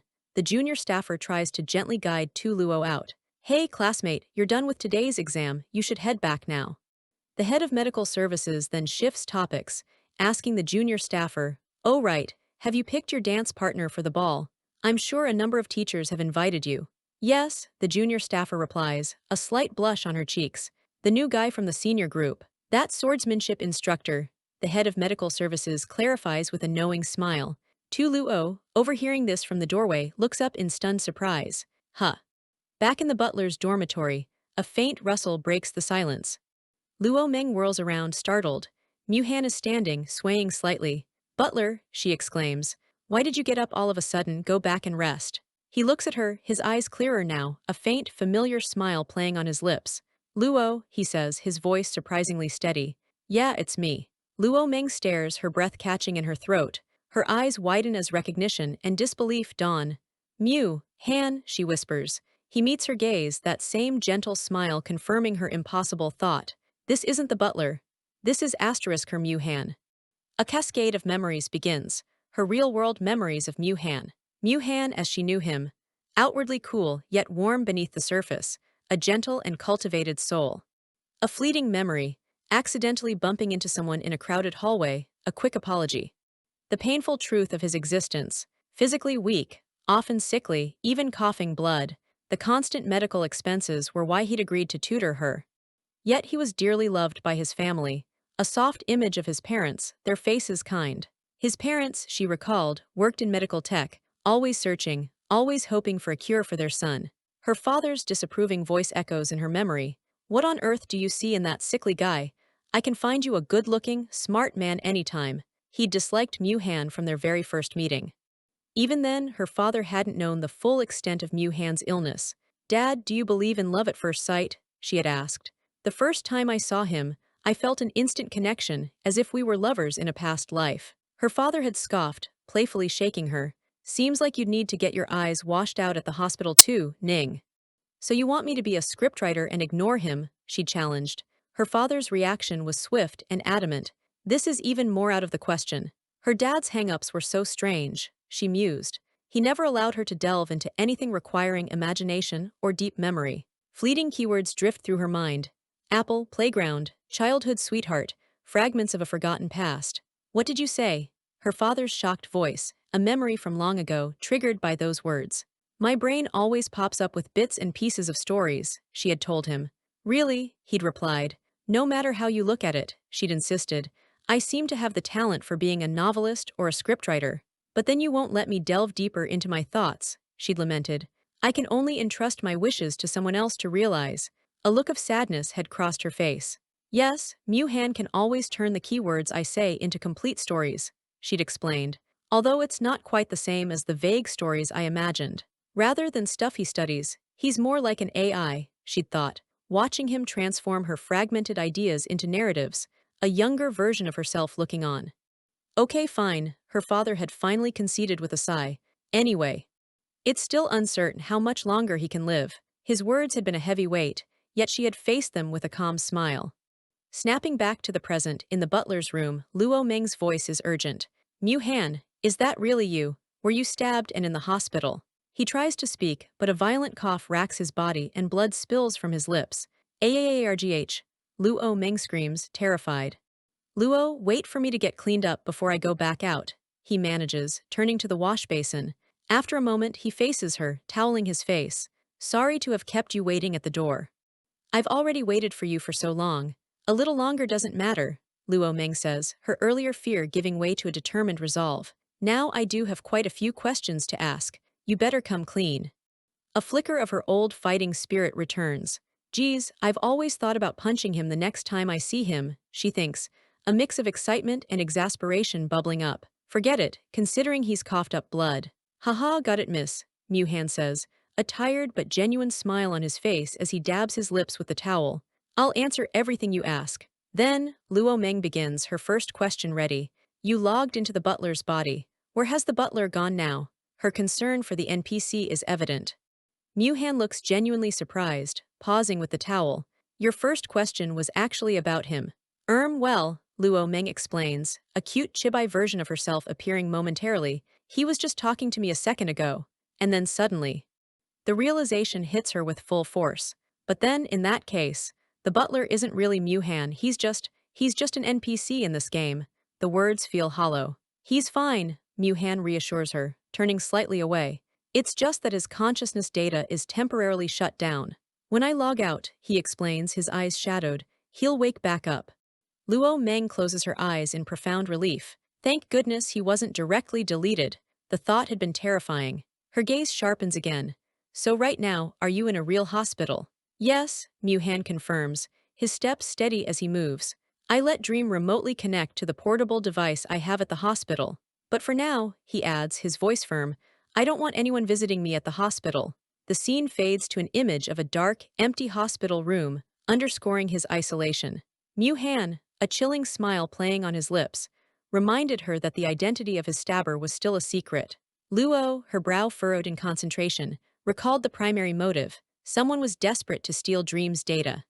Agitated, Luo directly questioned Mu-Han, demanding to know what truly transpired and why she'd lost 4 years, only to live inside Dream.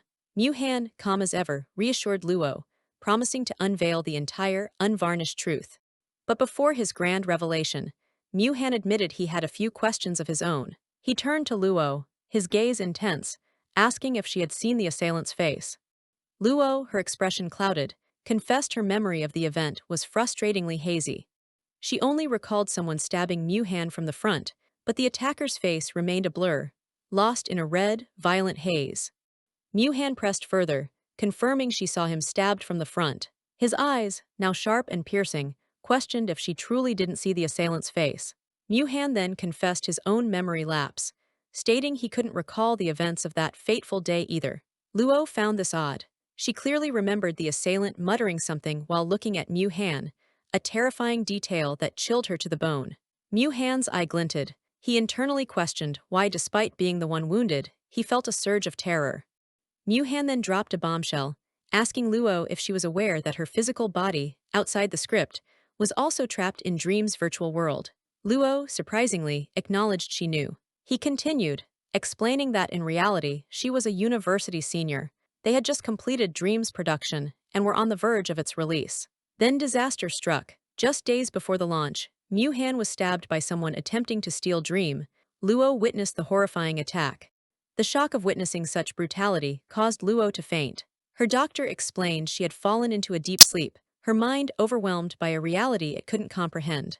Consequently, Han explained, they used Dream on her, hoping to gently guide her towards confronting the truth. However, in the primary script world, the actual world from 4 years ago, any attempt to have Research Institute members reveal their hidden secrets to Luo would trigger a system bug, a critical error. This bug manifested as various physical ailments for Luo: aversion to food, fear of the dark, fever. Severe episodes could even plunge her back into a deep sleep, just like her original state. Luo finally understood. Her crippling fear of the dark and her inability to eat, it was all because of this system bug. That, Han elaborated, was why they devised the script story. By using a different worldview and role play, they hoped to soften the blow when she eventually faced the truth again. Luo, processing this, argued that if it was about facing the truth, there was no need for all Institute members to role-play in Dream. They could just tell her the secrets directly. Han explained that the members had many things they found hard to say under normal circumstances. They were all gathered there because of Dream, and while it was his initiative, their assistance, especially the tutor's support, was crucial. The script Luo was in, he revealed, was intended as a free experience for players during Dream's market launch. The plot, according to Dream's calculations, would mirror the player's real-life situation. He even admitted to writing the character designs himself, and everyone was eager to see the drama unfold. Luo was a bit shocked that the aloof god actually enjoyed writing about a malicious miss. Luo, her voice barely a whisper, questioned if creating this script and making her the first player was merely a coincidence. Her eyes, filled with a dawning understanding, fixed on him. She needed to know his true reasons for creating Dream.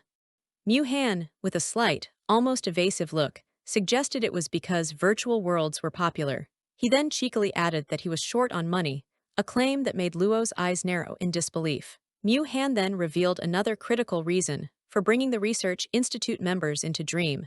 The assailant who stabbed him was among them, and he hoped the virtual world would make their disguise slip. He continued, his voice grim, stating that the murderer had also invaded the system, influencing the script's direction.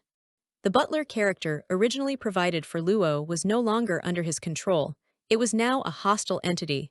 Han confessed appearing like this was strenuous, and he'd soon have to disconnect. He looked at Luo, concern etched on his face, admitting he was genuinely worried she couldn't handle the situation alone. With a determined gaze, Han expressed his hope that Luo could thoroughly charm the butler, lower his guard, so they could eventually eliminate the maniac. Suddenly, Han seemed disoriented, wondering aloud how he ended up at the door and what had just occurred. Luo, equally startled, called out for the butler. He instantly replied, asking what was the matter. Overwhelmed and emotional, Luo simply welcomed him back. The butler mused internally that he rarely got sick, and even wounds healed quickly. But the recent fever was peculiar, causing temporary memory loss. When he came to, he was already at the door. He then recalled, with a touch of chibi-style embarrassment, that the miss had said he was fever-confused and wanted to wash his face in the pool. Speaking of the miss, he noted internally that she'd been acting a bit off. Luo, in a playful, childish manner, complained about the lack of classes making things boring. She pestered the butler, asking what he did by himself and demanding he take her out for fun. The butler internally reviewed his daily life, when not teaching, laundry and cooking during the day, and patrolling at night to kill. Standard butler duties, obviously. Luo, sensing his hesitation, pressed him, her eyes wide, asking if he was unwilling. Lost in a trance, captivated by her cuteness, the butler found himself agreeing to take the miss out to have fun. He even told her not to hide. The scene shifted, hinting at things the butler finds interesting, showing a bloodied hand.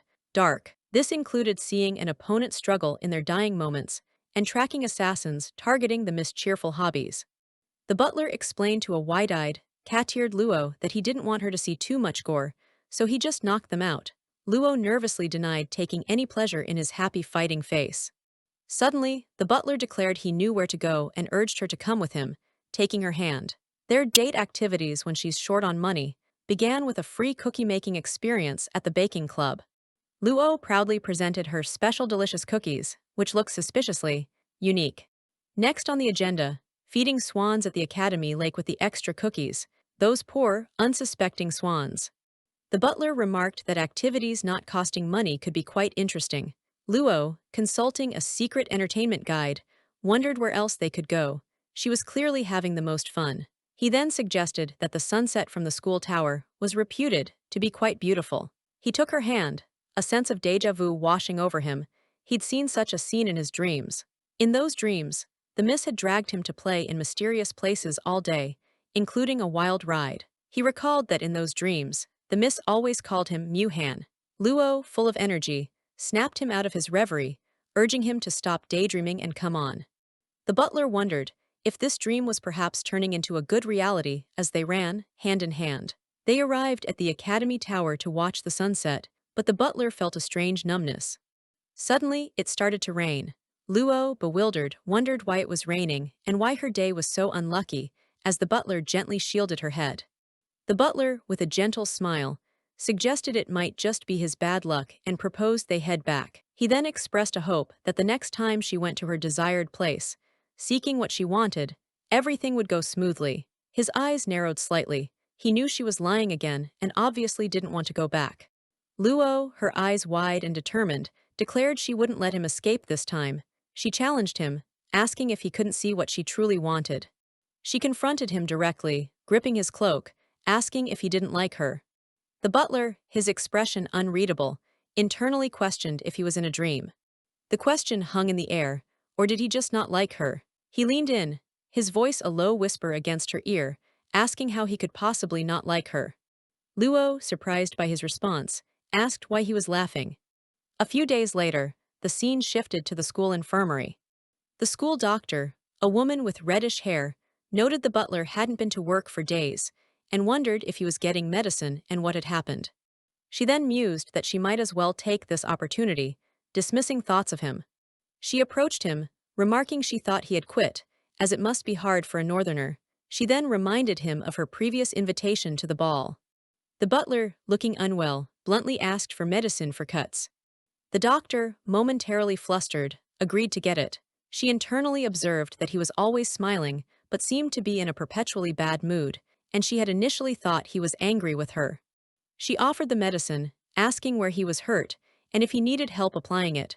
The butler tersely replied it wasn't him who was hurt and declined assistance. As he turned to leave, the doctor quickly asked about the ball again, confidently stating she could win the group championship. She then softly asked why he would invite her.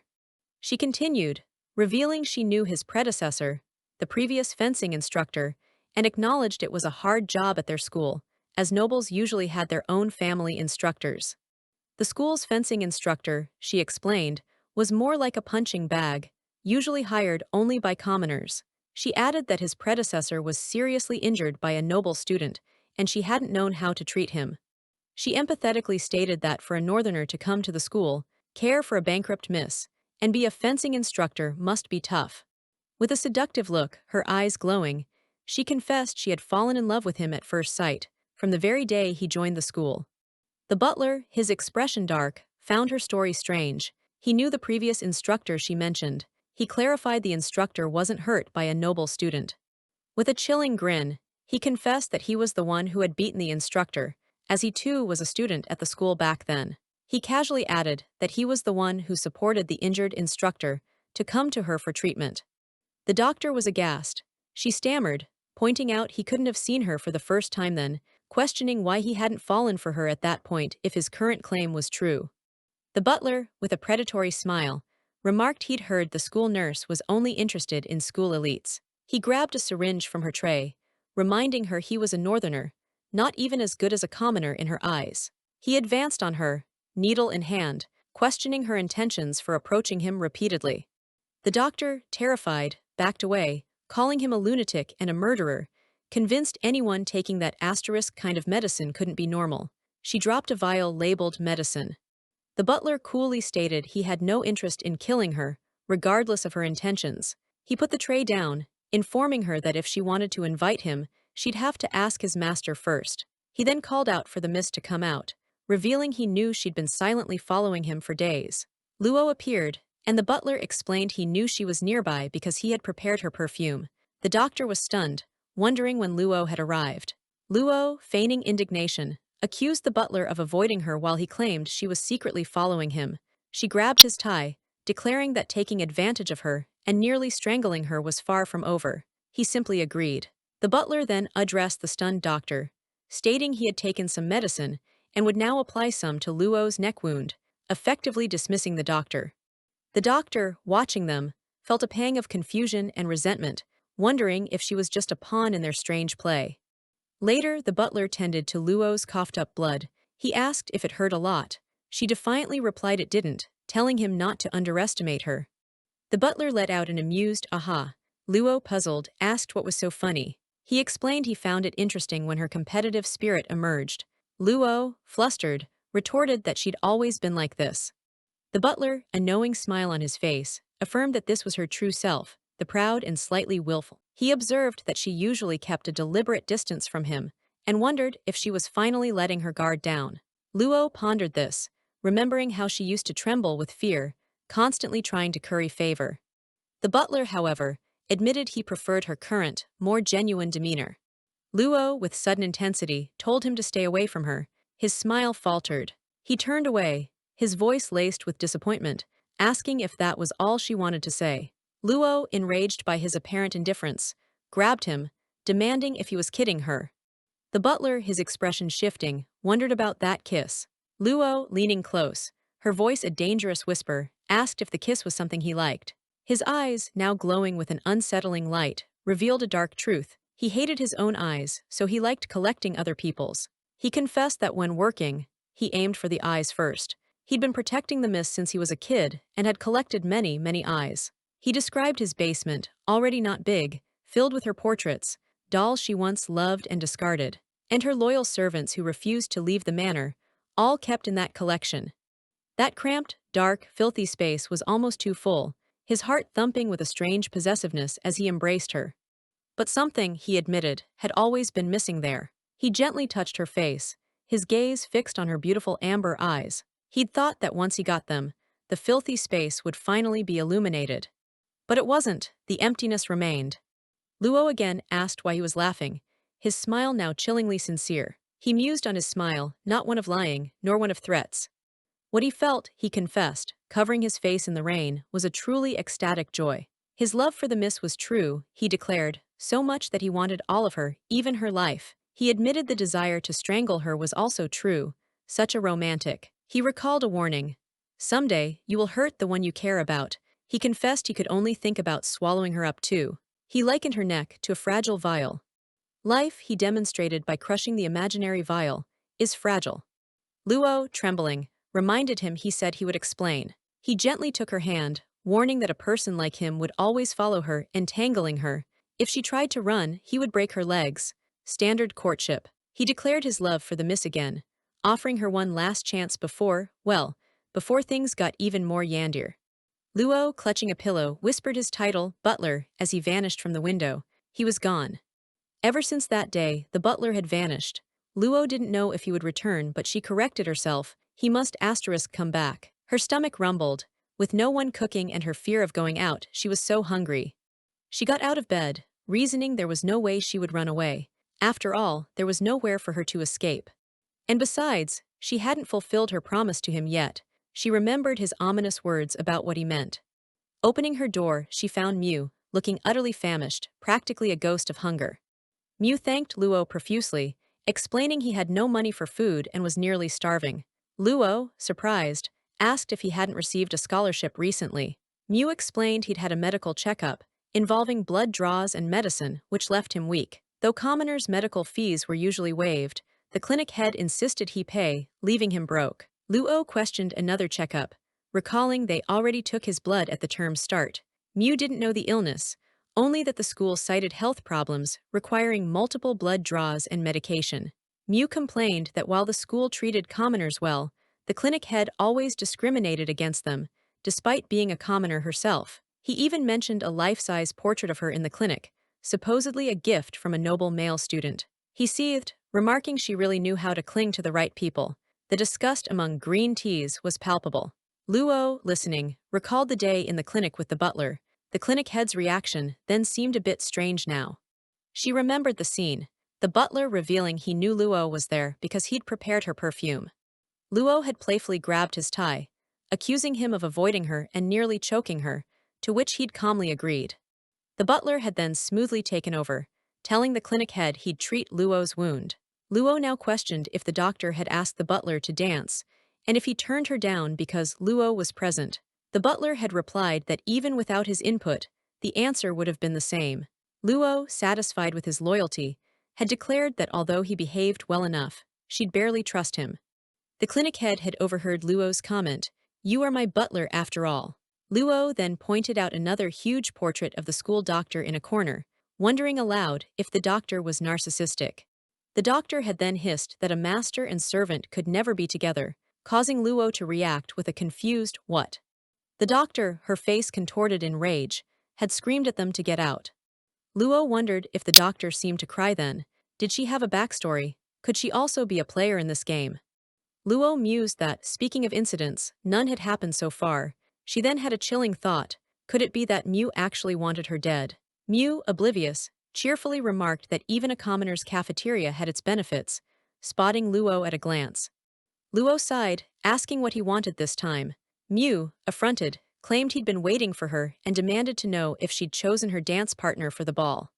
Luo admitted she hadn't thought about it yet. Mew, with a knowing smile, advised her she'd better think fast. He leaned in, predicting it was going to snow heavily soon. He then offered a solution. If she didn't want to stay there forever, she should pick him. He could help her leave. The scene changed to the student council room. A voice invited someone to come in.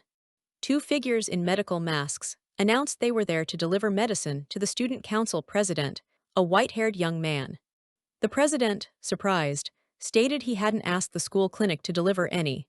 The female medic explained it was a new sedative developed by the school to suppress hallucinations after the heavy snow.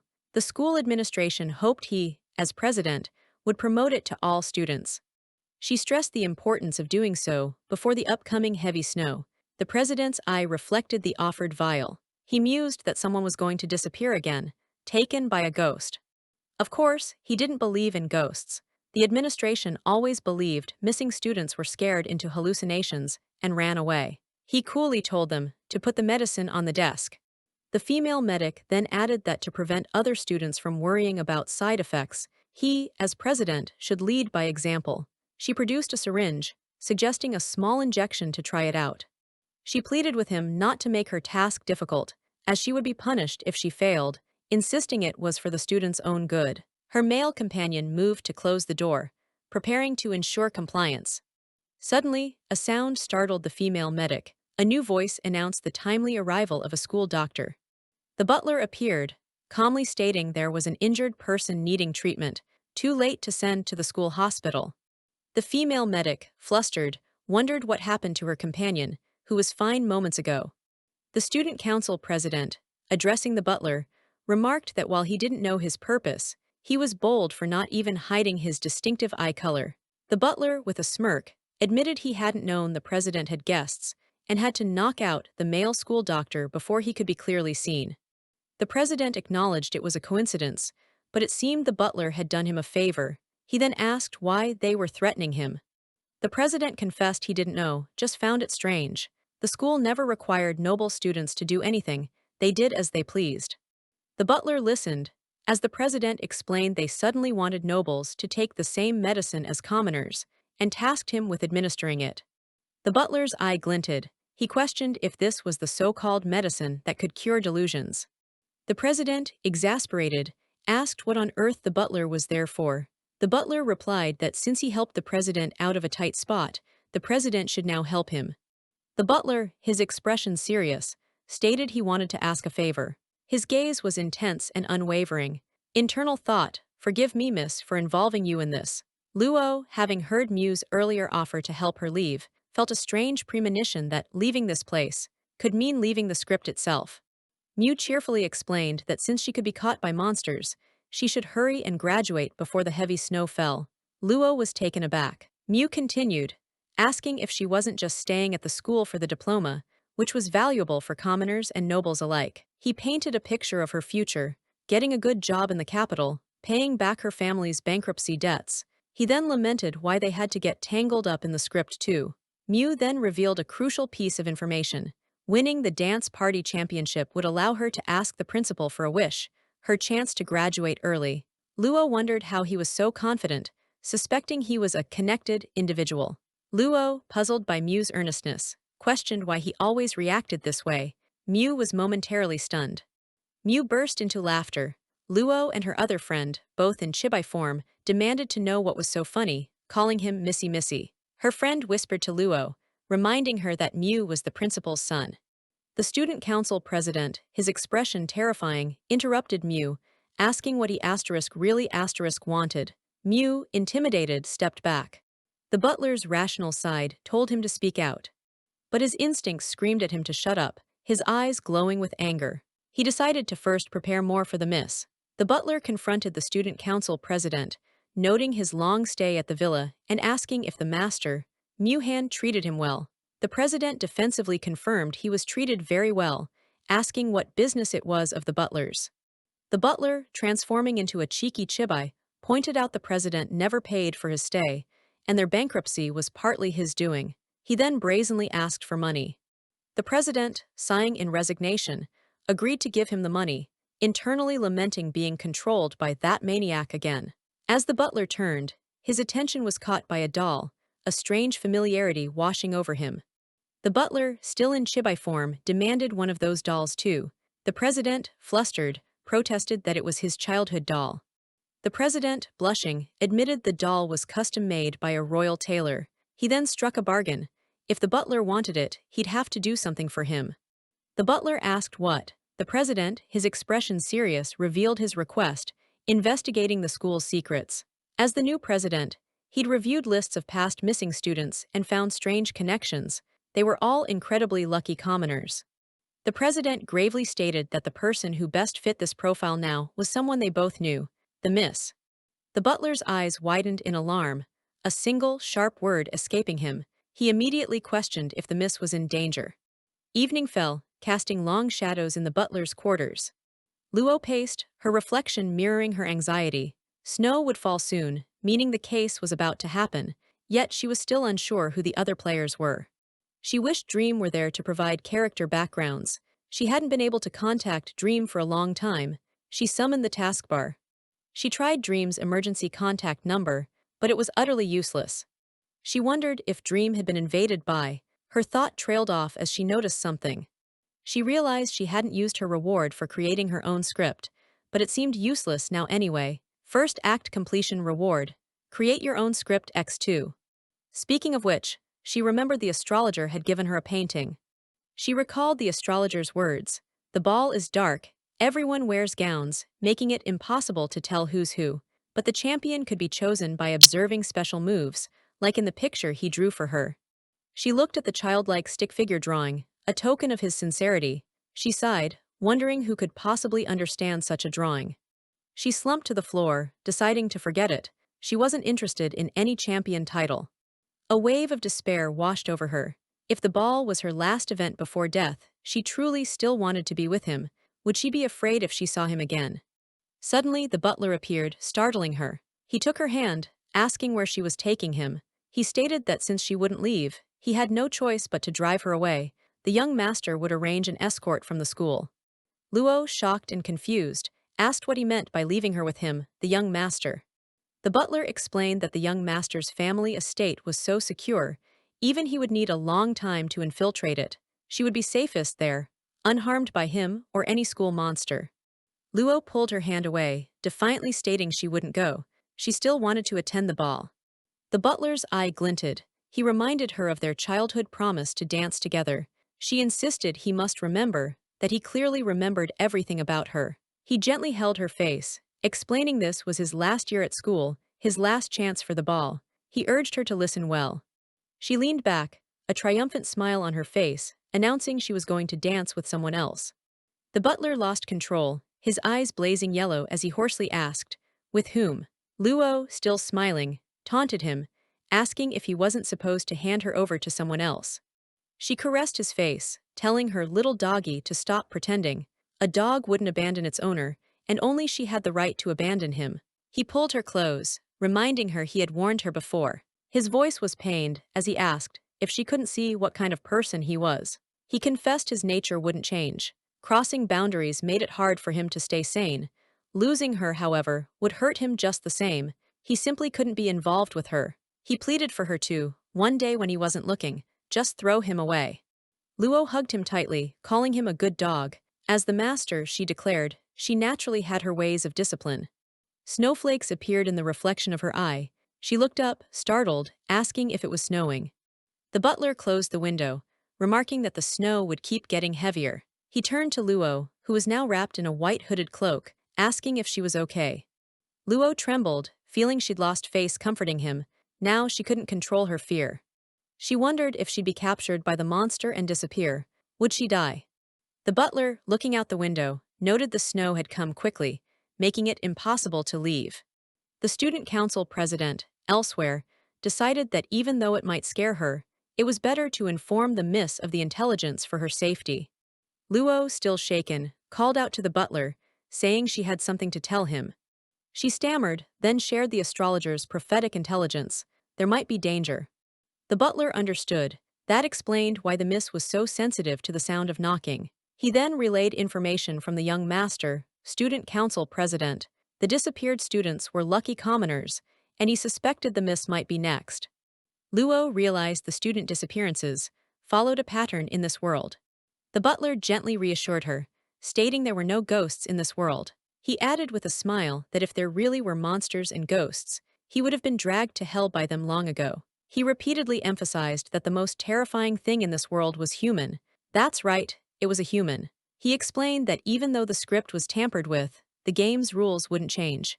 If it wasn't a crime of passion, whoever could kill a player must be another player, or a script character a player could manipulate. Luo suddenly remembered her promise to Mew. She slyly asked if the butler went to find the young master, would he promise to take her to him and nothing else? The butler returned, presenting a bag of money to Luo, while the beaten-up student council president looked on. Luo praised him. What a good job indeed. The butler gazed out at the newly falling snow, a flicker of unease in his eyes. He mused internally that it was probably nothing serious, then advised the miss against venturing out to investigate, prioritizing her safety. He turned to her, his expression resolute, offering reassurance and vowing to protect her completely, no matter what transpired. The butler instructed the miss to turn around and get some sleep first, intending to handle the situation himself. The miss, however, erupted with childish frustration, questioning how he could possibly protect her if he wasn't even close by. Her tiny form practically vibrated with indignation. Calming slightly, she patted the space beside her on the bed, a clear invitation for him to come closer. The miss looked up at him, a hint of challenge or perhaps playful anticipation in her eyes as she considered his presence, implying things might get interesting if he stayed. The butler leaned closer, a dangerous glint in his yellow eyes and a smirk playing on his lips. He warned her, with a hint of dark amusement, that in such proximity, he might be more perilous than any monster. He then secured shackles on her wrists, his grip firm. With a chilling undertone, he murmured that he would take good care of his dog. The miss, surprisingly, smiled. She, in turn, seemed to be inviting him into her own game, mentally urging him to don shackles too, as she prepared to tell him a story. A game-like prompt materialized, asking whether to create a script without clearing memories, promising a truth that would overturn one's understanding of this world. Suddenly, the butler was whispering close to her ear, a startlingly mundane suggestion about covering herself with a blanket if she planned to sleep, his breath tickling her skin. She stretched, realizing with a jolt that she'd actually dozed off. She quickly denied sleeping, claiming she was merely pondering her next words. Classic. He gently pushed her back down, his hand near her neck, urging her to sleep and promising to cure her supposed illness with unsettling calm. Her hand reached for his face, He admitted enjoying her stories but stated grimly that what she had wasn't an illness and had no cure, delivering a chilling prophecy: she would die by his hands. She smiled, a confident, almost knowing look on her face, refuting his claim and asserting that she wouldn't die by his hands, beginning to explain why. He pressed her, his curiosity piqued, demanding to know the reason for her certainty. She embraced him from behind, her voice a soft murmur against his neck, choosing to be enigmatic and telling him he'd find out soon enough. A wave of unexpected drowsiness washed over the butler. He felt his eyelids grow heavy, confusion flickering in his gaze. As he succumbed to sleep, she peered over his shoulder, framing his face with her fingers, promising to reveal her secret. The game-like interface returned, announcing a truth. Act 1 was complete, the reward, 2 original scripts. Her finger hovered over the notification. The screen detailed the Miss's original script, identifying the female lead as herself, Zai Meng, while the male character remained a tantalizing question mark. The story she wove began, depicting a grand, somewhat somber institution, a supposed paradise for the terminally ill. Within its walls was a young boy, a patient abandoned by his family due to a severe illness that made him dangerously volatile. The doctor's daughter, a young girl with familiar white hair, often visited him, and they became childhood friends. The young girl harbored a fierce determination. She dreamed of growing up to find a cure for the boy's debilitating condition. As they grew, their bond deepened into a vow to share their lives, but tragically, the boy's illness intensified, making him ever more uncontrollable. The struggle was immense, and during one such episode, the boy's strength eventually failed him. A shift occurred, after a decisive moment where the girl asserted dominance, almost sporting demonic horns. The boy transformed into an obedient servant, utterly subject to her will. A congratulations message flashed. Together, they resolved to steal the forbidden fruit of paradise, a perilous undertaking. Back in the present, the adult butler, reacting to this dream story, mentally questioned its bizarre turn. The miss, pulling him from the dream, simply uttered a questioning "ah." The butler, flustered, mentioned his own lost childhood memories due to medication, insisting he wouldn't harm her unless severely provoked, clearly disturbed by her story. The miss, however, appeared to be critiquing her own narrative, internally dismissing the dream story as too fabricated, too much like a contrived script. And just like that, another game-like notification. The script was interrupted due to factual inconsistencies. Apparently, even dreams have standards. She comically lamented that he'd criticized her script even in his sleep, admitting she might have made it too outrageous. The interruption clearly vexed her. A moment of quiet reflection for the miss. She mused that things were, in essence, just as they had always been. Fragments of thoughts, apple, paradise, childhood sweetheart, drifted through her mind. She acknowledged that a story cobbled together from such unreliable, unconscious memories was inherently flawed. She pondered her creative tendencies, how story fragments constantly surfaced. She half joked about her talent as a novelist, yet a genuine question lingered. What was the true origin of these persistent memories?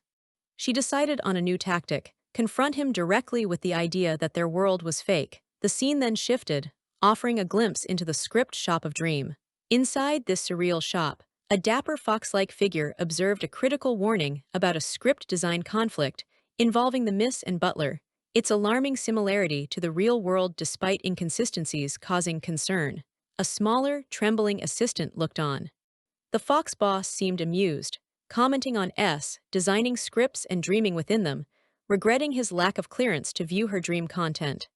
The boss condescendingly addressed the smaller figure, Dream, speculating the miss was following Han's advice.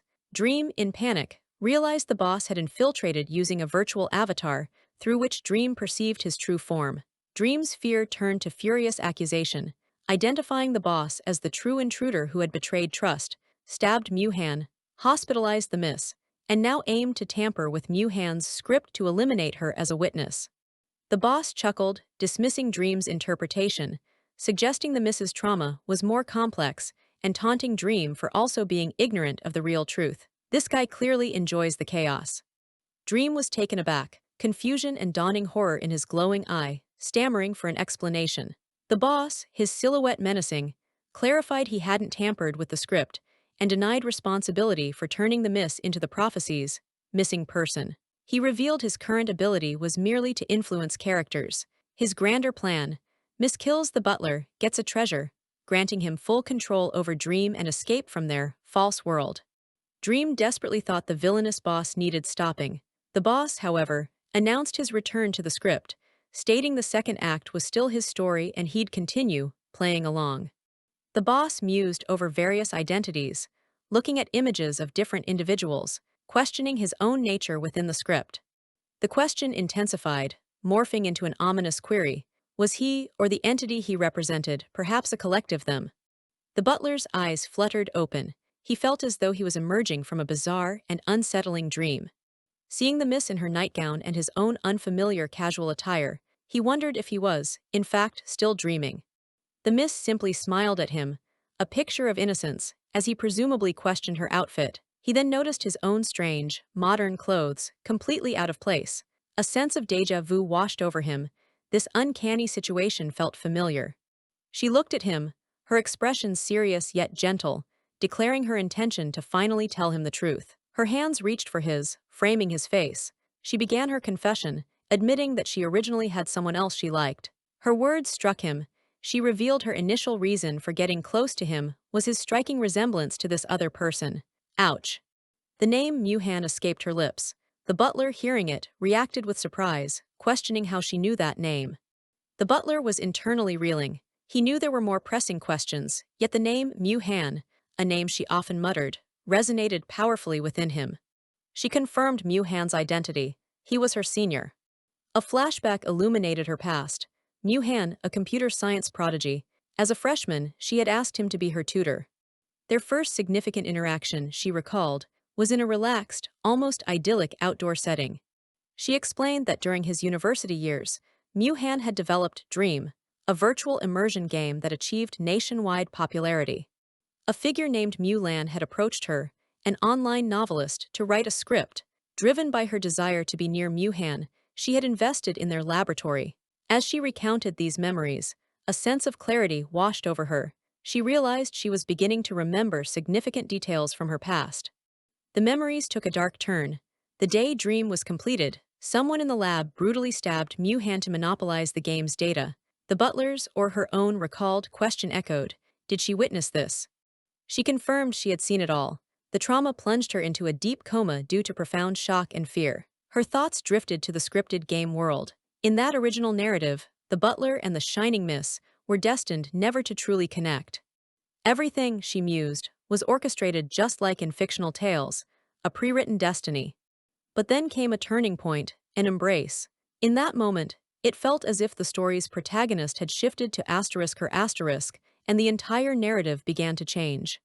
The butler's eyes glowed. He reflected on his apparent misfortune, a life where happiness seemed invariably linked to a heavy price, the name Muhan resonating with this pain. He had tried to dismiss Muhan as a figment of her imagination, but now doubt gnawed at him. Did Muhan truly exist? His demeanor shifted, becoming menacing. He challenged her, questioning if she was prepared to face his uncontrollable grasp now that she dared speak of another man. Yet a flicker of vulnerability emerged. He seemed to battle internal conflict, pressing her for her next move and demanding Muhan's true identity. His tone softened. He insisted he had watched her grow up, and there had never been anyone named Muhan in her life, sharply contradicting her memories. She explained her predicament. Lab members, attempting to awaken her from her coma, had immersed her in the virtual world of Dream, this very scripted reality. She looked at him with sudden, eager hope. Was he one of the lab members? Did he belong to her world? Did he remember reality? The butler was utterly bewildered. He understood only that she claimed not to belong to this world. His concern was palpable. Her pleading eyes met his continued confusion. He reiterated his lack of understanding. A wave of disappointment washed over her. His inability to comprehend was a heavy blow. The painful truth dawned. Someone from the real world should show recognition. She concluded with despair that he was just an NPC, merely code. Her disappointment hardening, or perhaps as a test, she issued a command: kneel down. She gestured to her modern attire, explaining it was from the real world, reminding him his uncontrollable actions were programmed game settings. Her hand seemed to glow with a digital aura. She asserted that within this dream, she retained power to modify his settings. Power move. She pleaded with him not to leave, reminding him he couldn't truly harm her as it was a game script, and she, unlike him, was a player. She walked towards a grand door, resolute, believing this complex manipulation was the only way to maintain their intersection. Suddenly, knocking sounds echoed. Her eyes widened in alarm. The script was progressing. Was the monster of the snowy night coming? She looked at the incapacitated butler, grimly revealing Han's attacker was also in the script, aiming to control the butler for Dream. She acknowledged how unreal it sounded, urging strength. The miss bolted upright, resolved. They had to discover what lay behind that door. The butler, awake and handcuffed, focused on the key. The miss looked comically shocked. The butler, ignoring her, stated he had two questions. After a brief query about the key, he asked, did she genuinely like him? And then the bombshell. His second statement, delivered with grave certainty, he was Han. A flicker of her scriptwriter persona surfaced as she mused on her storytelling talent, then her gaze drifted upwards, seeking answers. She seemed to be formulating a response strategy, as if guided by an unseen director, acknowledging a watchful presence. She turned to him, smiling brightly, explaining an injury or intruder caused his game memory loss. Then, with conviction, of course, he was Han. Meanwhile, at the door, the astrologer peeked in cautiously, calling out, his timing, as always, suspiciously convenient. The miss, startled, grabbed a vase. The astrologer, coughing dramatically, pleaded for entry, claiming his life was in danger. Oh, the drama. The butler had the astrologer by the collar, demanding his purpose. The astrologer, with comically exaggerated tears, cheekily confessed to using eye drops for dramatic effect. The miss, calmly sipping tea while the butler draped a shawl over her, questioned the astrologer's nocturnal visit. The astrologer, inexplicably chained and upside down but still smiling, announced good news. The prophecy had unexpectedly changed. He revealed the new prophecy. On a snowy night, the monster would kill those alone. The miss appeared spectral, eyes glowing ominously. The astrologer elaborated. The school warned everyone to lock doors, and for those alone to gather at the reception pavilion with candles. He explained, seeking her out, remembering her isolated location in the unoccupied teacher's apartment, as few others would be alone. The miss, eyes icy, ordered the butler, dispose of the astrologer by throwing him into the snow to freeze. The butler calmly assented. The astrologer panicked, insisting he was there to help. The miss angrily accused the astrologer of lying about the conveniently changing prophecies. He pleaded innocence. She internally chided herself for being swayed. She mused she initially thought he held key clues, then reminded him, with a predatory smile, of his previous disastrous visit where he'd been shot, asking if his wounds had healed. The astrologer, flabbergasted, denied any previous visit, then blurted out his status as headmaster's son and shock at guns in school, his house. The miss, ignoring him for a moment, announced she was going to the bathroom to change, receiving a nod from the butler. As she left, the astrologer seemingly taunted the butler. The butler, lighting a lighter with a dangerous glint, responded with a chillingly polite "excuse me." Some time later, the miss emerged, dazed, wondering if she'd fallen asleep while changing and why she felt dizzy, now in a different, elaborate dress. She noticed the astrologer's absence. The butler reported letting him go unharmed, adding cryptically that the previous knocker hadn't been him. The butler internally justified his actions, not wanting Miss to see an unclothed man. Miss concluded they couldn't unravel the school's mysteries yet, mentally telling herself to pack. She observed the butler's distress, empathizing with the shock of learning one's world is fake, considering she might need to comfort him. She gently addressed him, acknowledging the script game concept might be hard to accept, offering an open ear if he needed to talk. The camera zoomed in on the butler's eyes, the eye drops, effect wearing off, one eye returning to normal, the other retaining a serpentine hint. A faint, melancholic smile touched his lips, a tear from his monocle. He confessed he'd never felt as happy as in that moment. He spoke of his true self, not a fugitive, without snake-like eyes by nature, taking no joy in slaughter, and far more than just her butler. His true self, he continued, wasn't bound by a script forcing him to watch her from afar or harbor murderous intent. He gently held her hand, as if erasing the butler role. He envisioned a reality where the real him could offer simple comforts. She realized his scripted life, though code, was full of contradictions and pain for him. His greatest desire, to be an ordinary person with his own name free. They stood holding hands, a fragile connection forming. Despite the pain evident in his eyes and internally admitted sorrow, He thanked her for the truth. Her own expression was somber. His demeanor shifted, eyes blazing, a chilling smile. He declared his intent to leave the script, asking, kill everyone or end his own game existence. She quickly vetoed his drastic measures. They still needed the intruder. She deduced a gathering of players often preceded a murder. The intruder was likely among those heading to the other mansion. She firmly instructed her now adorably chibified, cat-eared butler, holding a knife that his role was protection, not a killing spree. He meekly agreed. Elsewhere, the young master, student council president, was engrossed in solitary research, poring over school records by candlelight. Another student, the commoner girl, was shown furtively snatching leftovers in the deserted canteen. The school doctor practiced dance, moves alone in the infirmary, her reflection hinting at a hidden depth. And the head teacher was caught in a moment of solitary contemplation, smoking in front of the dormitory. All these disparate characters seemed united by the falling snow. A sense of foreboding hung, who would be claimed by the heavy snowfall. The scene focused on the reception pavilion. This was the heart of the mystery, the terrifying school where students vanished during every heavy snow. Whispers of a legless monster dragging students fueled fear. The horror's origin: an attack on the school by northern bandits years ago, on a similarly snowy night. During that attack, a student vanished, faceless, nameless. The only certainty: the headcount was short by one. The prevailing theory: this missing student had transformed into the monster, returning on snowy nights to claim more victims. And so, on this blizzard-swept night, the pavilion became a sanctuary for all those alone, a motley crew of students and staff. The astrologer, ever dramatic, declared that, according to prophecy, the monster would indeed claim one of them from this very gathering. Dun dun dun. He suggested they remain together for days and proposed self-introductions.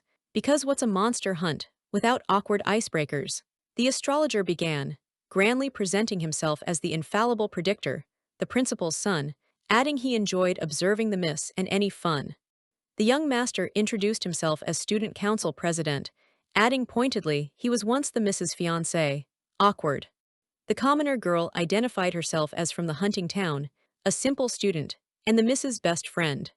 The school doctor stated her role and passed as a private physician, curtly adding she was unfamiliar with any miss, deliberately obtuse. The class teacher introduced himself as a school counselor, former hospital doctor, and currently the Mrs. class advisor. The butler presented himself as a school alumnus, part-time swordsmanship instructor, and professionally, the Mrs. Butler. The Miss listened with growing bewilderment, wondering why everyone's introduction seemed to revolve around her. Main character perks. Finally, her turn. She identified herself as the former lady of the now bankrupt mansion, currently a commoner student. The school doctor then directly addressed the butler, commenting on their danger and the folly of secrets, pointedly referring to him as an assassin, from the north with serpent eyes. This revelation shocked the others. The astrologer, particularly, seemed stunned, questioning if the doctor meant their butler. The butler's eyes flashed yellow. He calmly reiterated his titles, then added a chilling amendment. Skilled at murder, if anyone wished Miss harm, he'd make them a corpse first. The astrologer, terrified, shrieked if he was the northern snake demon. Then, as future school owner, theatrically revoked the butler's teaching credentials, demanding his departure. The class teacher nervously interjected that they were all trapped, trailing off about who the most dangerous person truly was. Amidst the tension, the butler's voice cut through, requesting the Mrs. hand. She reached out to him. Holding his hand, she turned to the apprehensive group, trying to reassure them in a cute, chibified moment that the butler wouldn't harm anyone. The astrologer despaired about survival. The class teacher tried to calm him, acknowledging the past attack but suggesting the missing student monster might be rumor. The teacher rationalized. Disappearances could be students fleeing or coincidence. The monster a fear-induced hallucination the school was developing medication for. The young master interjected. While agreeing with the hallucination theory, his research showed every vanished student was a commoner. He challenged the astrologer if that wasn't odd. His suspicion hardening, the young master grabbed the astrologer, accusing him of fabricating rumors and prophecies, demanding his or the school's true agenda. The astrologer's demeanor shifted, eye glowing blue. He feigned surprise, mockingly asking if the young master thought his prophecies fake, or worse, that he was the killer. He pushed the young master away, claiming his obsession was finding the prophesied monster to prove his skeptical father wrong, insisting his prophecies were never mistaken, and disassociating from school authorities. With a huff, the astrologer declared he was going to wash his hands. As the miss approached, the miss voiced suspicion. The snow started suddenly. How were they all notified to gather so quickly? The young master and the girl hesitantly explained they heard an announcement over the school's PA system. A sudden realization struck the young master. The voice on the broadcast hadn't been official, it had been the astrologer's. He pieced it together. The astrologer's status as principal's son deflected suspicion, but his use of the PA system was highly irregular if he wasn't involved with authorities. The young master rushed to the door, finding it locked. From the other side, the astrologer's triumphant chuckle echoed. He'd trapped them. The astrologer, revealing fangs and a sinister smile, clutched a red box, gloating internally that no one was leaving. His awaited day had arrived. The miss, peering nervously from behind the masked butler, wondered in terror what the box contained, realizing they'd all been fooled and questioning his plan. Then a comical twist. The astrologer tripped, spilling not weapons but gold coins. His sinister demeanor vanished, replaced by a desperate plea for help. Regaining composure, the astrologer explained the school's border town history, once accepting Northern Kingdom children. He elaborated, the Southern Kingdom prioritized alchemy, this school housed the nation's largest lab, and his father hoped he'd pursue it and find a panacea. However, the astrologer confessed his true passion lay not in alchemy, but in divination. He revealed his father dismissed paranormal incidents and the monster as fake, wanting to medicate students for collective hysteria. Yet the astrologer insisted strange events and disappearances were real, passionately questioning if they didn't also see something was wrong. He defended his prophecies, claiming they accurately predicted victims, proving the monster's existence.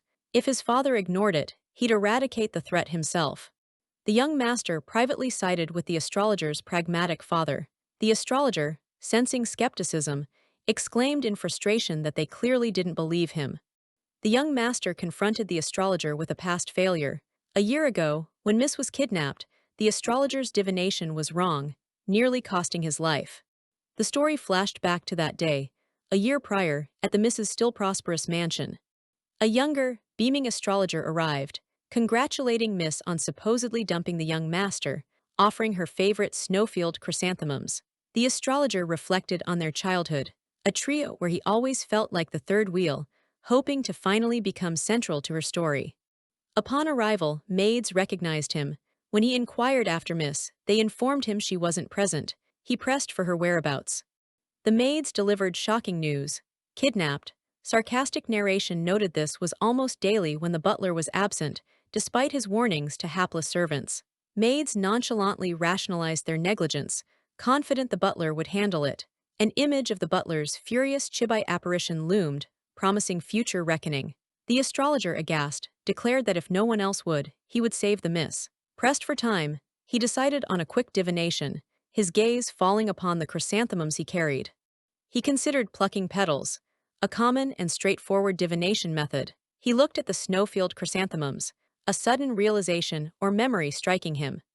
A memory surfaced of the younger Miss, cherishing these simple roadside wildflowers. She recalled the first time the young master had given her these flowers, a cherished memory. She remembered plucking their petals. He loves me not style, wondering about the young master's feelings, each flower filled with hope. The astrologer remembered her longing to receive those specific flowers from the young master again. He hesitated to use these asterisk flowers for his divination to find her, knowing their sentimental value to her regarding the young master. He dismissed his hesitation, recalling the snowfield chrysanthemum always had a fixed number of petals, and that Miss specifically counted 11. Later that evening, the Miss returned to the mansion, surprisingly on her own. Maids expressed surprise. She nonchalantly explained her kidnapper tripped into a ravine, negating any rescue need. Convenient. One maid remarked on her good fortune, while another curiously asked if the astrologer's divination had led to her rescue. Back in the present, Miss clutched her head as the full memory of that day, including the astrologer's involvement, replayed. She finally understood. She confronted the astrologer, only 2 paths from the forest. He had used chrysanthemum petals to divine her location. The young master interjected, Astrologer's divination failed catastrophically. He took the wrong path, fell into a ravine, and nearly froze. Miss was on the other path. The young master pressed. If the divination was true, then astrologer deliberately gave the wrong direction, causing trouble. The astrologer frantically denied the accusation, insisting that wasn't what happened. He looked at them, a desperate plea in his eyes, his only hope for them to believe him. The miss considered his words, his insistence that his failed divination hadn't been intentional. A strange recognition flickered. His words, his appearance, resonated with a faint, forgotten image from deep within her memories. Meanwhile, the Chibai butler, radiating a dark, possessive aura holding Mrs. Hands, struggled with patience, especially with the astrologer vying for her belief. The scene shifted, astrologer continuing his backstory about a prestigious research lab at a top academic institution, gathering influential figures. He described Muhan, cool, aloof campus heartthrob, computer science genius, a young prodigy professor researching virtual reality from an early age.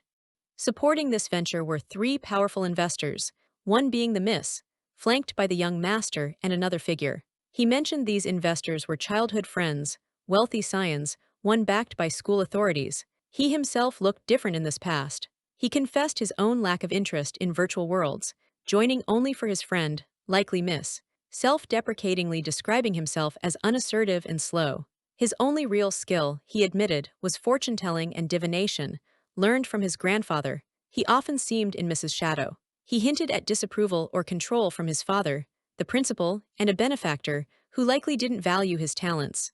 A red thread of control bound him. Divination was his sole expertise. He desperately wanted to prove its worth to his father, even if no one else believed. The Miss, however, had offered encouragement, believing in him even if he'd predicted his family's bankruptcy, reassuring him. He had lamented she couldn't understand his struggles, blessed with good fate, and pleaded she not tell his father about his fortune-telling. He recalled their friendship's origins, but one particular day deeply impressed him about her character.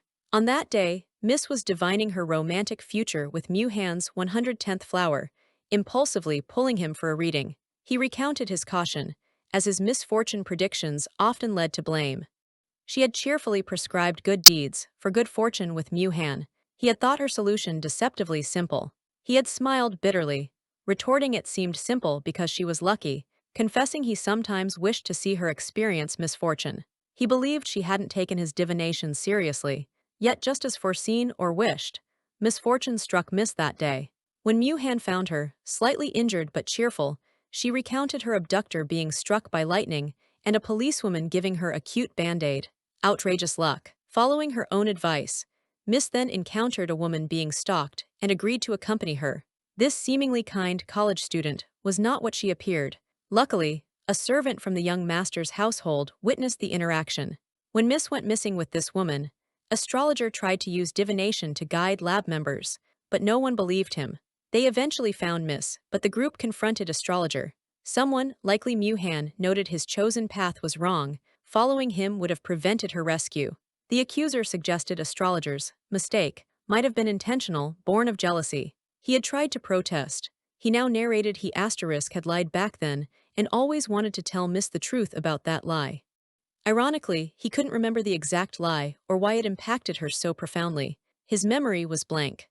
Back in the present pavilion, astrologer looked at Miss earnestly, reiterating his hope she could believe him now. He slumped, dejected, lamenting his incompetence, confessing he genuinely believed his miscalculation was an error despite wanting to save her. A sharp pain shot through his head. He abruptly dismissed his monster hunting talk, asking them to forget it. Miss prompted him to reconsider. His demeanor shifted, sly smile returning. He reiterated his prophecy about the monster led him to gather them. His true, eccentric intention revealed. He wanted to use this gathering to commune with the Snow Knight monster. He proposed that appeasing the monster's vengeful spirit might save them, gesturing with a small figurine resembling the school doctor. The school doctor looked utterly unamused. Astrologer casually added that even if his attempt failed, they had little to lose. The head teacher, finding it preposterous, left to inform authorities. The young master warned astrologer, hoping he wasn't orchestrating the chaos. Astrologer turned beseechingly to Miss, asking if she at least could believe him, addressing her as my lady. A crucial realization dawned on Miss. The astrologer wasn't an NPC, he too was a player. She identified him, Xian Yu, from the real-world laboratory, his current persona and past self merged. As Xian Yu moved towards Miss, the butler instantly stepped protectively before her, growling a warning not to touch her. The butler stood his ground. Xian Yu stepped back. The butler began to summarize the situation, his tone ominous. The class teacher, holding Xian Yu's coin box, surmised his plan, prove his divination to gain cooperation for his communion. The butler voiced deep suspicion. Xian Yu's past flower divination mistake might have been intentional, even gathering victims here. Xian Yu, flustered, reiterated his claim that the previous incident was merely a divination mistake. The butler calmly contradicted him, stating with certainty that Xian Yu hadn't actually made a predictive error back then. The butler examined the Yunai mountain chrysanthemum Xian Yu had used, declaring he understood why the divination went astray. The miss was puzzled by Butler's assertion and recalled his earlier wariness towards Xian Yu. The butler accused Xian Yu of not even truly participating in the divination. Xian Yu, cornered, challenged Butler to explain how he could have avoided a mistake. Butler explained, "The snowfield chrysanthemum has 12 petals." He then revealed Mrs. Habit. She always stops her count at the *11th petal. He elaborated she did this because, regardless of the sequence, ending on 11 always gave her the desired answer or avoided an unwanted one. Therefore, Butler concluded, Xian Yu, knowing the flower's significance to her, likely hadn't wanted to destroy it, and in his haste, used an incorrect number for divination. Understanding finally dawned on the miss. The butler's explanation made a strange kind of sense. Miss looked at Xian Yu, understanding his past failure wasn't deliberate malice, but perhaps a misguided attempt leading to error. A memory surfaced for Miss, cheerfully placing her cute band-aid on Xian Yu's cheek after one of his misadventures. Xian Yu, touched, recalled her earlier advice about good deeds. Miss, smiling gently, suggested that perhaps understanding and believing in him was the good deed needed that day. The astrologer, a faint smirk on his face despite the band-aid, acknowledged that the Miss's divination hadn't been incorrect after all. He bowed his head, hand to his face in a gesture of reluctant confession, admitting it was his own mistake, as he'd wanted to avoid any misunderstanding that he was purposely framing her. Suddenly, a wild laugh escaped him. With manic glee, the astrologer then declared he had never, not for a moment, believed his own divinations to be flawed. Turning towards the miss, his demeanor shifted to one of pathetic dependence. He lamented that no one cared for him, yet she, at least, believed in his words. He leaned in, their foreheads nearly touching, hands clasped. The astrologer then revealed another chilling prediction from his divination. One of them was fated to die the very next day. His gaze, intense and worried, fixed on the miss, he fervently expressed his desperate hope that she would not be the one to meet that grim fate. Before he could continue, the butler's arm snaked around his neck from behind, cutting off his breath. The astrologer choked out a yelp, then quickly suggested they begin the seance. The young master stepped forward, addressing the tense gathering with authority, demanding everyone's cooperation. The homeroom teacher, ever the sycophant, questioned who had permitted the astrologer to get so uncomfortably close to the miss. The young master pondered for a moment. Beside the stoic butler, the miss stated that if she placed her trust in the astrologer, she would participate, and then decisively suggested they commence the seance. The astrologer threw his arms wide, beaming with delight. He announced that the matter was settled. The seance would be held at midnight. However, he first needed to prepare some props, advising everyone to go and rest.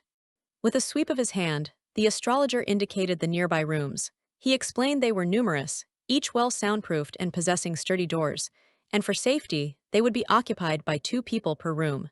The astrologer pointed, assigning the young master and the homeroom teacher to share a room. The young master's expression soured instantly at the pairing. His finger then moved to the girl and the school doctor, pairing them together. The girl immediately protested, her voice shrill with displeasure at the thought of rooming with the doctor. Finally, the astrologer's accusing finger landed on the butler, whose eyes briefly flashed an eerie yellow. He declared the butler far too dangerous and decreed that he would sleep alone in the hall. The young master, incensed, grabbed the astrologer by his robe. The astrologer coughed, having just cheekily suggested the miss share a room with him. The young master furiously stated they would each stay in their own rooms, branding the astrologer a shameless monster, and adding that if a monster was indeed among them, one death was more than enough, not two. The young master then turned his gaze to the butler, surprisingly concurring with the astrologer's earlier judgment. The butler should indeed stay in the hall. The butler merely acknowledged the decision. The miss turned to her butler, a pressing question in her eyes. She asked him how he remembered with such clarity that the flower he'd mentioned previously had exactly 12 petals. In the background, the homeroom teacher mentioned needing items for the divination, offering their help to prepare. The butler, a slight, enigmatic smile playing on his lips as he adjusted his monocle, questioned if her query found it strange. He then simply stated that he had watched her grow up. A memory surfaced. A younger miss, holding a delicate flower, cherished it as the first gift from the young master, wistfully wondering when he might give her another. From a shadowy doorway, the butler observed her quietly. The butler, still in the doorway of her memory, gently informed the young miss that the young master was not one to bestow flowers frequently. Back in the present, the butler took the miss's hand. She questioned his sudden action, her mind replaying the astrologer's recent, clumsy bump into her. Her eyes widened, a blush rising to her cheeks. Internally, she reeled, telling herself to hold on, as too many significant and unsettling things were happening all at once. The butler, his profile sharp against the light, offered a grim explanation. Even if other players were behind them in this strange scenario, their consciousness was likely blocked. Or perhaps, the very game data itself had been tampered with. He looked at the miss, a hint of longing in his eyes. He spoke of catching the intruder, which would end this scripted reality, bringing him closer to returning to his own. He then softly asked her to tell him about the flowers she truly liked, once they were back. The miss, visibly touched by his words, replied with heartfelt sincerity that she wanted to give those flowers to him in person. The butler gently urged her to rest, assuring her he would keep a vigilant eye on her situation from the hall. Yet, a chilling narrative overlay spoke of a distant, unattainable day, a promise that would never come. As the butler began to walk away, the miss cried out for him to stop. She confronted him with a painful truth. This place, this reality they were in, would never become real. She looked him steadily in the eyes, her voice firm. She declared herself his master and implored him not to listen to the others who were ostracizing him. The miss, her face flushed and words slurred from drink, covered her mouth. She insisted he was merely dreaming, and then, in a moment of drunken vulnerability, asked him to come and sleep with her that night. The grand hall stood empty and silent. It was around 8 o'clock in the evening, 2 hours having passed since everyone had retired to their assigned rooms. The homeroom teacher appeared at the butler's door, a syringe glinting in his hand, offering a deceptively pleasant good evening. The butler, his shirt partially open and tie loosened, was being pulled by an unseen hand, his eyes glowing with a dangerous light. He coolly inquired what the matter was. The homeroom teacher stood in the room, where the miss lay sleeping on the bed. He announced it was almost midnight and offered to help prepare materials for the seance, noting ominously that it required some blood. A close-up on the homeroom teacher's eye revealed his cunning thought. He had considered asking the boys to assist in drawing the necessary blood, his gaze flicking over. Suddenly, the butler had a knife pressed to the homeroom teacher's throat. With chilling calm, he asked if the teacher required eyes for the seance, offering to help remove them. The terrified teacher stammered an apology, insisting he'd seen nothing and only wanted to draw a little blood. The homeroom teacher, pale with fear, hastily told the butler there was no need for such drastic measures. He urged the butler to simply take what he needed and leave immediately.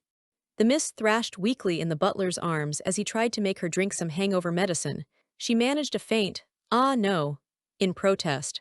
Her eyes fluttered open, confusion clouding her gaze. She groggily wondered how on earth she had ended up in this situation, in his room.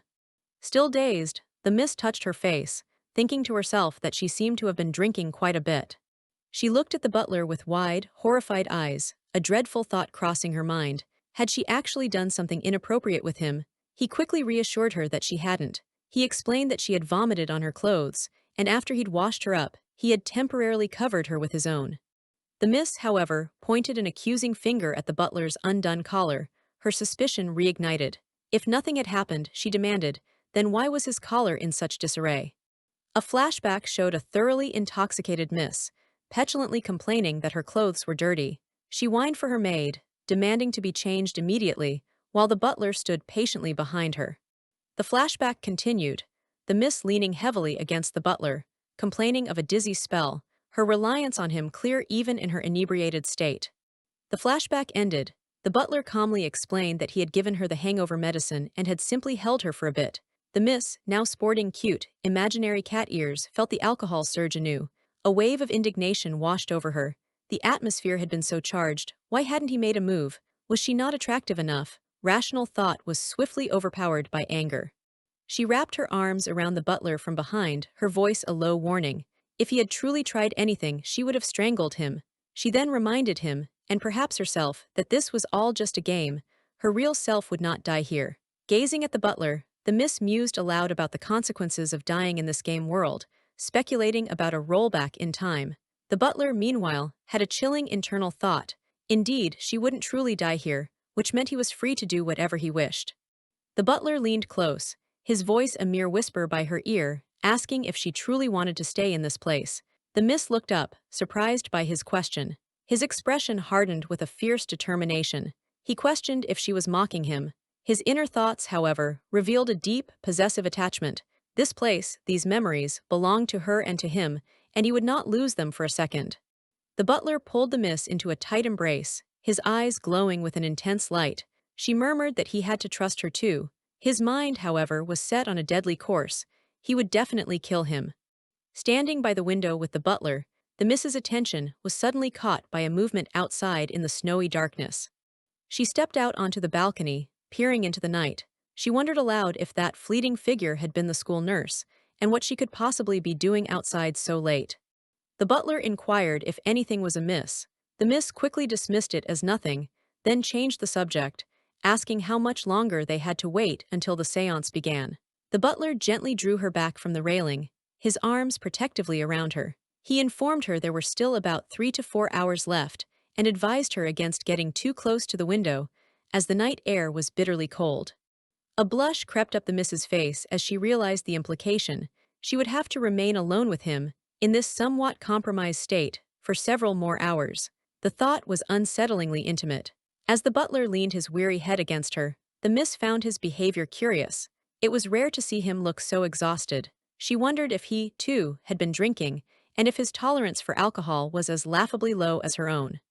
The butler gently laid himself down on the bed. The miss, after a moment's hesitation, settled beside him, the silence of the room charged with unspoken tension. The clock in the grand hall chimed, its hands pointing to midnight. The appointed hour for the séance had arrived. The young master and the girl walked down the dimly lit corridor towards the hall. The girl shivered, pulling her makeshift shawl tighter, remarking that it was surprisingly cold inside the building as well. The astrologer, already in the séance room, greeted the homeroom teacher and the school doctor, who were seated grimly at the table, awaiting the proceedings. Holding a flickering candle, the astrologer, now cloaked for his role, invited the newcomers to sit wherever they pleased, announcing that the séance would commence shortly. The girl, taking a seat, couldn't help but comment on the oppressive darkness of the room, a nervous tremor in her voice. The butler carefully led the miss into the room. She was now wearing a different, more elaborate gown, a stark contrast to her earlier attire. He called out her name softly. A small note indicated she'd unfortunately thrown up and had to change into spare clothes. The girl, her eyes sparkling with adoration for the miss's new look, gushed about how cute she was and readily agreed to start the séance. The school doctor, in contrast, looked thoroughly unimpressed. The miss's eyes widened in alarm as she observed the ritualistic circle on the table. The strange liquid within it had begun to flow, ominously, towards the butler. The astrologer, a self-satisfied smile on his face, announced that the monster had made its choice. It would possess the butler. He instructed them to prepare their questions, which the possessed butler would answer with a simple yes or no. The girl internally scoffed at the theatrics. This was just like a Ouija board, she thought, utterly fake and completely random, so much for serious divination. The miss looked at the butler, whose face was partially obscured by unsettling shadows. She tentatively asked if he was feeling any discomfort, now that he was supposedly possessed. The young master interjected, stating that to ensure authenticity, they would ask questions directly related to the ongoing case, as the ghost should be familiar with school affairs. The homeroom teacher, seizing the opportunity, then posed a pointed question. Was the young master the student council president solely due to his family's connections? The young master visibly flinched as the enchanted quill began to write, forming the word no. He was inwardly stunned. The ghost actually knew the truth. Most people just assumed his family's influence was the sole reason for his position. A barrage of questions followed. Were the eerie cries in the woods at midnight merely bird calls? Yes. Were the missing exam papers from the final exam stolen? Yes. Then, the girl, with a hopeful blush, asked if the miss would ever marry her. A resounding no was written, much to the amusement and exasperation of the young master and homeroom teacher. The astrologer leaned forward intently, his voice low and serious, addressing the spirit purportedly inhabiting the butler. He asked if it had come to this school with the explicit intention of seeking revenge. The quill scratched out a yes. The astrologer pressed further, his voice tinged with fear. Would it kill any of them here tonight? The girl suddenly pointed towards the school doctor, who had been unnervingly still. She questioned why the doctor hadn't reacted at all to the chilling proceedings. A collective gasp filled the room as the horrifying truth dawned on them. The school doctor wasn't just still, she was dead. The girl cried out in disbelief. No way she. A flashback began, narrated by the homeroom teacher's shaken voice. He described a horrifying scene, an unseen assailant continuously carving into Mew Han's, the butler's head with a knife, muttering incoherently, as if attempting to crack open his skull. The homeroom teacher's narration continued, his voice strained with remembered terror. Then, it seemed as if those present saw something truly terrifying manifest on Mew Han. Frantically, upon opening the door and witnessing the scene, they had turned to him and desperately asked if he, too, had seen it. They questioned in horror what in the world that terrifying, monstrous eye-like apparition could have been. The astrologer, his face contorted with rage and accusation, lunged towards the butler. He screamed that the butler was the killer, a despicable monster, and undeniably the one who had murdered the school doctor. The young master spoke, his tone grave. While he didn't truly believe in spirit possession, he admitted the butler's behavior had been highly suspicious. He had acted as if possessed, even pinpointing the school doctor, making him look exactly like her murderer. Behind him, the homeroom teacher shivered, muttering that perhaps ghosts were real after all. The miss quickly intervened, urging them to calm down. She questioned their logic. Were they seriously suggesting the butler had killed the school doctor through thin air, right in the middle of the ceremony? The butler, standing beside her, coolly stated that the doctor must have died before the ritual even began. The butler elaborated, explaining that the school doctor had likely been dead for some time. The cold temperature of the room and the strong scent of her perfume could have easily masked the initial signs of death. The miss looked at the butler, a new understanding dawning in her eyes as she recalled his peculiar constitution and heightened sensitivity to smells. She asked him directly if he hadn't been possessed at all. He confirmed, his gaze steady, that he had not. A thought struck the miss. The butler had indeed seemed unusually preoccupied and distant when he was chosen by the spirit during the earlier part of the ceremony. The astrologer, however, refused to yield. He vehemently insisted that the butler was the murderer, the prophesied monster of the snowy night. His divination, he cried, could not be wrong. He then furiously demanded how else the butler could have provided all those correct answers during the séance. The young master offered a more rational, albeit cynical, perspective. Perhaps the astrologer had simply failed in his spirit summoning, he suggested, and the answers had been mere guesses. Or, more insidiously, perhaps the butler himself was the snake lurking in the shadows. He added thoughtfully that all of them, connected as they were to the miss and the strange incidents plaguing the school. A chilling close-up of the butler's glowing yellow eyes punctuated the young master's unspoken thought. Might have been under his watchful, predatory gaze all along. The miss felt a knot of uncertainty tighten within her. Was it truly a monster that had killed the school doctor, or had one of them seized the chaotic opportunity to muddy the waters and commit murder? The girl, suddenly emboldened, whirled around and pointed an accusing finger at the astrologer. No, she declared, he was the killer. He was the last person known to have had close contact with the school doctor. She acknowledged the doctor's poor reputation and her own dislike for her, admitting no one paid much attention to the deceased. However, she found it suspicious that the astrologer was the first to arrive in the hall. The astrologer sputtered, denying any close contact. It was just a dance, he insisted. The miss, meanwhile, found herself contemplating the true nature of the relationship between the flustered astrologer and the now-deceased school doctor.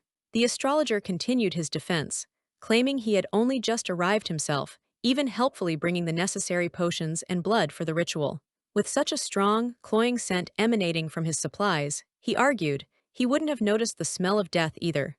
The girl, growing increasingly agitated, threw her hands up. She demanded that everyone share exactly what they had been doing during the 6 hours leading up to the ceremony, and bravely volunteered to begin her account first.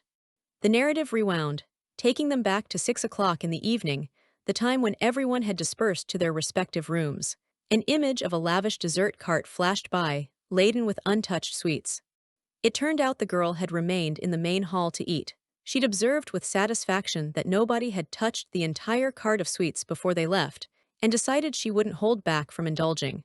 While enjoying her treats, the girl noticed that the astrologer hadn't left the hall either. She curiously wondered what kind of book he was so engrossed in reading.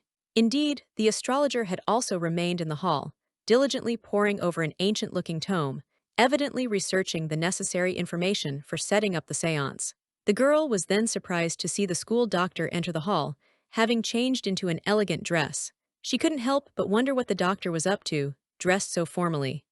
The school doctor approached the astrologer, holding out a small, framed portrait. She informed him that she had brought the portrait he had given her, adding that she genuinely liked his gift. The astrologer, barely looking up from his book, simply replied that it was good to hear she liked it, his tone dismissive. The school doctor then reminded him of his own dire prediction, that one of them was going to die. She posed a chilling question. What if the one fated to die was either him or her? Her eyes, shown in close-up, glinted with a strange, resolute light. She stated firmly that since this was likely to be the end for one of them, she hoped to leave with no regrets. The school doctor then directly addressed the astrologer, asking if he remembered a promise they had made. With an air of finality, she told him to dance with her. The homeroom teacher, noticing the scene, approached the girl and inquired about the commotion. The girl, still munching on a pastry, casually replied that the astrologer and school doctor were dancing, and rather closely at that. She mused aloud if they could perhaps be lovers. The girl's eye widened in shock. She had overheard something the school doctor whispered to the astrologer during their dance, leaving her to wonder what on earth it could have been. Whatever the school doctor had said, it clearly terrified the astrologer, his face paling as he listened to her hushed words. The girl, her earlier observations now clicking into a damning theory, pointed an accusatory finger at the astrologer. This was it. He must have had some kind of hold over the school doctor, or vice versa, and that's why he killed her. She demanded to know the true nature of their relationship. The astrologer flatly denied killing her. The accusation hung heavy in the air, the girl relentlessly pressing the astrologer, convinced of his guilt in the school doctor's demise. The homeroom teacher then interjected, his tone laced with insinuation. He asked the astrologer directly if the school doctor had been his lover, mentioning widespread rumors that she had a noble student as her secret romantic partner. He then added that it all seemed very suspicious, and questioned if the doctor perhaps had some compromising information on the astrologer. The astrologer retorted sharply, dismissing the homeroom teacher as greedy trash, and questioning his motives for butting in. He then reminded the teacher that he, too, had been a doctor at the school clinic, and must have been quite close with the school nurse himself. The homeroom teacher looked visibly distressed as the astrologer continued his verbal assault. He brought up the rumor that the teacher was impoverished, having been fired after a severe mistake, and had been struggling financially ever since. The homeroom teacher panicked, vehemently denying any involvement in the school doctor's death and begging not to be suspected. He admitted he was desperate enough to do anything for money, but as she was a commoner, he wouldn't have coveted her meager wealth. The young master then dropped a bombshell. He revealed that the school had a dark secret. It had always conducted physical exams on students, and, under the guise of collective hysteria about ghosts, injected them with experimental drugs. The miss listened intently, her expression thoughtful as she processed this disturbing new information about the institution they attended. The young master continued his exposé, stating that the astrologer was, in fact, the principal's son. He now suspected that the astrologer was collaborating with the school, using his seemingly accurate prophecies to select and take students away for unknown purposes. A sinister image of the astrologer, surrounded by shadowy, monstrous figures, illustrated the young master's suspicion. Perhaps he was making others believe it was the work of monsters, thereby legitimizing their supposed existence, while actually using the physical exams to select suitable students for horrific experimentation. The astrologer furiously denied these accusations.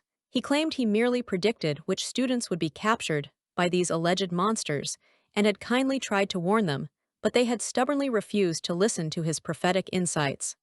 The girl suddenly recalled a detail from her own experiences. She had, in fact, been repeatedly called in for blood tests by the school. The miss pondered the implications of drug manufacturing. If that were true, the school wouldn't hesitate to sacrifice students for its nefarious purposes. She then remembered the butler mentioning his skills in pharmaceuticals, and a chilling possibility began to form in her mind. The young master added another piece to the puzzle, recalling that their school was renowned for its pharmaceutical alchemy within the Southern Kingdom, and had always enjoyed the unwavering support of the kingdom's royalty. However, he clarified, many years ago, there was no such pharmaceutical craze in either the school or the entire Southern Kingdom. This obsession, he explained, had only emerged after the dramatic fall of the Northern Kingdom. The young master elaborated on the history. The Northern Kingdom, though small, was home to an incredibly powerful family of pharmacists who created miraculous drugs capable of curing all kinds of diseases. Many people from various lands flocked to them, and this family amassed a great fortune. The tale took a darker turn. It was said, he continued, that this family obtained their potent medicine from a serpent demon. Consequently, these concoctions were called serpent drugs and were believed to be cursed. Those who used them would either die violently soon after or transform into bloodthirsty, belligerent monsters with terrifying serpentine eyes. For a while, the Northern Kingdom was thrown into utter chaos. To prevent the devastating spread of the serpent demon's curse, the Southern Kingdom eventually took action, suppressing the rebellion and chaos in the Northern Kingdom, which ultimately led to its complete demise. The young master voiced his current suspicion. He believed the school was attempting to concoct that very kind of snake medicine. After all, a drug capable of curing all diseases would be an incredibly tempting prize. Behind him, the butler listened, his expression unreadable. The butler finally spoke, his eyes glowing with an unnatural light. He confirmed that it was indeed a unique, secret medicine of the fallen Northern Kingdom, the very kind of drug that had irrevocably changed his own constitution. He revealed his origins. He was a scion of that Northern Kingdom's pharmaceutical family, one of the few who could remain lucid even after using the potent drug. In fact, he had been a key figure in its production. However, after the kingdom's fall, he was taken in by the Mrs. family as a child, losing most of his memories from that tumultuous period. The homeroom teacher, still grappling with these revelations, questioned the wild history they'd heard about some individuals remaining sane only because they were bound by a contract. He wondered aloud what that contract could have been, speculating if it might be a formula for a perfect snake medicine, one devoid of any side effects. The miss listened intently as the old monster legend of the school was recounted. Years ago, a student was supposedly kidnapped by a snake-eyed brigand from the Northern Kingdom during a snowy night and subsequently went missing. Yet, frustratingly, a check of the student roster revealed no such missing person. The legend continued that this kidnapped student later transformed into a monster, who, on snowy nights, would kidnap other students from the school.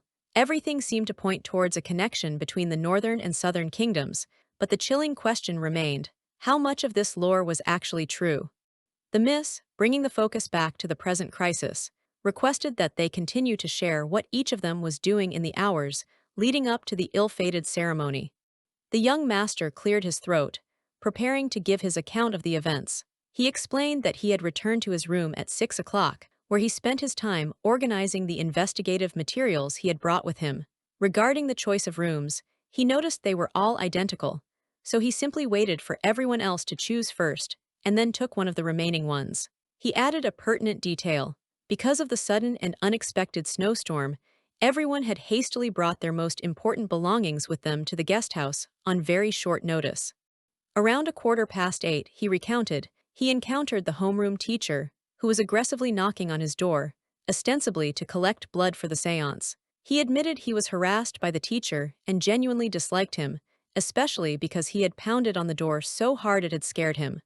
The young master then gave a rather unflattering, pantomimed imitation of the homeroom teacher's typically fawning behavior. He stated that the teacher had an unfortunate habit of ingratiating himself with those in power.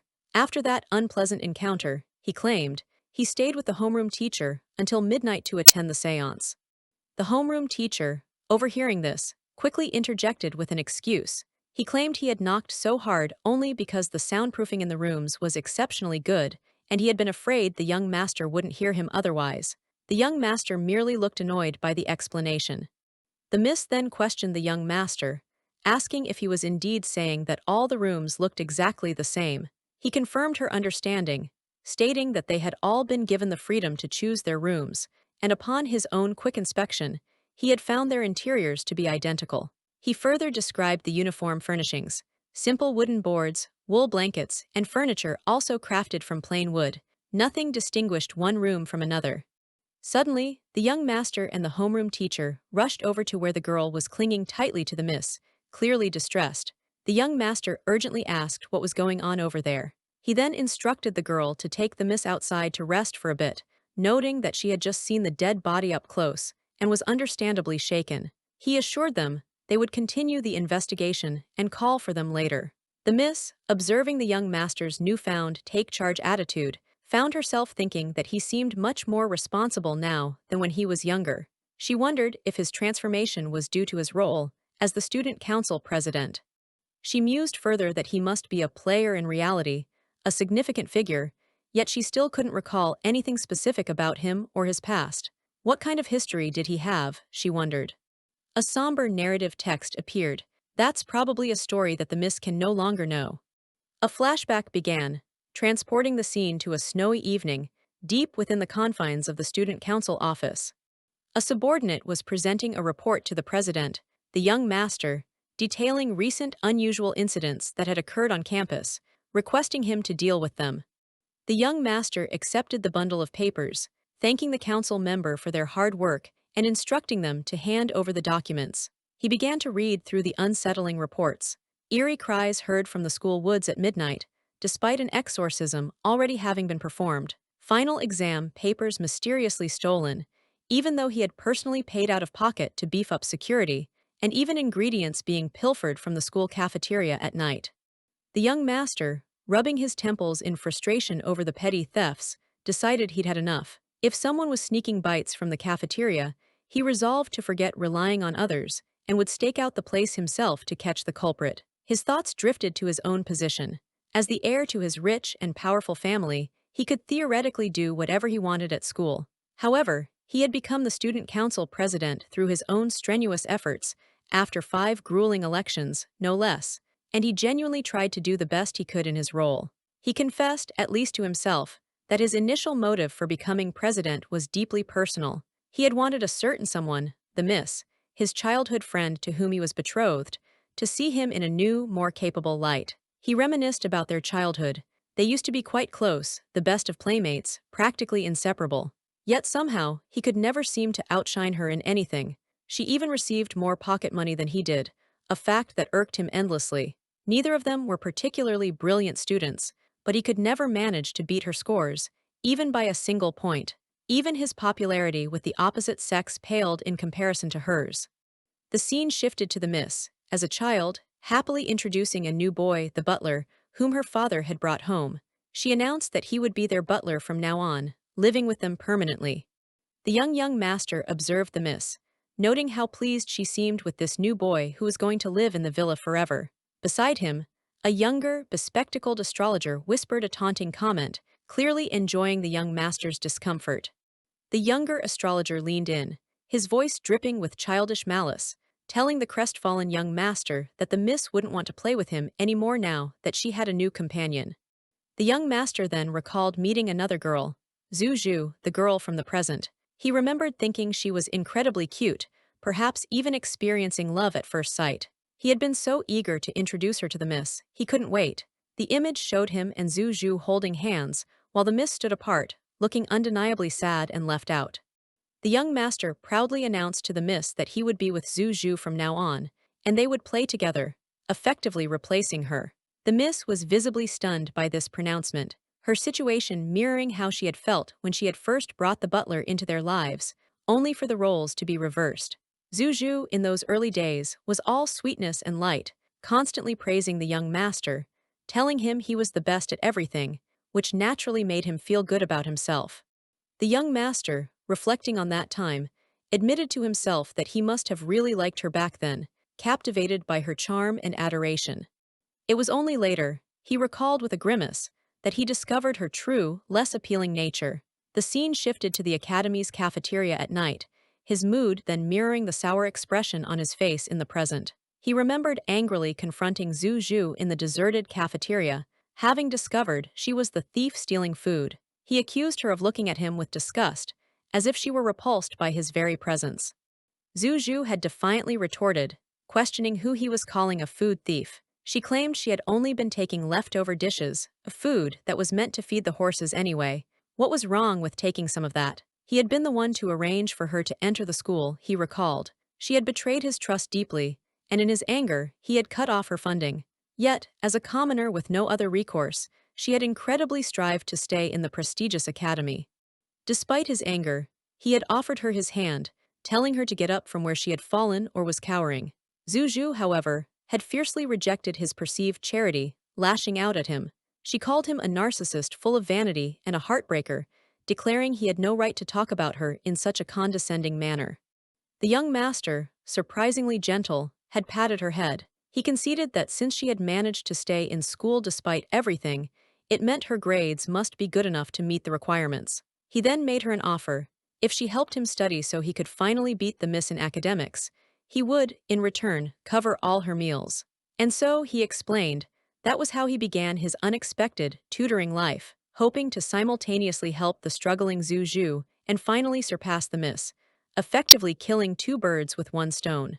Zhu Zhu, however, proved to be a harsh tutor. Holding up one of his failed tests, covered in red X's, she had exasperatedly asked if his brain was made of mush, or if it was so filled with gold coins that he simply couldn't learn a single thing.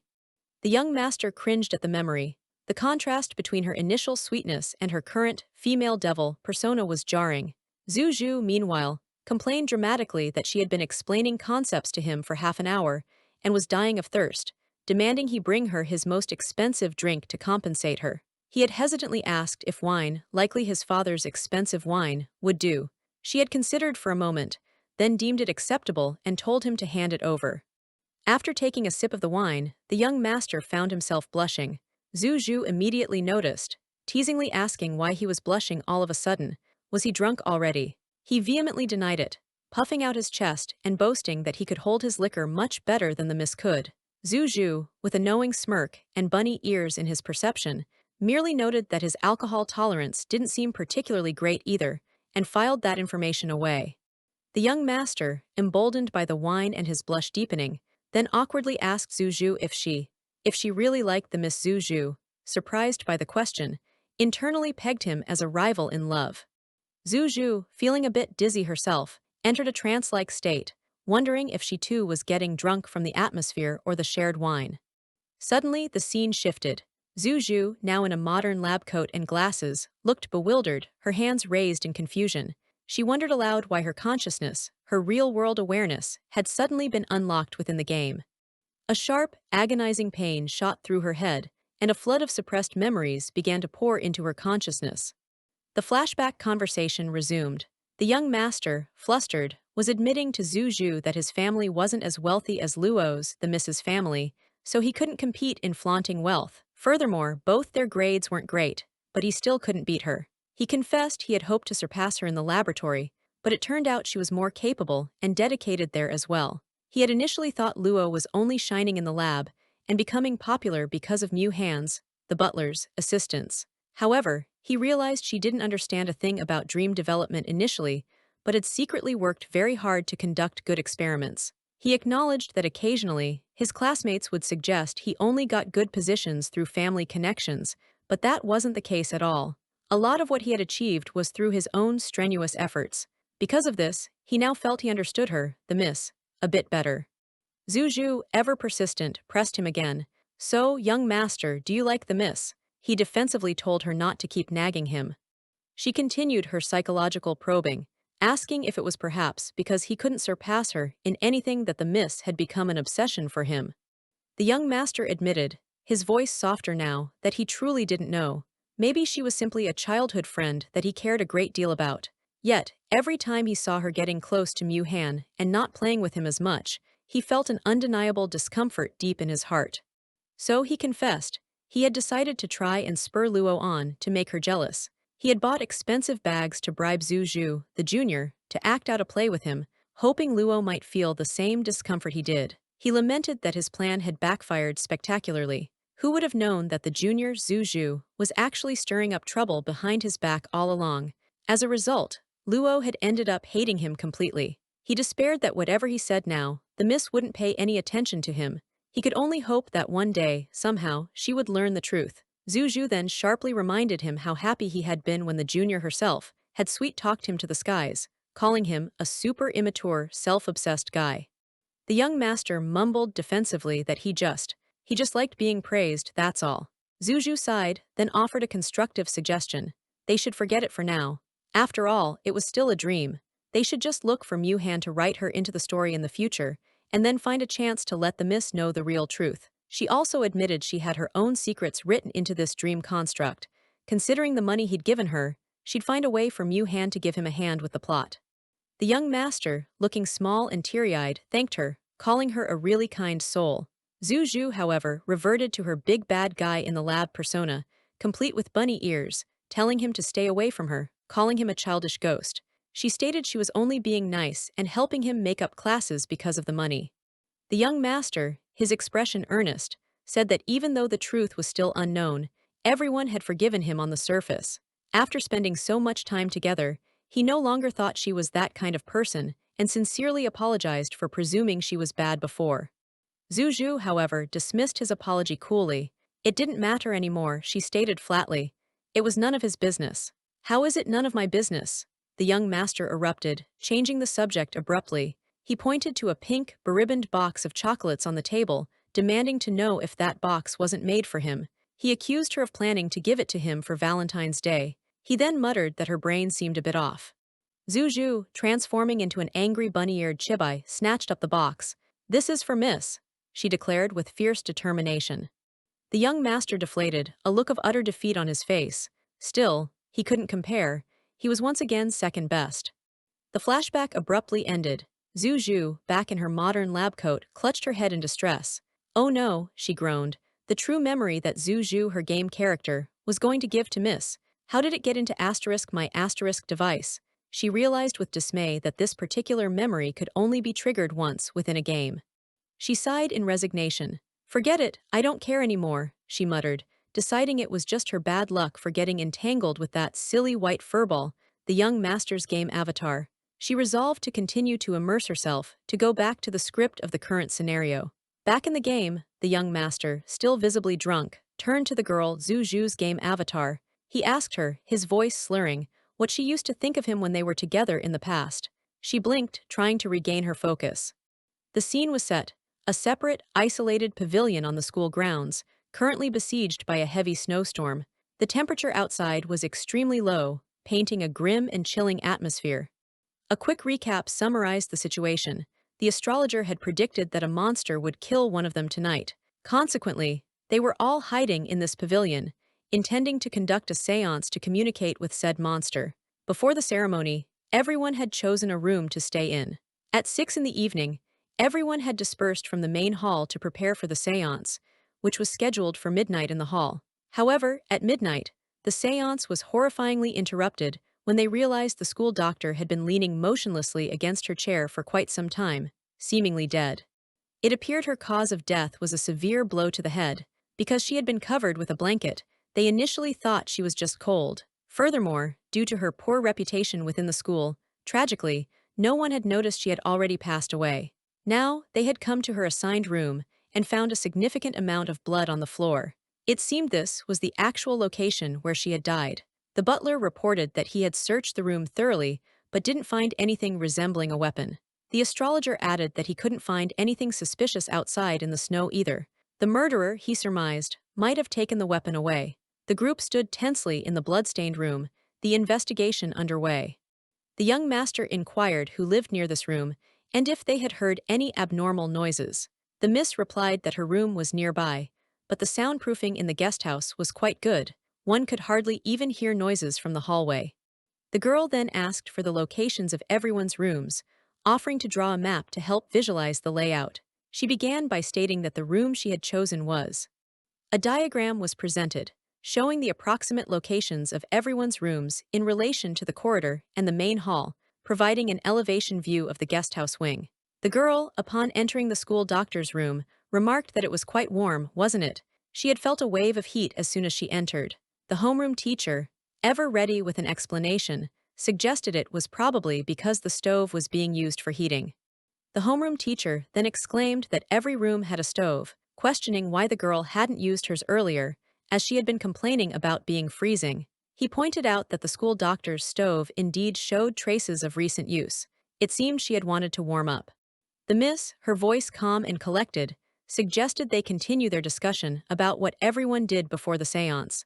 Afterward, she proposed they would check everyone's rooms for any unusual items, specifically looking for potential weapons. She began her own account. After returning to her room with the butler at 6, she had slept until around 8 o'clock. After that, she stated, the butler had stayed with her continuously until they went to the ceremony site at midnight, so their timelines should match perfectly. The homeroom teacher then confessed his own actions. He admitted he had wanted to get closer to the principal's son, the astrologer, so he had eagerly helped collect the ceremonial tools and had prepared to draw everyone's blood. The astrologer, overhearing this, scoffed, dismissing it as mere free labor, and telling the teacher not to expect any thanks. The homeroom teacher continued his narrative. He had intended to go back to his room at 6 o'clock to organize his old medical kit. However, upon seeing people dancing in the hall, he had been drawn in by the activity and joined them. After everyone else had eventually left the hall, he then went back to his own room to prepare his blood collection tools for the séance. Around 8 o'clock, he stated, he went to the miss's room, where he proceeded to draw the butler's blood for the ritual. Later, he went to the young master's room. He claimed that, as a gentleman, he only drinks blood from boys, a rather odd and suspicious statement. His professed motive was to get closer to the young master, so he had chatted with him until it was time for the midnight séance. The astrologer then gave his account. He stated that he had remained in the hall at 6 o'clock, dancing with the school doctor, as the girl had already mentioned. Afterward, he too had returned to his room to prepare. The astrologer, a provocative glint in his eyes, then turned to the miss. He questioned whether, while she was asleep, the butler had really been in her room the entire time. He then directed his gaze to the butler, asking him pointedly if that was indeed right. The miss, puzzled, asked the astrologer what he meant by his insinuation. The astrologer then revealed that the butler had come to his room around 7 o'clock for a brief visit, though he hadn't stayed long. The astrologer continued with a mocking tone, remarking that the butler was truly a professional killer. He hadn't even bothered using the main entrance, instead jumping directly from his own windowsill to the astrologer's, giving him quite a scare in the process. The butler calmly explained his actions. The miss, he stated, did not like the sound of knocking, so he never used the main door when approaching her or, by extension, others in her vicinity. The astrologer, clearly trying to provoke a reaction, pushed further. If the butler could jump directly to his windowsill, he taunted, then he could also jump to the school doctor's windowsill and enter her room, couldn't he? A chilling smirk spread across the butler's face. Of course, he confirmed. He then added, his voice dangerously soft, that he could also climb to the windows upstairs and break in to kill all of them if he so wished. The group recoiled in unison. The homeroom teacher was internally screaming at the astrologer, "Are you dumb? Can you stop provoking him?" The astrologer, however, seized on the butler's threat, shouting triumphantly that they all heard it. The butler must have killed the school nurse too. He was a monster. The miss, her gaze fixed on the butler, asked him directly, cutting through the accusations, what was the real reason he had gone to the astrologer's room. "Don't lie to me," she added, her voice firm, demanding the truth. The butler hesitated for a long moment, his expression unreadable. Finally, the butler, now depicted with adorable cat ears that belied the gravity of his words, admitted it. He had gone to the astrologer's room with the intention of killing him. However, he adamantly asserted that it wasn't him who had killed the school nurse.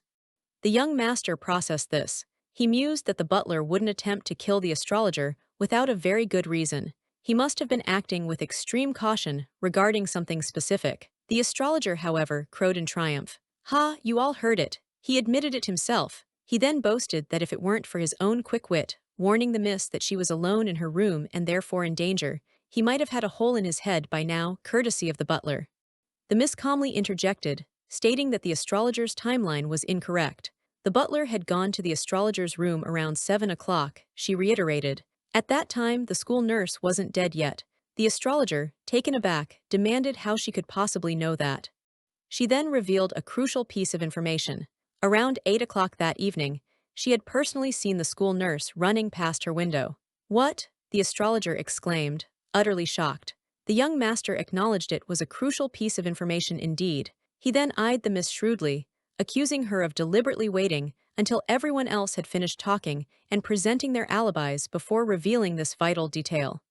The young master considered this new timeline carefully, assuming that the miss hadn't been mistaken in what she saw. He consulted the detailed timeline he had been meticulously constructing throughout their discussion, cross-referencing everyone's stated movements. Based on this new information, the young master deduced that the only individuals who could have killed the school nurse after 8 o'clock, during the period when they were unaccounted for, were narrowed down to 2 suspects. Those 2 suspects, he declared, were the astrologer and the girl Zuju. The astrologer immediately turned his attention to the girl. He reminded her that she often had to go for physical exams, implying she must have run into the school doctor frequently and thus had ample opportunity. He pressed his accusation. The school doctor was notorious for being cruel to poor students. Couldn't the girl have harbored deep resentment and seen the current chaos as the perfect opportunity to kill her? The girl vehemently denied it, admitting she disliked the doctor, but insisting she wouldn't risk killing someone so brazenly in front of so many people. The astrologer scoffed, his expression chillingly smug. You wouldn't, he sneered. He then brought up a dark rumor. He had heard that she once killed her own sister in front of an entire town. He then pointedly labeled her a murderer. The miss stepped in, her voice firm, declaring that was enough. She suggested they go and check the other rooms first before jumping to more conclusions. The girl reached for her hand, seeking comfort. As they entered the deceased doctor's room again, the girl couldn't shake the feeling that something important was missing from the scene. The investigation of everyone's rooms commenced, a tense and methodical search for clues or incriminating evidence. In the room assigned to the miss and the butler, a check outside their window revealed no footprints in the fresh snow.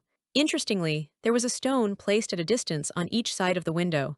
Inside, they found spare clothes, luggage, and various medications. In the astrologer's room, similarly, no footprints were found outside his window. Inside, his belongings included what he claimed were herbs for communicating with spirits, a vial of blood, and most alarmingly, a bloody ox horn. In the young master's room, the search uncovered important student council documents and study materials diligently prepared for the next upcoming exam. The homeroom teacher's room yielded what appeared to be an old medical kit from his time as a doctor, with noticeable bloodstains on the blood collection equipment inside. A set of gentlemen's clothing was also found. In the girl's room, a medical checkup report was discovered. The report indicated that the school hospital had requested her to undergo further examination. However, it seemed to have been crossed out and ultimately rejected by the school doctor. The astrologer, seeing the focus on his bloody ox horn, began to panic. Ouch, just arrest me then, he cried theatrically. After all, he conceded, the only bloody thing found so far that could conceivably smash someone's head was his ox horn. He then hastily explained that he hadn't had time to clean the blood off completely because of the rush, and insisted the blood on it came from the homeroom teacher's collection, reiterating that it was normal for him to use such items for spirit communication. The girl held her rejected medical report, a thoughtful expression on her face. She recalled that it seemed someone high up in the hospital had taken a special interest in her case, even saying they wanted to completely cure her, free of charge. The blonde student, Tu Luo, recounted how the school nurse had rejected a consent form, tearing it up dismissively right before their eyes, while a bandaged student looked on in distress. Tu Luo clutched a piece of the torn paper, internalizing a deep resentment towards the school nurse, questioning her motives for constantly targeting underprivileged students with such reports. Ziyu, the astrologer, bluntly asked Tu Luo if they were responsible for the school nurse's death. Tu Luo, aghast, denied the accusation, claiming an urgent need for the bathroom due to a sudden stomachache after leaving the hall. A sudden realization hit Tu Luo. The hall, they remembered the school nurse had brought a portrait, and now it was gone.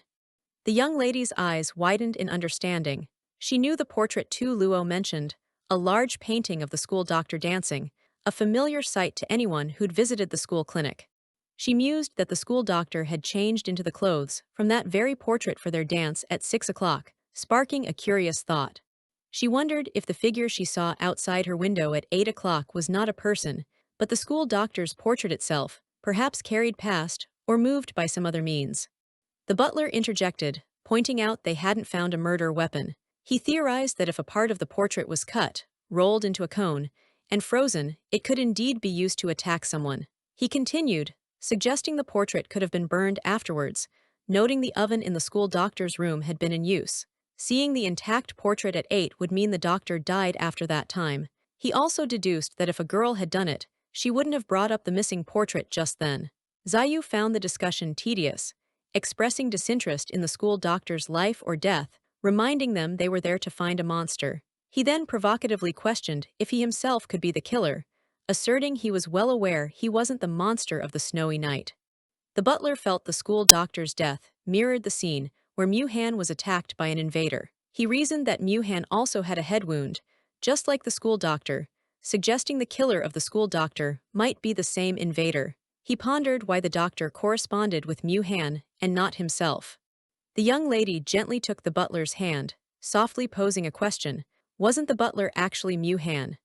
The butler acknowledged the uncertainty. If he inadvertently fell into danger, he could also die and reload the game. As players, they would only lose a piece of memory. She firmly rejected this idea. The butler, with a knowing smile, reminded the young lady of her promise. She affirmed the immense importance of their memories, stating she didn't want to forget them even for a second. Tu Luo, clutching their stomach, announced an urgent need to use the bathroom in their room, feeling embarrassed and hoping to sneak out unnoticed. Outside, the snow began to fall again, the wind and snow creating a loud, isolating sound. Tu Luo, seeing the others still engrossed in their discussion, thought it was a good chance to slip away without being noticed. A small, satisfied smile played on Tu Luo's lips as they anticipated treating themselves to good food later to make up for the current discomfort. Suddenly, Tu Luo sensed someone behind them, whipping around in alarm, demanding to know who was there. Consciousness was fading. A hand reached out, a last desperate thought flickering, at least at the end. With a final, desperate effort, Tu Luo smashed the lantern against the figure, determined that everyone must discover the attacker. Meanwhile, back in the hall, Zayu appeared to be deep in thought, pondering a question. He questioned what if the portrait wasn't the weapon, but merely a prop to confuse the actual time of death. He wondered if the school doctor had actually died before 8 o'clock. Zayu then asked where the portrait could be. He reasoned it could only have been burned in the stove in the school doctor's room. He found it illogical for the murderer to finish the deed and then wait until 8 o'clock to parade around with the portrait. He voiced his suspicion about the murderer walking past the young lady's window with the portrait. At exactly 8, the snow had stopped, yet no footprints were found outside, indicating no one was there. He concluded it must have been a ghost, as ghosts leave no footprints. Quite the logician, this one. The young lady corrected him, explaining the portrait didn't need to be carried. It could have been hung from above and slid past her window. She detailed a method. Freeze the portrait stiff, tie it with a rope, loop the other end around a horizontal rope. She continued, explaining the horizontal rope could be tied down with stones and secured to balcony railings. Once someone was confirmed below, the murderer upstairs could let the portrait slide past, then burn both the portrait and the ropes. This way, the murderer only needed to ensure they were on the second floor, regardless of who saw the portrait from the first. The butler, listening intently, had a spark of realization. He added that someone had indeed mentioned using the stove in their room. All eyes turned. Tu Luo, now revealed with a sinister smile, acknowledged being exposed.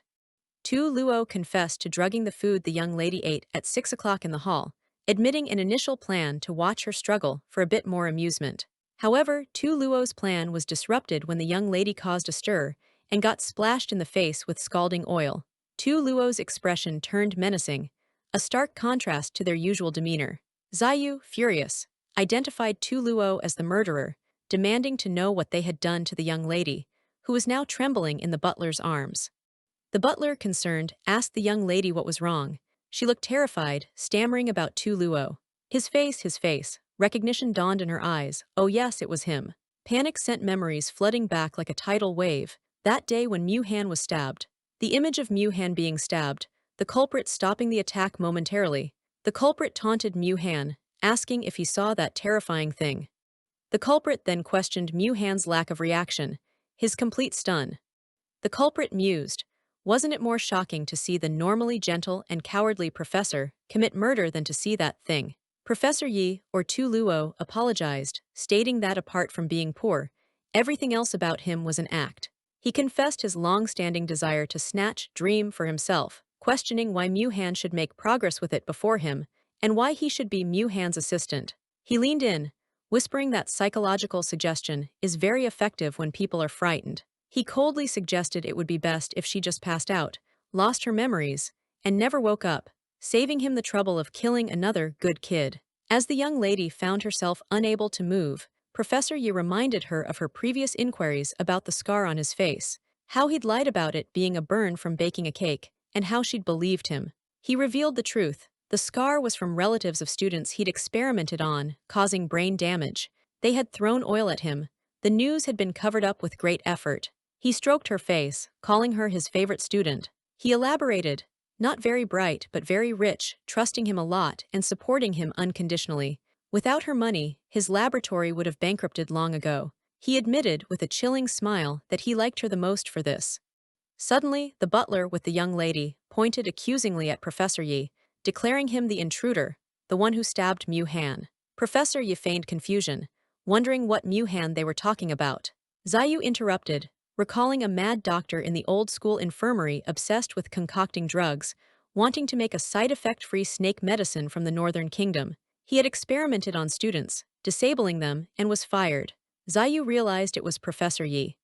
Zayu demanded to know how Professor Yi managed to stay. Professor Yi explained he was reassigned by school authorities, then cryptically asked if Zayu didn't want to know why he could always accurately predict who the monster would take. Zayu's eyes widened in dawning horror. Could it be? Professor Yi confirmed it was all arranged by Zayu's father, the Southern Kingdom. He explained the Northern Kingdom's plight. Small, burdened by snow disasters, its people often sick and frail, leading them to craft a snake medicine. This medicine seemed to cure all diseases but had significant side effects. Professor Yi, a renowned alchemist in the Southern Kingdom, also attempted to create a curative elixir but never succeeded. He admitted to using a student for experiments, causing disability, leading to his nominal dismissal. One day, the snake medicine appeared, and everyone began to covet the miraculous drug. Professor Yi, reading about it, felt an intense conviction that he should be the one to concoct it. It would only be proper. He revealed that the legend of the disappeared students was also maliciously fabricated by him.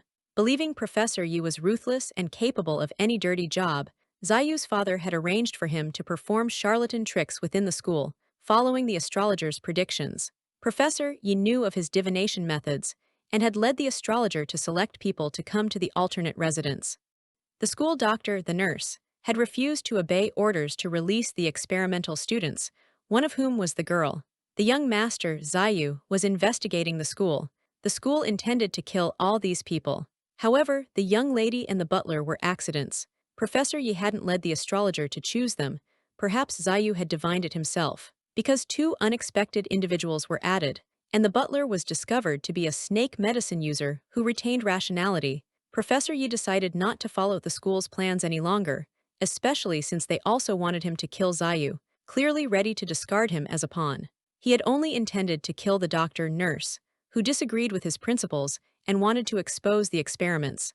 Then, he planned to acquire the butler's blood to create a perfect snake medicine, but seeing them so close to figuring it out, he decided he might as well kill all of them. Zayu, shocked by the gun, asked since when Professor Yi had it hidden. Professor Yi revealed it was in a secret compartment in his top hat, and taunted them about not finding the murder weapon, a disappearing kind from detective stories, made of frozen food, more suitable than water hung on an umbrella to freeze. He complained the effort gave him frostbitten fingers, so he could only knock with a fist. Zayu, clutching his head in disbelief, cried out that it was a lie. His divination couldn't be wrong. How could it all be fake? Professor Yi pitied Zayu, stating his father didn't care about him due to his insistent pursuit of divination. He lamented Zayu's wasted fortune, wishing he could switch places. Then, Professor Yi wouldn't be broke and failing experiment after experiment. He wished Zayu would become a pauper in his next life. Zayu screamed for the young lady to run, calling Professor Yi a madwoman, a mistranslation, likely madman. Professor Yi, eyes blazing, urged all rich people to die. A shot rang out. Professor Yi turned his attention to the young lady, stating it was her turn. He acknowledged he could have sympathized with her over their student-teacher relationship and even her bankruptcy. But now he couldn't. He chillingly promised to be gentle in letting her die. Maybe, she thought, her eyes glowing with an unnatural light. The butler, holding Professor Yi at gunpoint from behind, remarked that he thought Professor Yi had some trump card, believing a gun meant control over everything. The butler then reminded Professor Yi that he had no idea about the power of snake venom. Professor Yi, struggling, called the butler a monster. The butler retorted it was because Professor Yi had never succeeded in his experiments. The butler contemptuously called Professor Yi a talentless failure. Blood splattered. The butler coolly wiped his mouth. The butler stood over the fallen Professor Yi, asking the young lady if she was all right. She turned away, her voice heavy with unspoken emotion, questioning why he didn't act sooner. She believed he could have saved them. The butler stated flatly that he had no obligation to save them. A game interface appeared. Congratulations on clearing the game. Clearing condition of killing the intruder has been met. Would you like to leave the script? The butler's eyes, sharp and reptilian, confirmed he had told the truth about clearing the game. He turned to the young lady, saying that the one who could have saved them was her. He then proposed they do it again. He revealed he'd found a way to keep their memories and respawn with her. They just needed to die at the same time. The system would judge it an error and not erase their memory. The young lady, standing over the bodies, pondered how it got cleared, recalling the condition was, forget it. Being surrounded by the bodies of companions was too much. Especially having remembered the past with them in reality. She couldn't stay calm anymore. She apologized to Mu Han, admitting she still couldn't face the truth. Such truth was too cruel. She pushed him away, stating that since the intruder was found, they should end the game there. The butler asked if she was leaving. She smiled, suggesting they meet in reality, hoping he'd be feeling better. Internally, she apologized profusely, wishing he truly were Mu Han. The butler, tears in his eyes, called her a liar, questioning if he was not Mu Han to her. The young lady, shocked, asked what the butler just said. He repeated that she chose to abandon him. He embraced her tightly, gun in hand, whispering for them to continue to stay in the script. He vowed he would never let her leave him. A shot. She felt a sharp pain, remarking how real it felt even for a game. She mused that the butler was cautious but had eventually believed her. Zayu, recovering, realized the butler was a very important data point in the script game, capable of directly influencing Dream. A shadowy wolf-like figure, presumably the real invader or system entity, taunted the young lady that she still hadn't found the truth. Professor Yi, or rather the entity controlling Zayu's form, smirked. He told her she hadn't even found the real invader him, let alone face the terrifying truth about Mu Han. Her freedom was restricted. She was truly caged, ribbons binding her wrists. The butler warned her to be careful. The villa was now filled with the bodies of dead robbers and thieving servants. He, being the only one left, would need a while to clean up. She stumbled. He held a chain attached to a collar around her neck, asking where she thought she was going.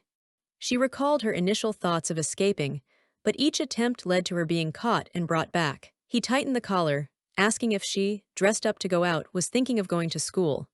The butler reverted to his original appearance, his deception eroding his gentleness, vowed not to let her escape again. He told her to stay with him forever. He asked if she liked her new hairstyle, adding that even if she couldn't go out, he would still dress her up beautifully every day. He then asked, his voice low, how she knew he was not Mu Han. He dismissed it, stating what mattered was that he would make her completely forget that name. He chided her for getting blood on herself from touching a body, saying she needed to wash it off thoroughly. She winced as he pulled her along. His eyes glinted. From now on, he would also lock the room, regretting not doing so earlier. He told her that even if she looked at him with that expression, no matter how much she despised him, he would not let her go. She looked up at him, saying she didn't hate him. She tearfully asked why he was just an NPC in the script. Her sadness stemmed from him not being Mu Han. She blamed herself, believing if she'd had the courage to face the truth, things would be different. She wanted to escape back to reality. On the day Mu Han was stabbed, she must have seen something even more terrifying. But she couldn't remember it, nor did she want to recall what it was. She only remembered Mu Han staying in the Dream Script Pavilion for weeks before the announcement, not leaving and allowing no disturbances. Also, if she.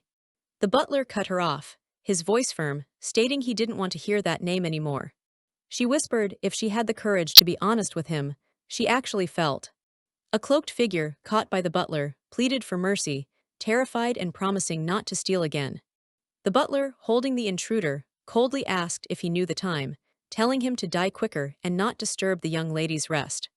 The butler, looking down at the sleeping young lady, was glad she was still there. He brushed his hair back, a pained expression on his face, questioning why he wasn't Mu Han. He softly asked if he woke her, saying he'd be leaving soon. He explained he'd just finished dealing with something and hadn't calmed down yet, advising her to stay away for now. He suggested that if she couldn't calm down, just like before, he could tell her a bedtime story. She internally remarked that the stories she made up were still so absurd, entirely whimsical, not from any book. The butler, listening with a fond smile, found her stories outrageous and absurd, but always liked to arrange one. After telling the butler stories that night, she had been living a relatively peaceful life for the time being. The other servants were out shopping for food. She waved from the window. She mused that their food usually came from bad guys the butler looted after they ran into the villa, or he gathered it from the nearby forest. He didn't feel comfortable straying too far or too long from her. The butler returned, announcing venison for the day, a rare treat with the current weather, holding a bloody leg of deer. She sometimes worried, glad he didn't eat human flesh, but she feared he might start using the bad guys who kept showing up as food ingredients. How long could they stay in this villa?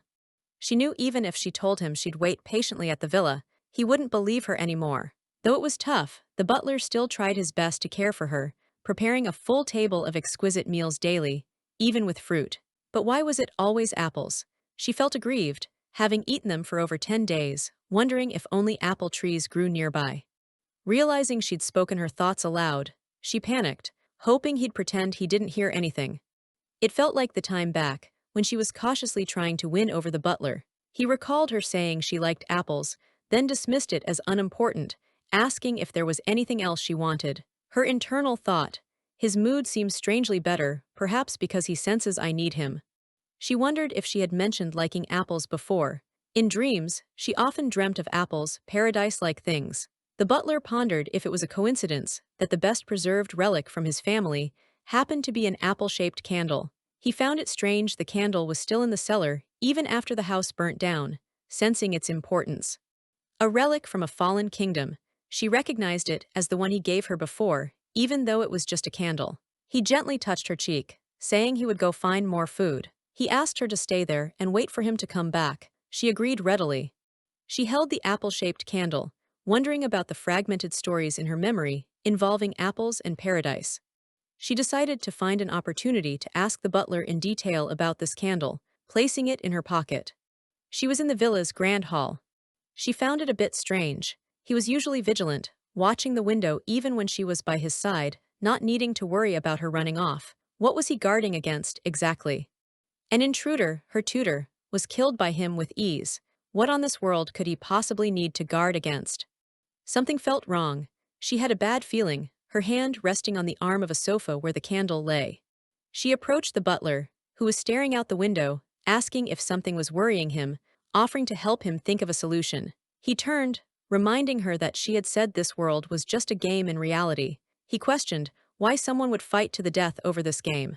She explained that this was a powerful work capable of making someone famous and earning a lot of money. It was Mu Han's treasure, something he poured his entire heart into creating. The butler, looking away, asked if Mu Han really wanted to be famous and make money. She was stunned by the question. She denied it, saying Mu Han wasn't like that. In fact, she didn't even know why he would make dream. The butler mused that if it were a treasure, and if he were Mu Han, he wouldn't release this game. She was surprised. He continued, unless he died, then as his legacy, he would gift it to the most important person to him. He wouldn't share something so precious with anyone else.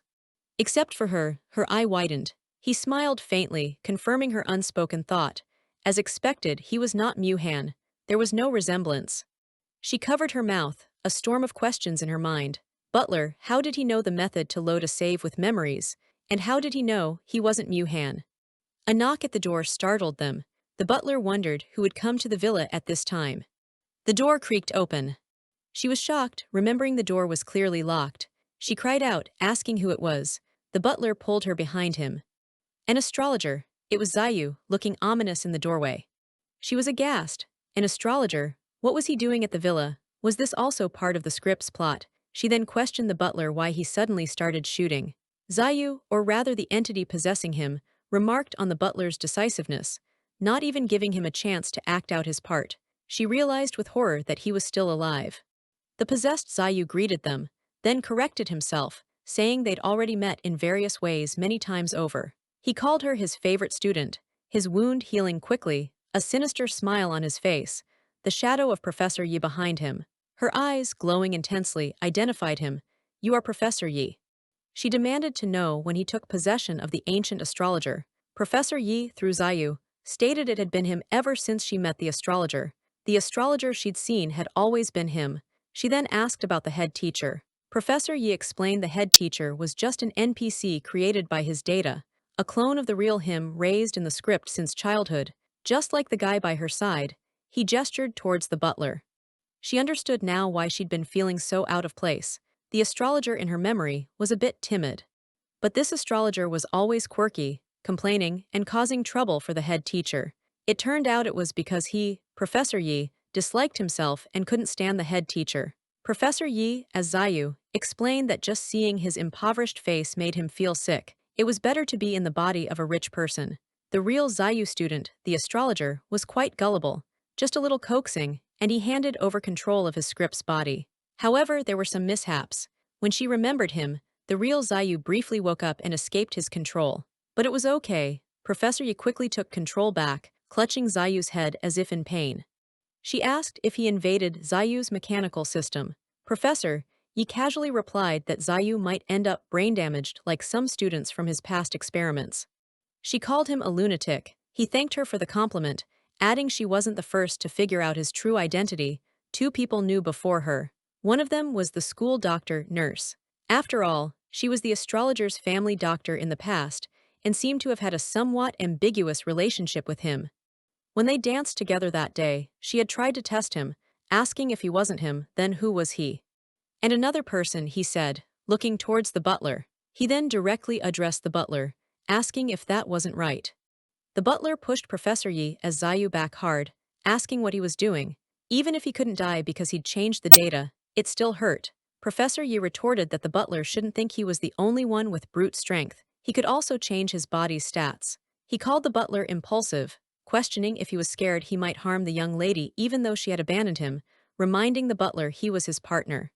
The butler refused his terms, stating no matter how many villains Professor Yi brought to cause trouble at the villa, he would kill them all, and Professor Yi too. The young lady, looking distressed, asked the butler if he remembered the day she almost burned his clothes. The butler recalled that at that time, he had openly revealed his identity to Professor Yi and told Professor Yi about his own, but sadly, Professor Yi did not believe him. It was then when his clothes caught fire. The butler recounted that at the guest villa, he had divined that Professor Yi, as Zayu, was a monster. Professor Yi, fearing exposure, had snuck into his room hoping for a quick kill. That's when the butler demonstrated his power, yet Professor Yi still didn't believe him. Not until the butler said he wanted to borrow a bit of his authority to rewrite the clearance conditions to see the young lady's choice. The butler, holding Professor Yi by the wrist, stated that from beginning to end, he was completely transparent with Professor Yi, but Professor Yi never trusted him, until the one he had always trusted and defended turned their back on him in person. Professor Yi, struggling, argued that the butler clearly chose to reload the save to tie her down, which meant he decided to cooperate. By using her authority to turn the script into reality as recognized by the player, she'd never be able to return, yet the butler still refused him. The young lady, her eyes wide with shock and horror, asked Professor Yi what exactly he wanted to do, if he still had expectations for her. She remembered many times, the butler approached her with a pleading tone. He would carefully inquire if they couldn't find the intruder. It would be dangerous to go back to the original world, asking if she wanted to stay there. From hoping to leave with her, he became so happy, claiming his real self was just an ordinary person, to eventually pleading with her to stay in the script, promising they could always stay, and he would always be with her. She dared not face the truth, nor the butler's identity, She just thankfully thought he didn't know his own identity. Time after time, she'd ignored it, telling him they'd meet in reality and hoping he'd feel better. Liar, he'd whispered. With what kind of feelings did he say those words of retention? He knew all along that he was a discarded dog, destined to be abandoned. A tear fell from his eye, black like his despair. She finally turned to him, asking if he'd always known. He confessed he once thought of leaving to avoid hurting her, and that's when she grabbed him. She had told him that as long as they left the script together, they could become normal people. He admitted he was really happy. Even when he found out she was lying to him, he was still hoping she might change her mind. She realized that even though he'd been told she might be deceiving him, he still wanted to believe in her, still wanted to hold on to her. She felt torn, wanting to escape, to leave right now, to return to reality to see her real companions. But she couldn't bear to leave him behind. She really wanted to take him back to reality with her. She confessed, "I like you." Professor Yi, walking away, mused that perhaps he should have been tougher from the start. His curiosity made him want to see how the cases in other pavilions would write his story. He had originally wanted to work peacefully, so why bother if authority wasn't voluntarily given to him? He told the butler he gave him a chance to keep the young lady in the script, but now it seemed he needed to learn the butler's methods. Professor Yi threatened to lock them both up, and then torture the young lady slowly in front of the butler, using his most skilled methods. Tongue-pulling, eye-gouging, letting her suffer a fate worse than death, Professor Yi grinned maniacally. The butler gently stroked the young lady's hair, asking if she remembered what he said. "Trust me." Professor Yi taunted the butler for wasting energy, reminding him he was invincible in the script. The butler noted Professor Yi had been avoiding the position of his heart. Was that his weak spot? The butler smirked. If he stabbed Professor Yi's heart, his data would collapse, right? After all, this was Han's script. He reminded Professor Yi that he wasn't omnipotent here, and the current requirement to clear the stage was to kill the intruder. Professor Yi screamed at him to think carefully. The sound of bones crushing. Professor Yi warned that if the butler opened the gate to clearance, she'd run away. The butler stabbed Professor Yi through the chest without hesitation. Professor Yi screamed in agony as the exit portal appeared behind them. The butler yelled for the young lady to run, to go back to where she belonged. He knew if Professor Yi succeeded here, everything was over. He smiled faintly, hoping if there was a next time, she would come back to see him. He repeated his warning to Professor Yi. If Professor Yi died and she left the script, Professor Yi would truly disappear. The butler admitted he didn't care. To be honest, he was already very tired. Him as a monster. Him who had killed countless people. Him just a string of data. To be able to lose this wretched life for the sake of protecting a loved one, he considered himself quite fortunate. Professor Yi coughed up blood, then laughed. "Fine, fine." He lunged, shouting, "Then just die." The butler's last thought was a wish for Han to be safe and sound, and to take good care of her for him. It was so dark, the young lady was scared, wondering where the exit was. She knew she had to hurry, catch the professor, and save the butler. A voice said, "Finally, you've arrived." She looked up at the tall figure, asking who he was. She questioned if it was the master who never appeared before, wondering how a character not in the play could be here. The man revealed it was him, her dear girl. He was also a player, something she knew. He explained that luckily, in this passageway, the flow of time in the outside world was very slow, so he'd waited for her for a long time. "Daddy," she exclaimed, utterly bewildered, asking what on earth was going on. Her father noted she seemed scared of the dark again. He told her not to worry about that for now. He would take her out of here. She clutched her dress, admitting she was scared, but the apple candle in her pocket suddenly lit up. "I want to face the truth," she declared, the light from the candle growing. She wondered aloud how the candle started burning on its own. Her father watched, a knowing look on his face. Her father then asked, "All right then, are you still seeing the school nurse?" He clarified that in reality, the school nurse, the red-haired woman, was the family doctor of the emperor's teacher, Zayu. Since she wasn't laboratory staff, naturally, she wasn't a player. He explained that the school nurse in the play was a virtual NPC, but in the incident at the other house, she correlated with the real-life Han who was stabbed. This led to the question, if the school nurse was fake, then what about Han? The memory of Han staying inside Dream for weeks before its announcement, not leaving the script house, and allowing no one to disturb him, resurfaced. Unable to resist, she had gone to find him the day before the announcement and encountered the professor stabbing Han. The image of Mu Han being stabbed in her memories became clearer. There was a virtual projection repeatedly saying, "Incorrect, error, please request administrator maintenance." The projection of Mu Han flickered and glitched. She covered her face in horror. It was just like the virtual projection of Dream she saw the first time. She asked her father if the person in the script house during those weeks was fake, then where was the real Mu Han? Why did he leave without saying goodbye? Her father gently asked if she knew that Mu Han was not well. He revealed that Mu Han was frail and ill. He wouldn't live long. His family, a well-known medical institution, had been trying to find a cure for him.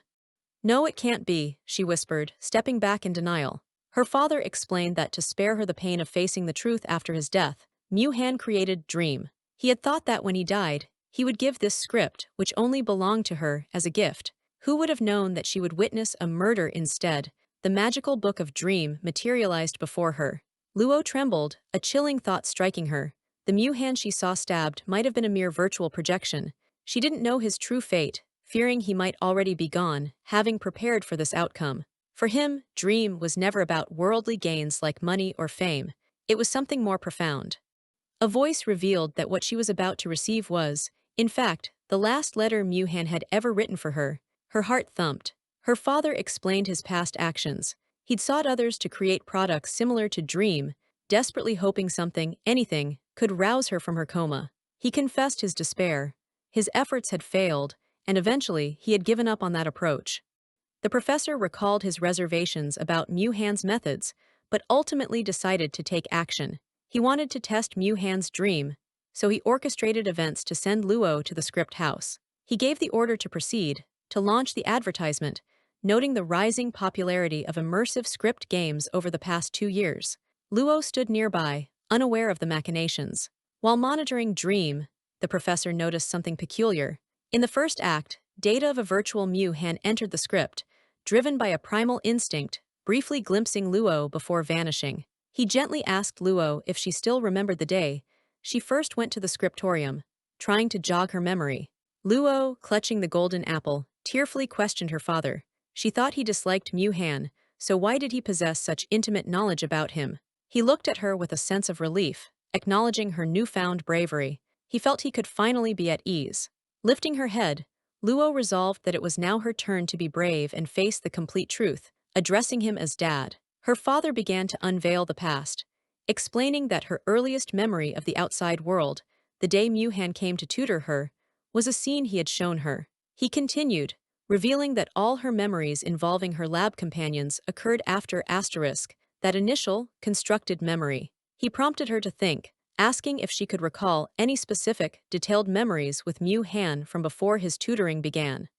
A sudden realization dawned on Luo. Could it be that she and Mu Han had known each other even before he became her tutor? Her father confirmed her suspicion with a knowing look. Their first meeting wasn't when Mu Han started tutoring her, their connection went further back. He admitted he'd always tried to stop her from dwelling on the story, fearing she would remember the truth he had hidden.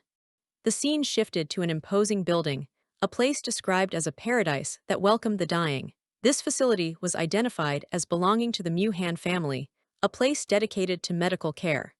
The narrative delved into the past, introducing the Mu Han family as an alchemy family from the small southern kingdom. Here, a young Mu Han carried an equally young Luo. This pharmaceutical family in the southern kingdom was renowned for welcoming the terminally ill and for creating a legendary wish medicine capable of curing a multitude of diseases. A young girl, gravely ill, was brought to this place by her desperate parents. This girl was Luo. There she met the family's only son, a boy known for his terrible temper, yet blessed with perfect health. This was Mu Han. As the pharmacist's son, the boy was determined. He wanted to create a medicine specifically to cure the sick girl. In a rather blunt, almost childlike manner, young Mu Han would often ask an adult to check if the girl was still alive, a stark reminder of her fragile state. From a balcony, Mu Han's parents observed. His mother voiced her doubts, questioning if they truly wanted to commit to saving this child.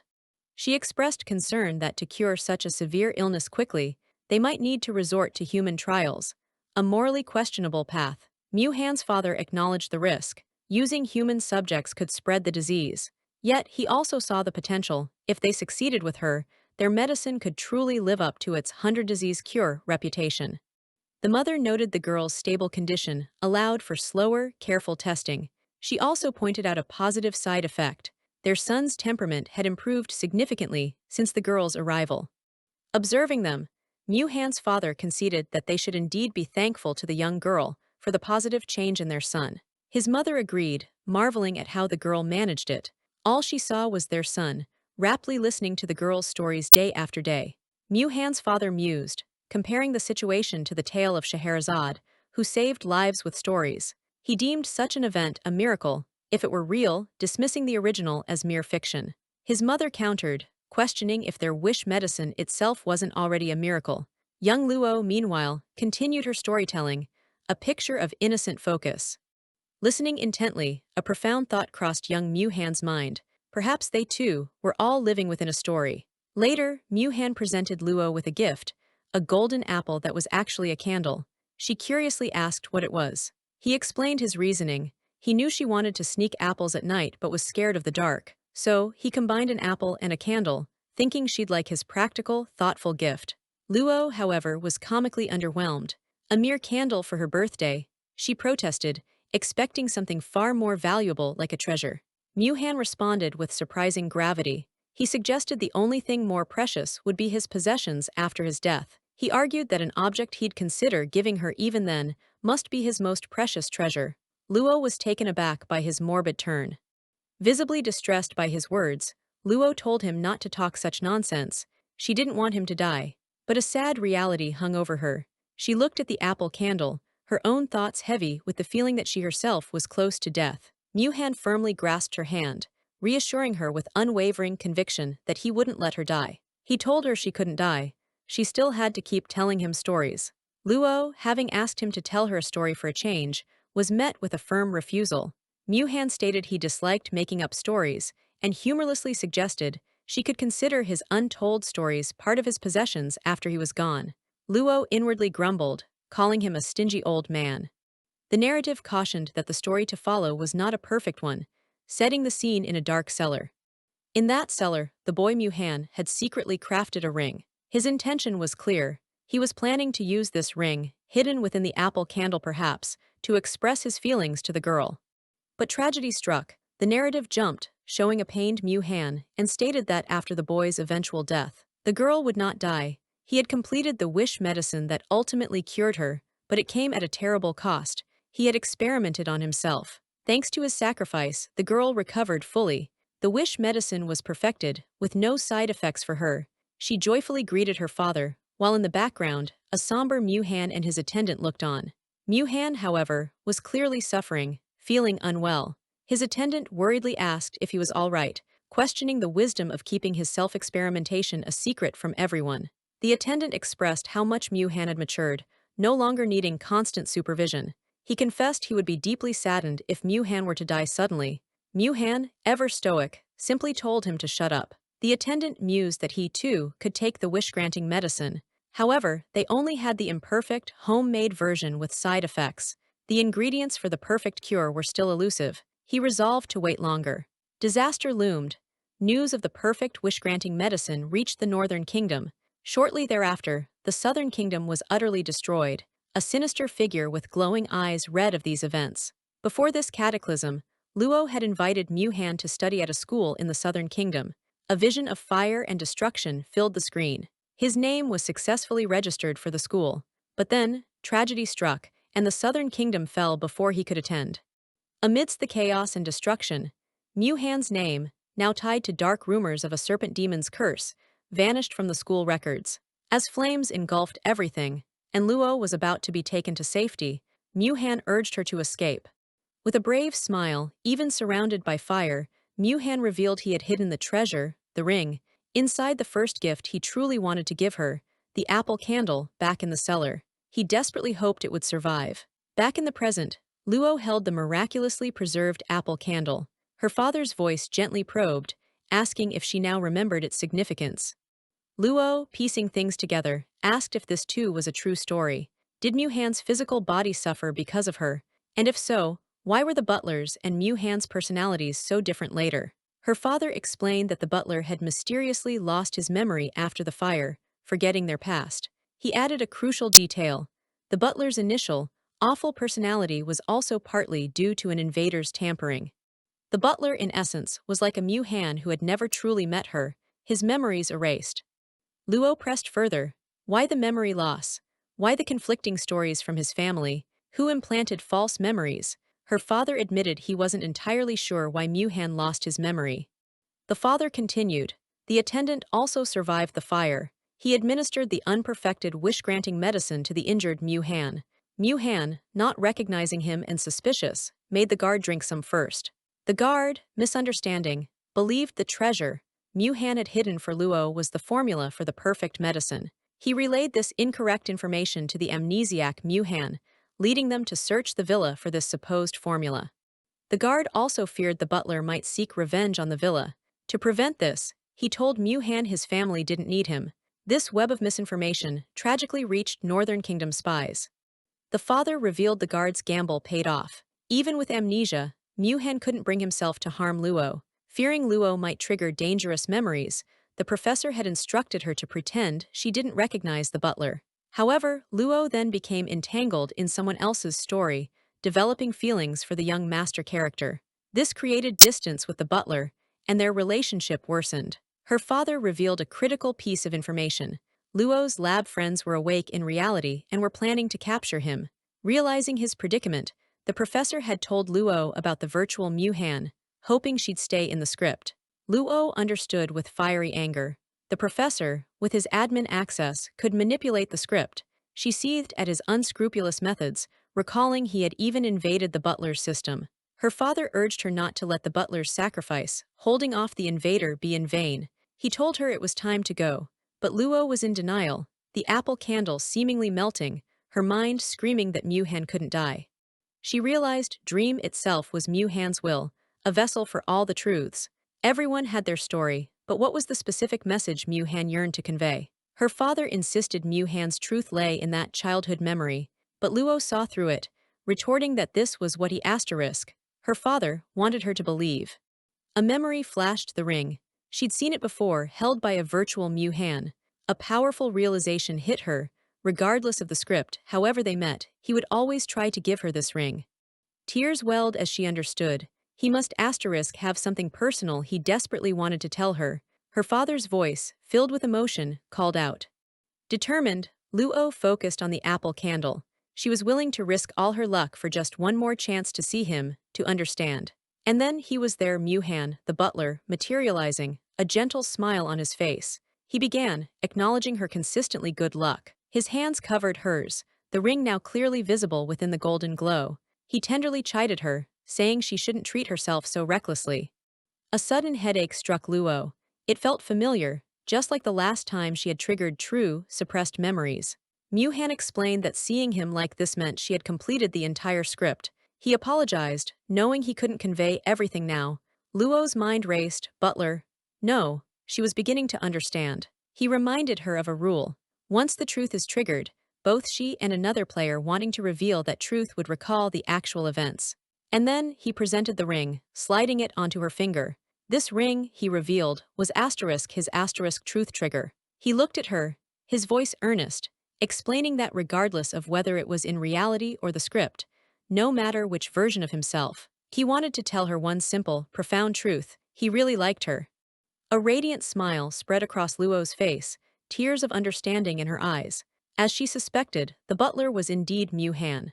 Mu Han smiled, a hint of his old possessiveness showing. He confessed that no matter how he changed, that aspect wouldn't. He wouldn't miss a chance to be with her, even at the end. He explained further. While convalescing, he had ensured his consciousness was connected to Dream before he succumbed to a coma. Mu Han's voice elaborated that when players enter roles, they lose prior memories. He pointed out that Luo, too, wouldn't remember her life before becoming Miss. His original plan was to simply watch over her from a distance. That way, even if he truly died, it wouldn't derail the main story, and her companions' narratives could proceed. This was a secret kept even from his backup virtual character and Dream. If they knew his conscious self was still present, they would rewrite the script. But even the best-laid plans go awry. Accidents happened, he lamented, and then the intruders appeared, complicating everything. Luo clung to him, relief washing over her. The butler Mu Han had held on. He was still alive, wasn't he? He confirmed, admitting the situation was better than he'd feared. He might wake up in reality in a few days, or it could take a very long time. He presented the bleakest possibility. Perhaps he would never wake up again. But Luo, her eyes filled with tears and resolve, declared simply that she would wait. As his form began to fade, Mu-Han held her close, confessing that now, before he truly disappeared, he wasn't afraid anymore. As he dematerialized, Luo called out her promise, her voice echoing with devotion. She would always be waiting for him in the script repository. Some time passed. Back in the real world, news reports confirmed the professor who stabbed the student had been captured. However, the student he stabbed, Mu-Han, was still missing. The captured invader, Professor Lin, cackled madly, insisting the student he stabbed didn't exist. He raved about his rights and his perceived ownership of Dream. Yu-Han stood by Zio Li, now in a wheelchair, remarking with relief that the devil was caught. Zio Li lamented his misplaced trust, never suspecting Lin was the murderer. Yu-Han sighed, wanting to move past it. They had arrived at the script repository. Excitement tinged her voice as she announced Dream was officially launching tomorrow. At the repository, Luo's blonde friend worried about Mu-Han's continued absence, fearing the worst. Her red-haired friend confirmed Mu-Han was in treatment, but no news led to grim speculation. The blonde friend tried to offer hope. Luo snapped with uncharacteristic irritation. The blonde then teased the red-haired guy about his past dislike for Mu-Han.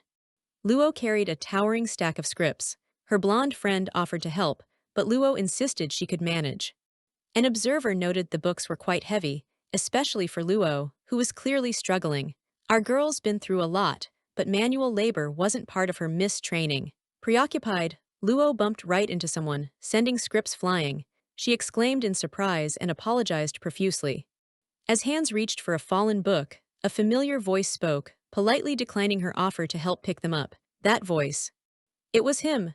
Mu-Han stood there, a gentle, teasing smile. He casually remarked on her circumference, playfully asking if she hadn't been eating properly. He then added, with a familiar glint, that such matters should still be left to her butler in the future. The audacity, and she loved it. Overcome, Luo threw her arms around him in a tight embrace. Mu-Han held her close, his voice soft as he simply said, "My miss." The long wait was finally over.